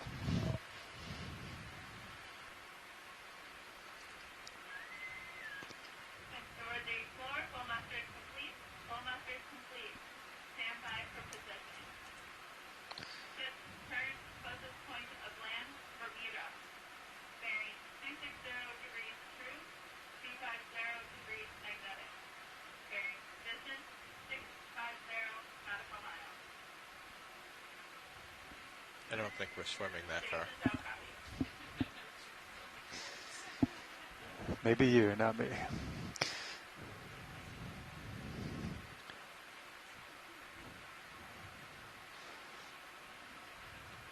Lars, are you good with 130, or do you want me to match you up a little better? 130 is fine. Okay. I just had a little bit of wobble in the heading. Copy.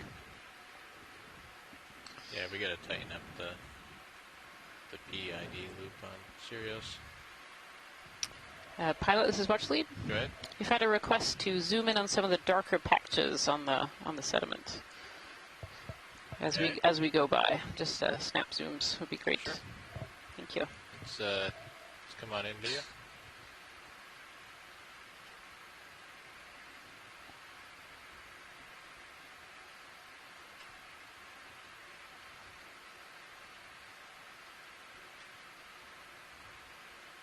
There's encrusting sponges on it and pteropod shells.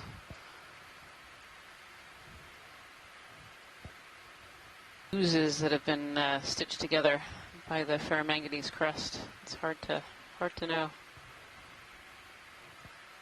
Thank you, pilot. Yeah, let's come on up.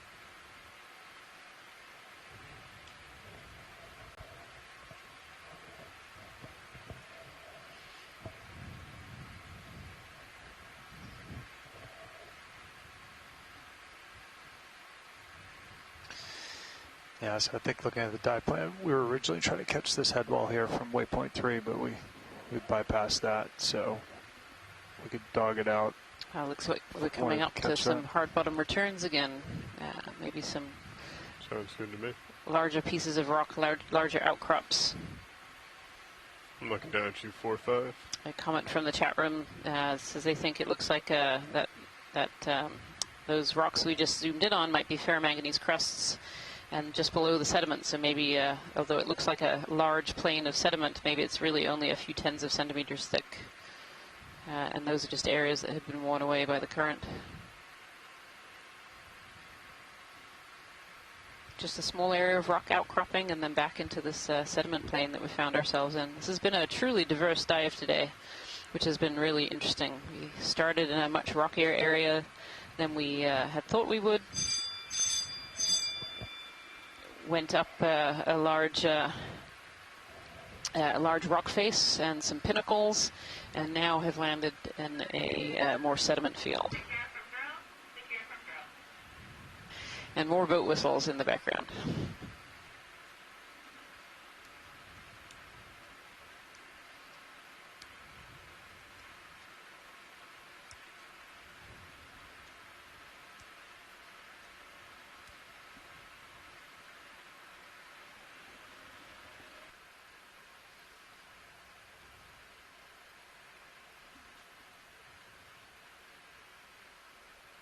See, these sponges have found kind of the only rock outcrop in the area that's not covered in sediment. You can see they're sitting on these edges, and that's definitely been a theme of this dive as well. Wherever we've seen kind of the edges of some of these features, that's where we've generally found the most life. And here, these sponges, it looks like at least 2 species, if not 3, have found this rocky outcrop. Their larvae traveled here and settled and grew into the sponges that we see today.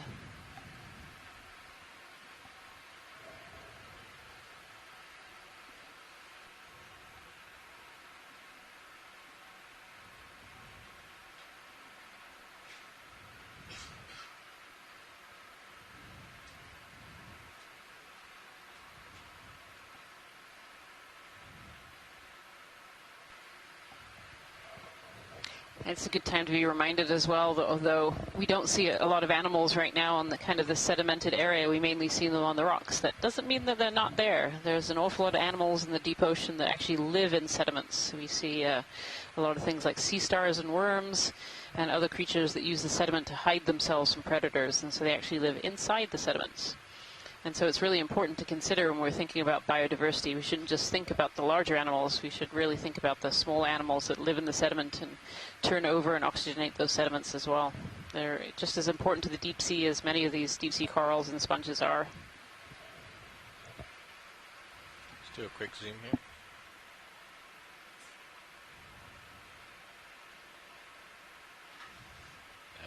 It's a sponge.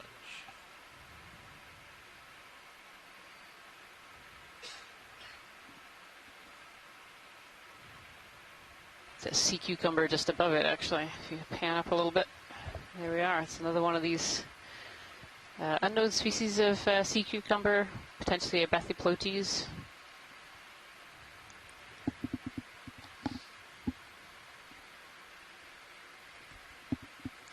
Red, pinky, purple color.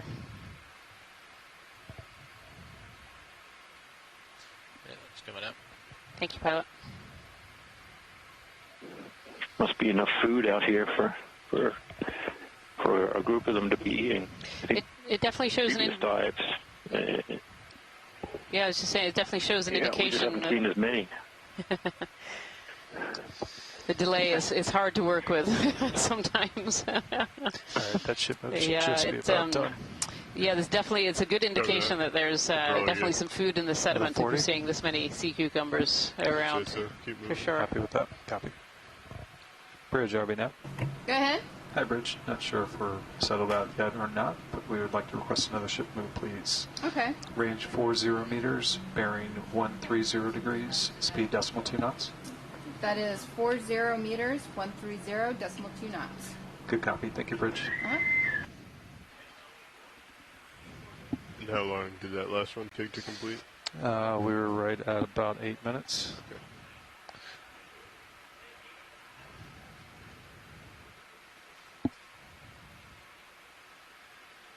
Give or take, maybe a little less.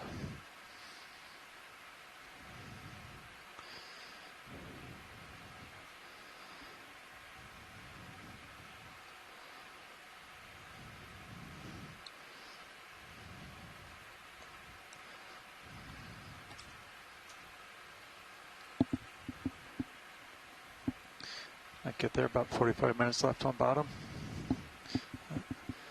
200 meters to waypoint 4.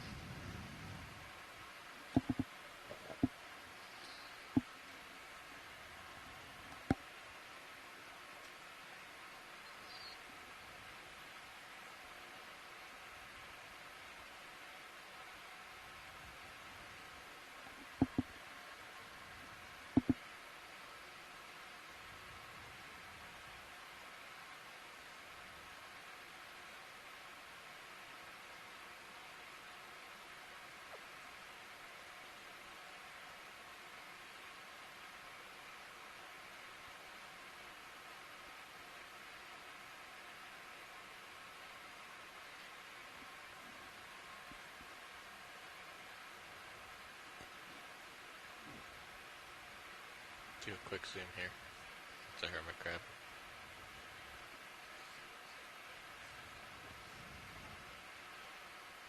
Oh, a little hermit crab here.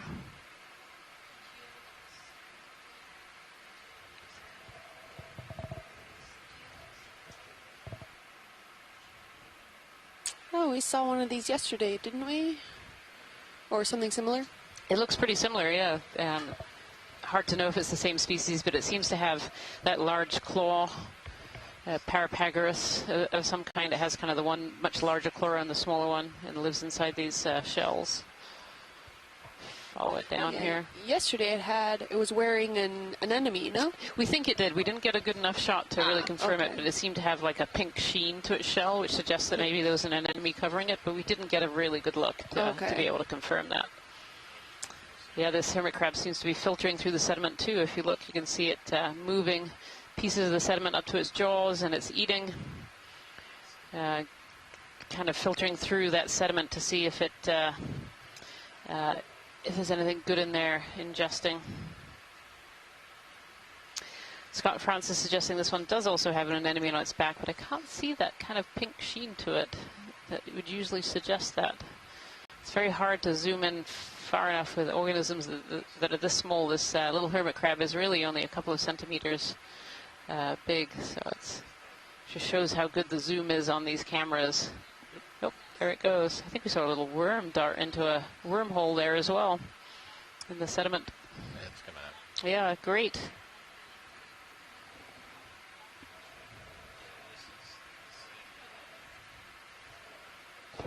Yeah, some rocks up to your starboard, upper starboard. You were just talking about the infauna. There are animals that live in the sediment, and that was kind of an example of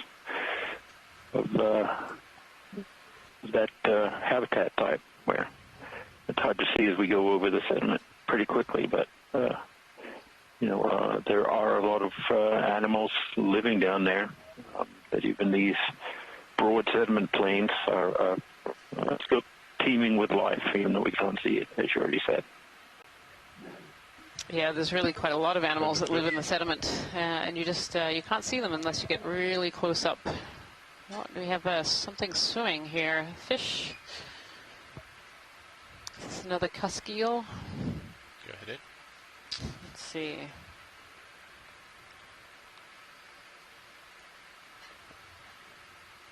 Oh, I'm not sure what this one is. This one looks a little bit different. I don't know if we have any of our fish biologists on the line here. Oh. If we can follow him or whether he's gone out of sight here. It's underneath your toe. Yeah. A very distinctive head, and they got a really great shot of its head there, so hopefully one of the fish biologists will be able to identify this for us later. Looking down 6-0. Off it goes. Thank you.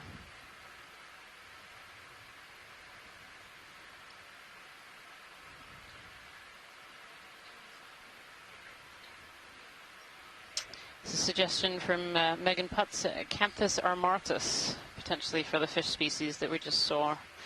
So a type of cusk eel, ill-fitted, just a different species than earlier. Yep.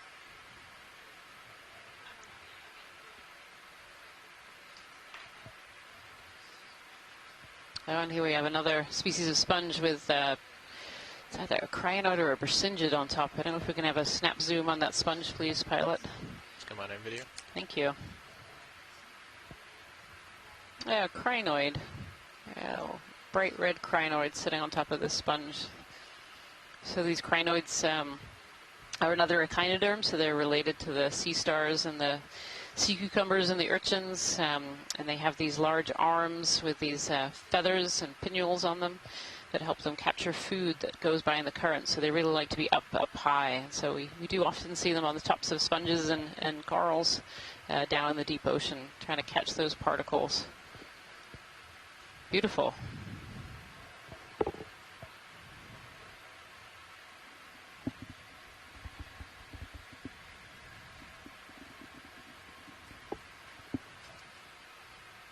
And though these crinoids look attached right now, they're actually only loosely attached. They have a series of little leg-like features underneath them that make them hold on to the sponges and corals, but they can actually swim. And when they're disturbed, they can get up into the water column and swim a little bit.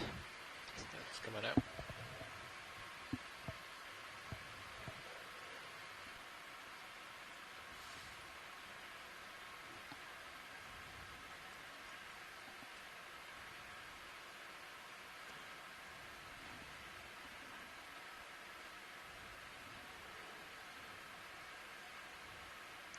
Looks like we're just settling out from that move. Copy that. I'll follow you as you come up, pilot. Just slightly up to starboard.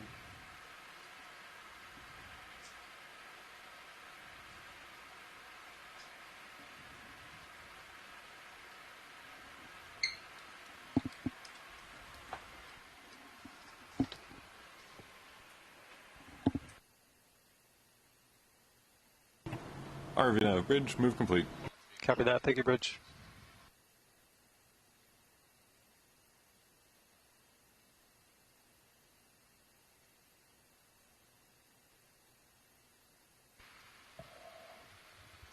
As we come up the slope, if you have just joined us, we are on dive 4 of the NOAA Ocean Exploration Expedition, North Atlantic Stepping Stones. We're on board the NOAA ship Okeanos Explorer and diving the D2 ROV system.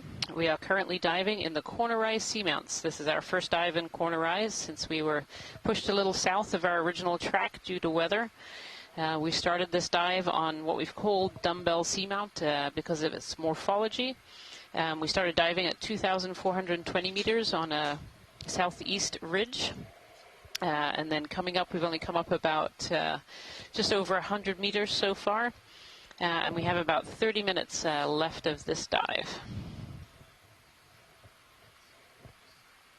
This dive has been incredibly diverse. We started off in a fairly rocky area, large rocks coming out of small areas of sediments. We moved into some really massive pinnacle and wall features that were just beautiful, covered in old fossilized deep sea corals, live and dead sponges, and octocorals and coral communities. And now we've moved from that wall feature into more of a sediment plain.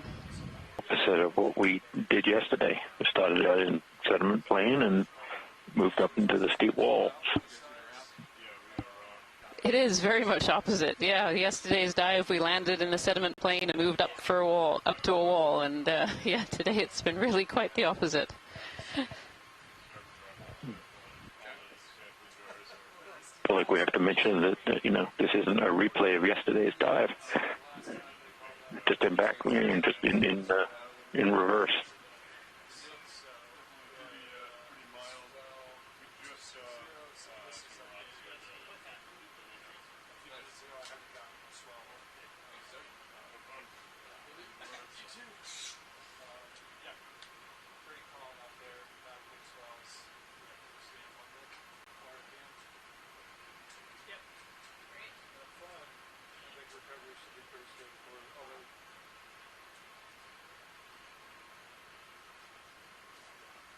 These little breaks in the sediment where there's some, been some discussion going on where we're looking at wondering how thick this sediment cover actually is. And for the most part, it while extensive, it doesn't appear to be very thick. Hey Nav, what's the ship doing? Just enough to We have sort of stopped a ship blanket move the about rock 4 minutes underneath. ago. It was a 40-meter move. But at places Sorry, 4 like we're minutes seeing now, ago. I don't know if I said 40. Parts of it can be exposed above the It sediment. sounds like they've been doing kind of big And we can moves because they're trying to certainly hit see as we this traverse across waypoint it 4 that you can see on parts iPad. of this That is about pavement are just below the surface. 170 meters from Sirius, so they've been doing bigger moves. Okay, sounds good. It's almost here as if a bigger section of the bearing of the moves, Nav, were they area is 130, is that correct? slid off. Copy. Where we were bouncing around just a little bit. there was a pilot, but I'll get you centered on 130. outcropping of rock about the same thickness on the other side that we just came over, and now there's one over here and one above us. It looks a lot like a translational failure type environment where it's just a very thin part of the rock surface will slide off. Hard to tell. Perspective is somewhat limited to what we can see in the videos, but certainly interesting.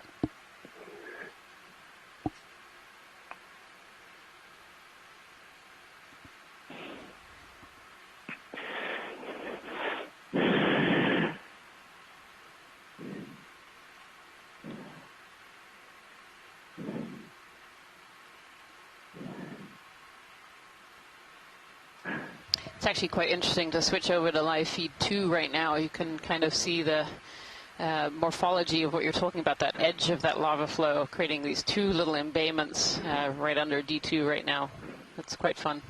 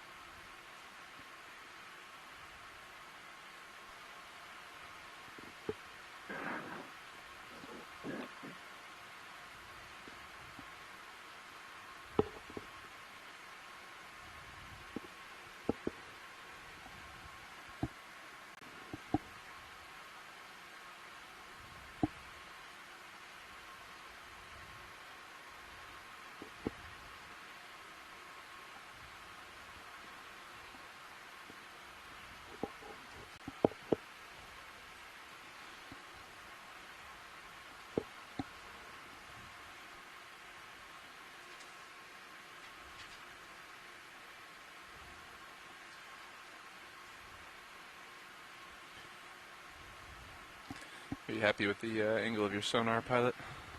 Yeah, just playing up now. Cool. Well, give me a heads up if we see anything. Sounds good. Steeper than this.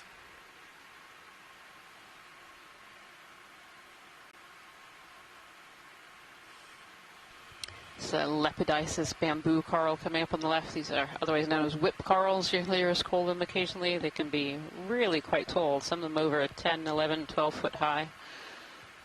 They're a type of bamboo coral, and there are several different species of these corals that are found. So how long has it been then?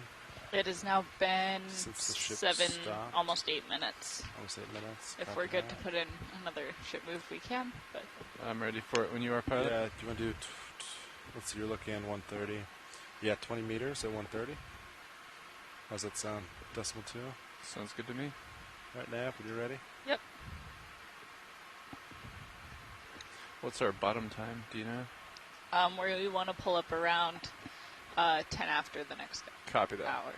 Is that taking into account time for setup? Like 5 minutes? Or is that when we have to be no, rising? that's probably when we need to start heading up. Okay. In. So 5 minutes before that, we'll Yep. start getting ready. Sounds good. Bridge RV Nav.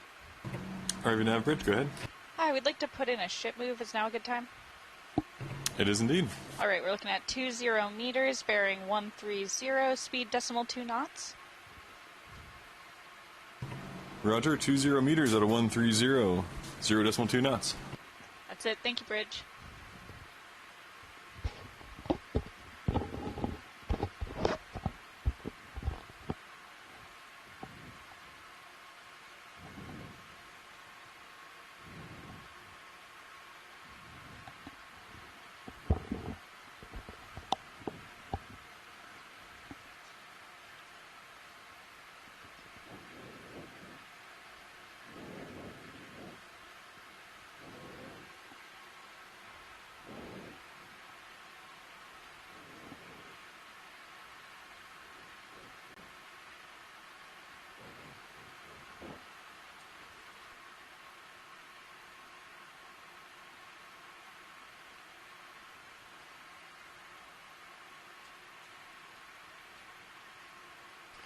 looks a bit like a thinner covering of sediment on this area. You kind of see the black ferromanganese encrusted rocks or bottom pavement really showing through the sediment here. You can see more rocks off in the distance too, and looking at the sonar, we might be coming into an area with more rocky outcrops. A little starfish hanging out on one of those rocks. We have a snap zoom on that, pilot, please. Yeah. Thank you. Just below the lasers, quite far away. Go for it, video. Lasers right there, nice and small. Nice, very small little starfish. Hanging out on this rock. Thank you, pilot, that's great. Sounds good. Video when you're ready, come wide. Oh, some little brittle stars on there as well, some brittle stars on the rock. Brittle stars are commonly found on sediments. There are many species of brittle star that actually will hide in the sediments and get out of the way. Get out of the way of predators by kind of digging themselves in. And sometimes when you're traveling over a heavily sedimented area on the bottom, you can just see this little brittle star shape in the sediment where it's actually dug itself into the sediment and underneath. We have that sea star that we're just looking at is a cookie star, Gonistiridae. Yeah, cookie star. That's a good name for it. I like that.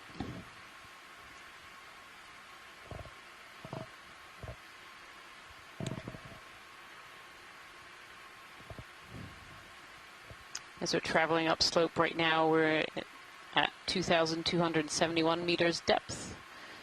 We started this dive at 2,420 meters, so we've come up almost 200 meters, a bit less.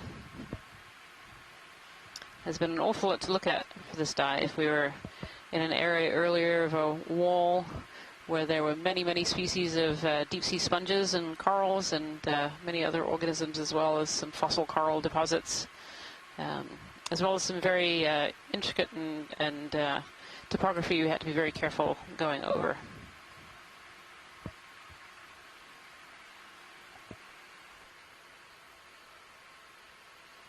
And now as we're coming to kind of the upper area, we're in a much more sedimented area. And as Jason was saying earlier, this mimics our dive yesterday a little bit as well.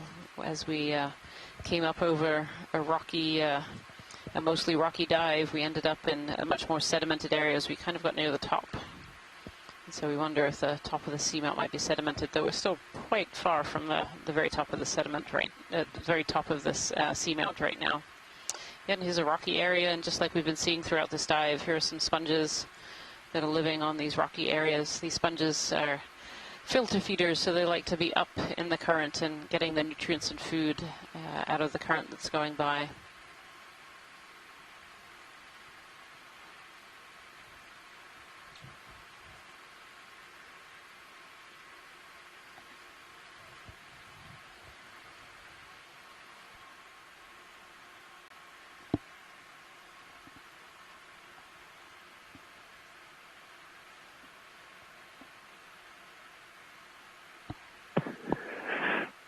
I'm wondering if we're seeing, and it was mentioned in the chat room not too long ago, that perhaps we've been traversing over more sheet-like volcanic flow morphologies, and those perhaps are able, because of their more sheet-like or flatter nature, they're able to perhaps accumulate this sediment, where now we're moving into areas that seem to have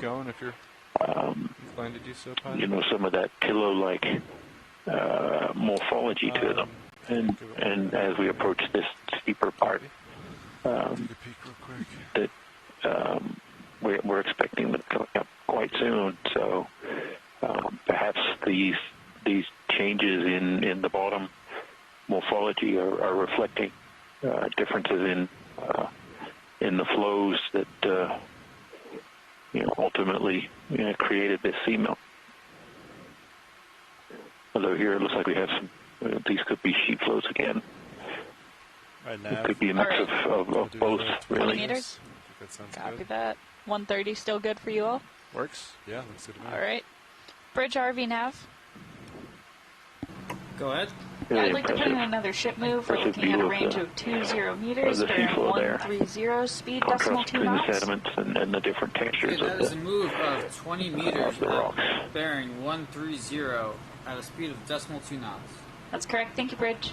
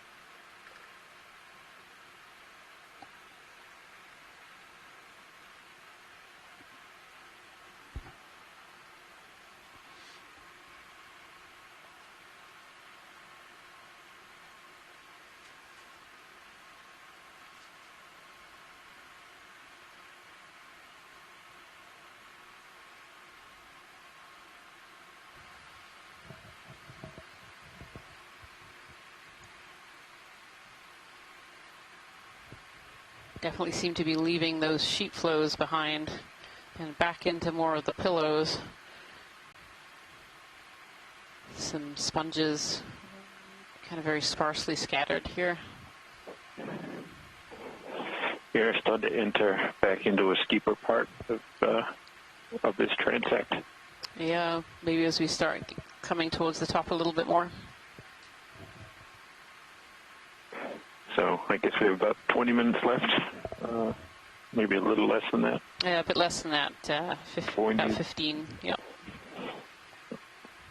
So we'll get a bit of a sneak peek of you know, what this steeper section has to show. And then we'll have to leave it for someone else to come back. I think this has been a great dive, first dive on this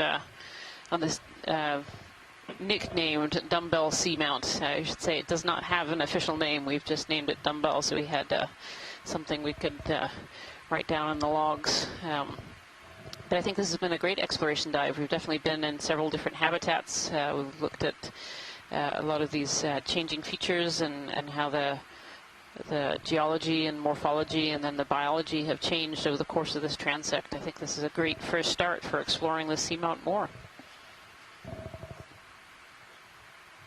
These lepidiscus whip corals, these are bamboo corals. And we've definitely started to see more of those as we've come up a little bit shallower in our transect. It's actually just 3 in this image alone. 4, yeah.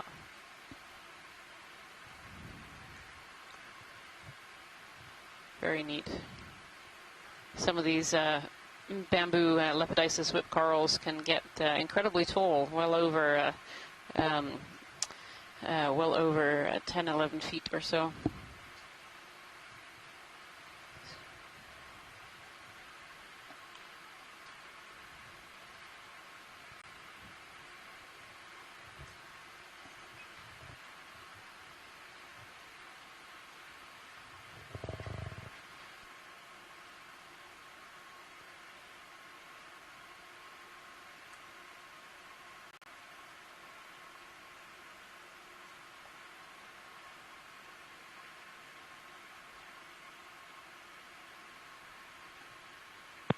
some more of these stalk sponges as well, similar to the ones that we saw in yesterday's dive, so abundant, and this vase in the middle here that we've seen a few of.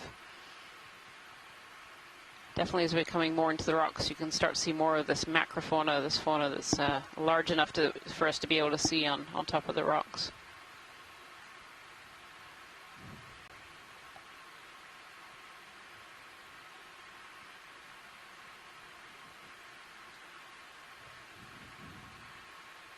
Oh, could we have a zoom in on that crinoid, please? It's just to the right of center, please, pilot.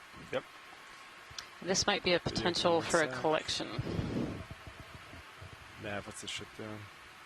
I think that ship move was complete probably 2 minutes ago. Copy. Nav, bridge, move complete. Copy that. Thank you, bridge. Yeah, so this take what you want. Yeah, this is a crinoid, otherwise known as a feather star, and they are related to the echinoids, the starfish, the sea cucumbers. They are echinoderms and really beautiful. And these dark-colored crinoids apparently might be pretty unusual. It's hard to tell if it's stalked or whether it's sitting on the stalk of something else that's been left behind. I'm almost inclined to say this is a stalked one. But these red-colored crinoids of feather stars are supposed to be pretty unusual. We don't know what species this one is, and so I think we're going to set up for a collection, please, pilot. Okay. Video command. Nav, can you estimate how much swing Sirius might have? See if we'll have to move the ship back at all. You can look at the times. Assume a 5-minute delay. Yeah, I think you've probably got another 2 minutes of sway. Copy. Just want to back maybe a 5-meter reverse. The opposite we're doing. Sound good, Copilot? Yeah, I'm looking at you at 4 or 5 degrees. We may settle out right above you or so, but if you feel comfortable, we can move back. Yeah, just to be safe. Let's just do 5 meters backwards.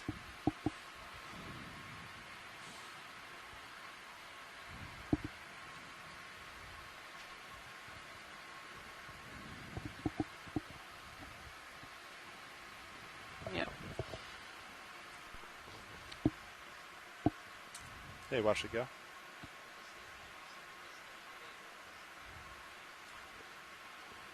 Sure. Should I wait to put that in, or should I still put it in? You can wait. All right. And see how much swing Sirius gets in the next minute, too. Video, do you want to come in partial as they decide if they want to collect this or not?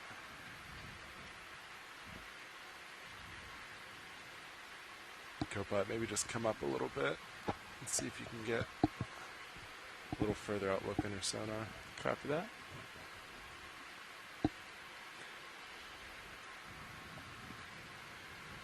think we're starting to settle here. Definitely slowing.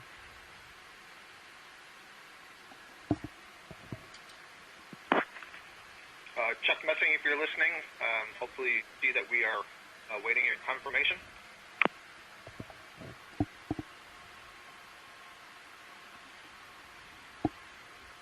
Hey, Nav, why don't you put 5 meters back?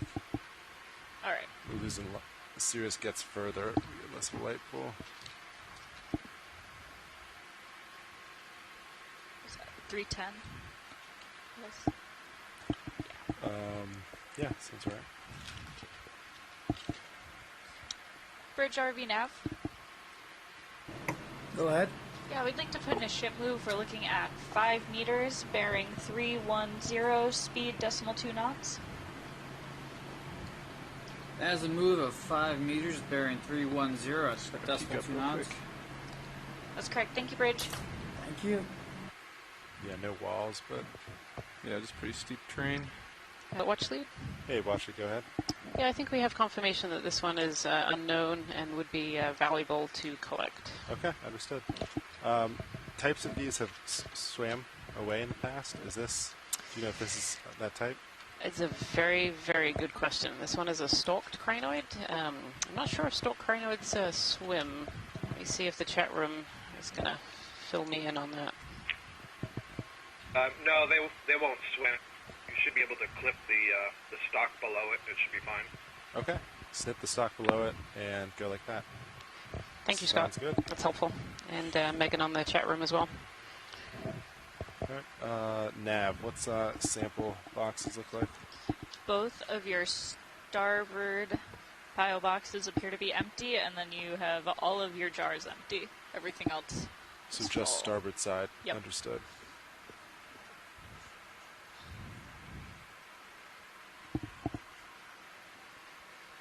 Nav, keep an eye on, close eye on Cirrus, please. And feel free, if you're high up, you can do a 20-meter delta. Copy that. If you need it. Hopefully you'll move back in a little bit.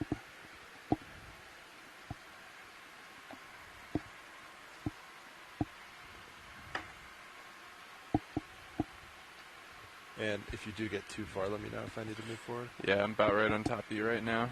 Understood. Looks like the ship's moving back though, so. Nav, you can add 5 meters. Good, Just to put Cirrus. Nav, bridge, move is complete. Copy that, bridge. I'd actually like to put in another move, another 5 meters at bearing 310, speed decimal 2 knots. Pilot watch lead. Hey, watch it go. I just have a recommendation to try and get as much of the stalk as possible, so clip it as close to the rock as you can. As close to the rock as possible. Okay. Thank you so much. Yep.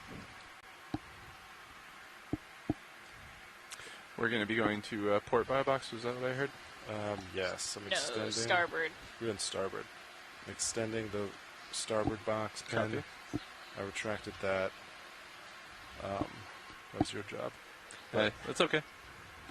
You can extend it for me. Sounds good. Standing by. Hydraulics are up. Pilot, can you tilt down the camera too? Yeah, understood.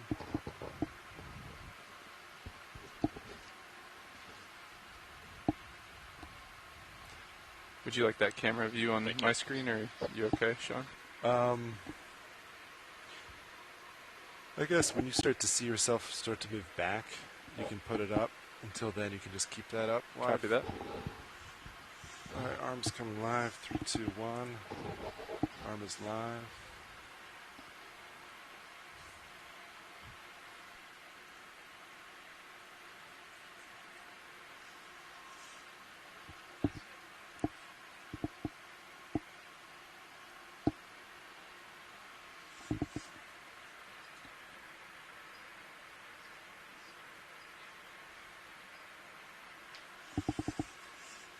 Video, can you come wide a little bit on the main HD?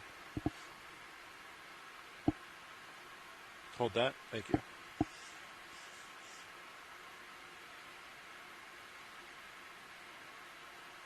RV Nav bridge, move complete. Copy that. Thank you, bridge. That move is complete. Thanks, Nav.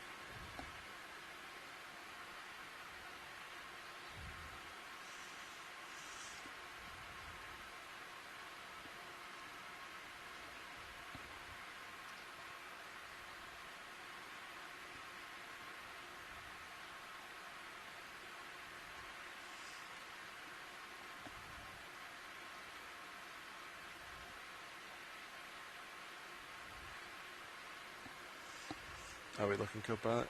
Doing okay. We're not moving back yet, but we're stable. Okay, understood.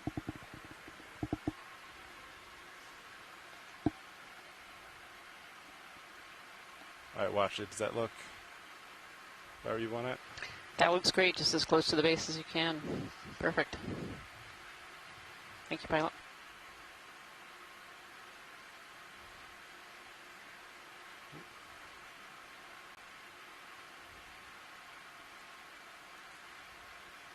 Bump the rock with my arm there.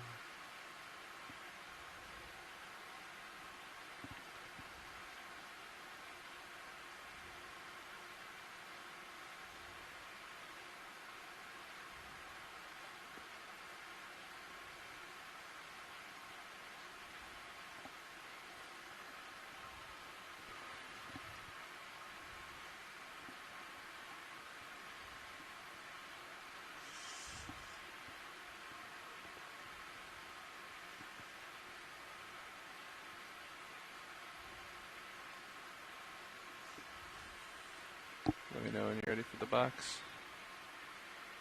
Yeah. Do you think you're moving back at all yet? Not much, really? But a little bit. I'm keeping an eye. We've been hovering around 15 meters out from... Would you feel comfortable to put the mini Zeus up? I think so. Okay. We haven't moved forward at all, so... Sounds good. All right, ROV2 going there. Would it be possible to get a snap zoom quick before you put it in the bucket? Sure.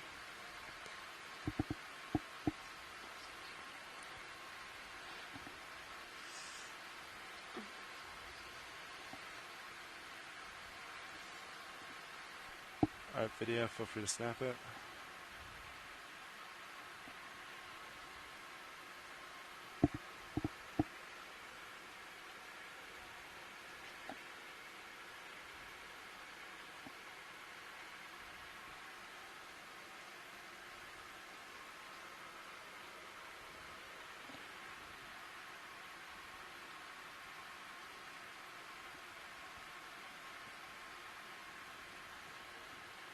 That's good, thank you. Understood. All right, video, when you're happy. All right, co-pilot, if you're set, you can go ahead and extend drawer. Copy that. I re-verified the pin was extended. Drawer Awesome. coming out. Nice and slow.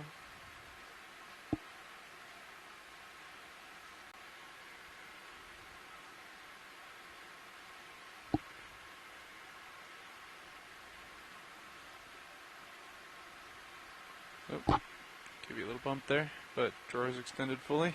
Okay. Yeah, video, go ahead and come wide now. Thanks.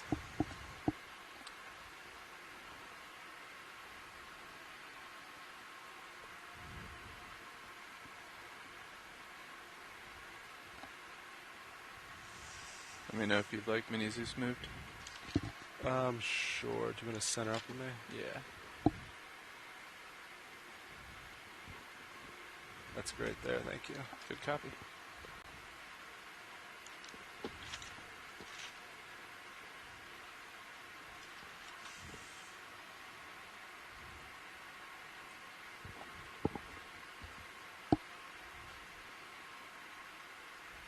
I think Sirius is finally moving back a little bit as well. You got plenty of time.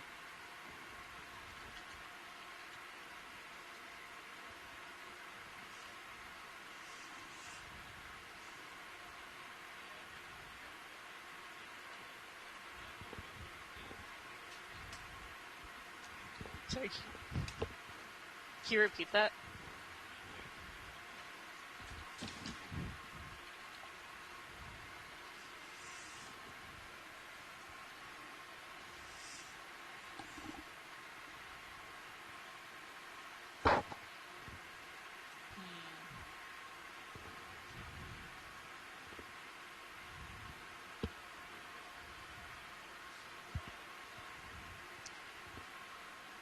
$43.09.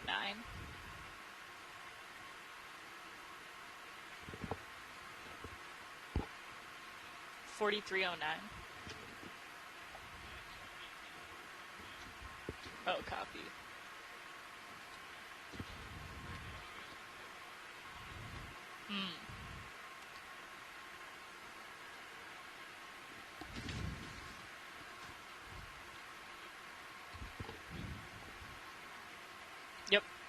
Yep. Nice. Quite a large stock on there. Stand by.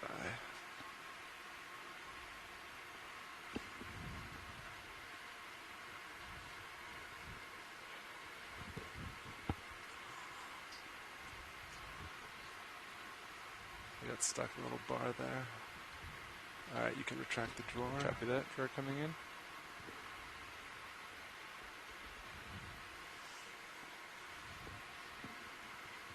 Secure. Thank you, co-pilot. No problem. Nice collection. Thank you, pilots. That was excellent. No problem.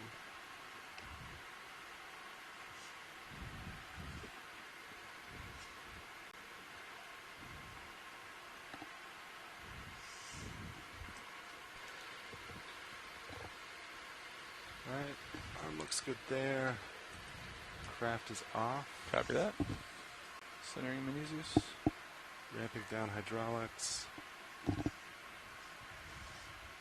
We probably want to start getting set up for ascent now. Understood.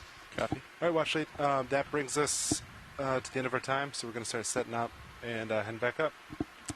Can we go back to the Thank you very much, pilots. I really appreciate a great dive today and all your hard work. Yeah, likewise. And I want to say thank you to all the scientists on shore for helping us today and identify animals and unusual species. Thanks, Video. And some of the geological morphology as well. So yeah, co-pilot, if you want to start Yeah, with lights. thank you so much, everyone, for joining us. Really good visual right there on them all. Good copy. And tune in tomorrow for our dive on Rockaway. We'll be getting some updated mapping data to better pick have better data to pick our final dive sites. So tune in tomorrow, and we hope to see you all there. Thank you, everyone, for joining in today.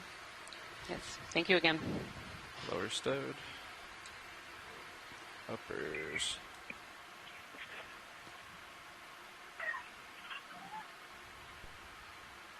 Coming in.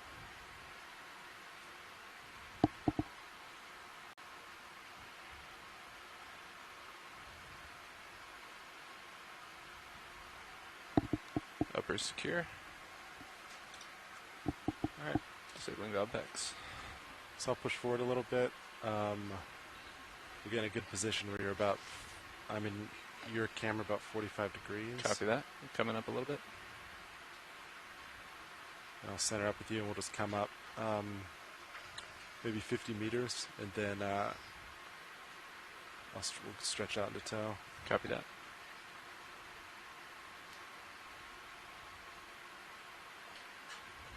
Disabling HPU.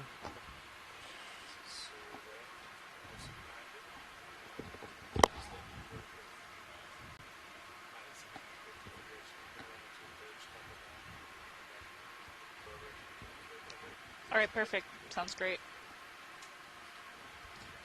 Let's see.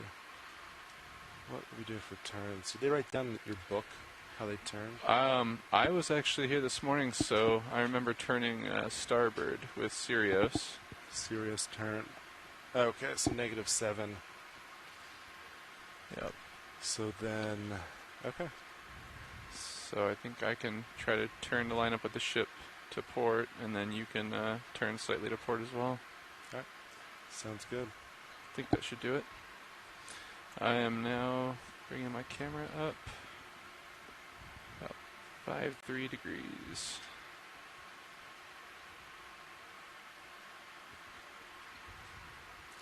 Up to 4-5. Alright. That looks good. You ready to start coming up? Ready 15 meters a minute. Ready when you are. I'll follow. Yep. Right. I will stay centered your screen. Copy that. Coming up. Starting to come up. 15 meters per minute.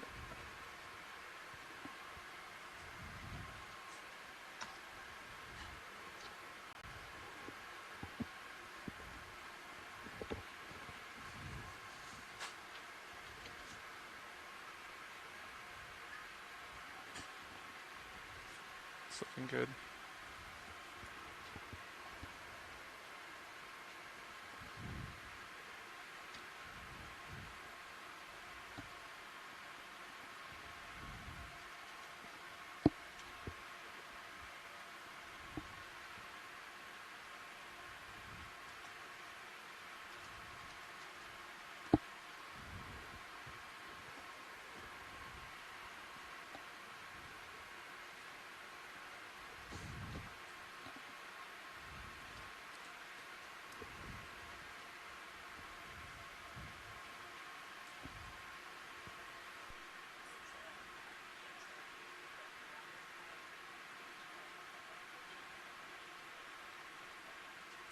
Once we're in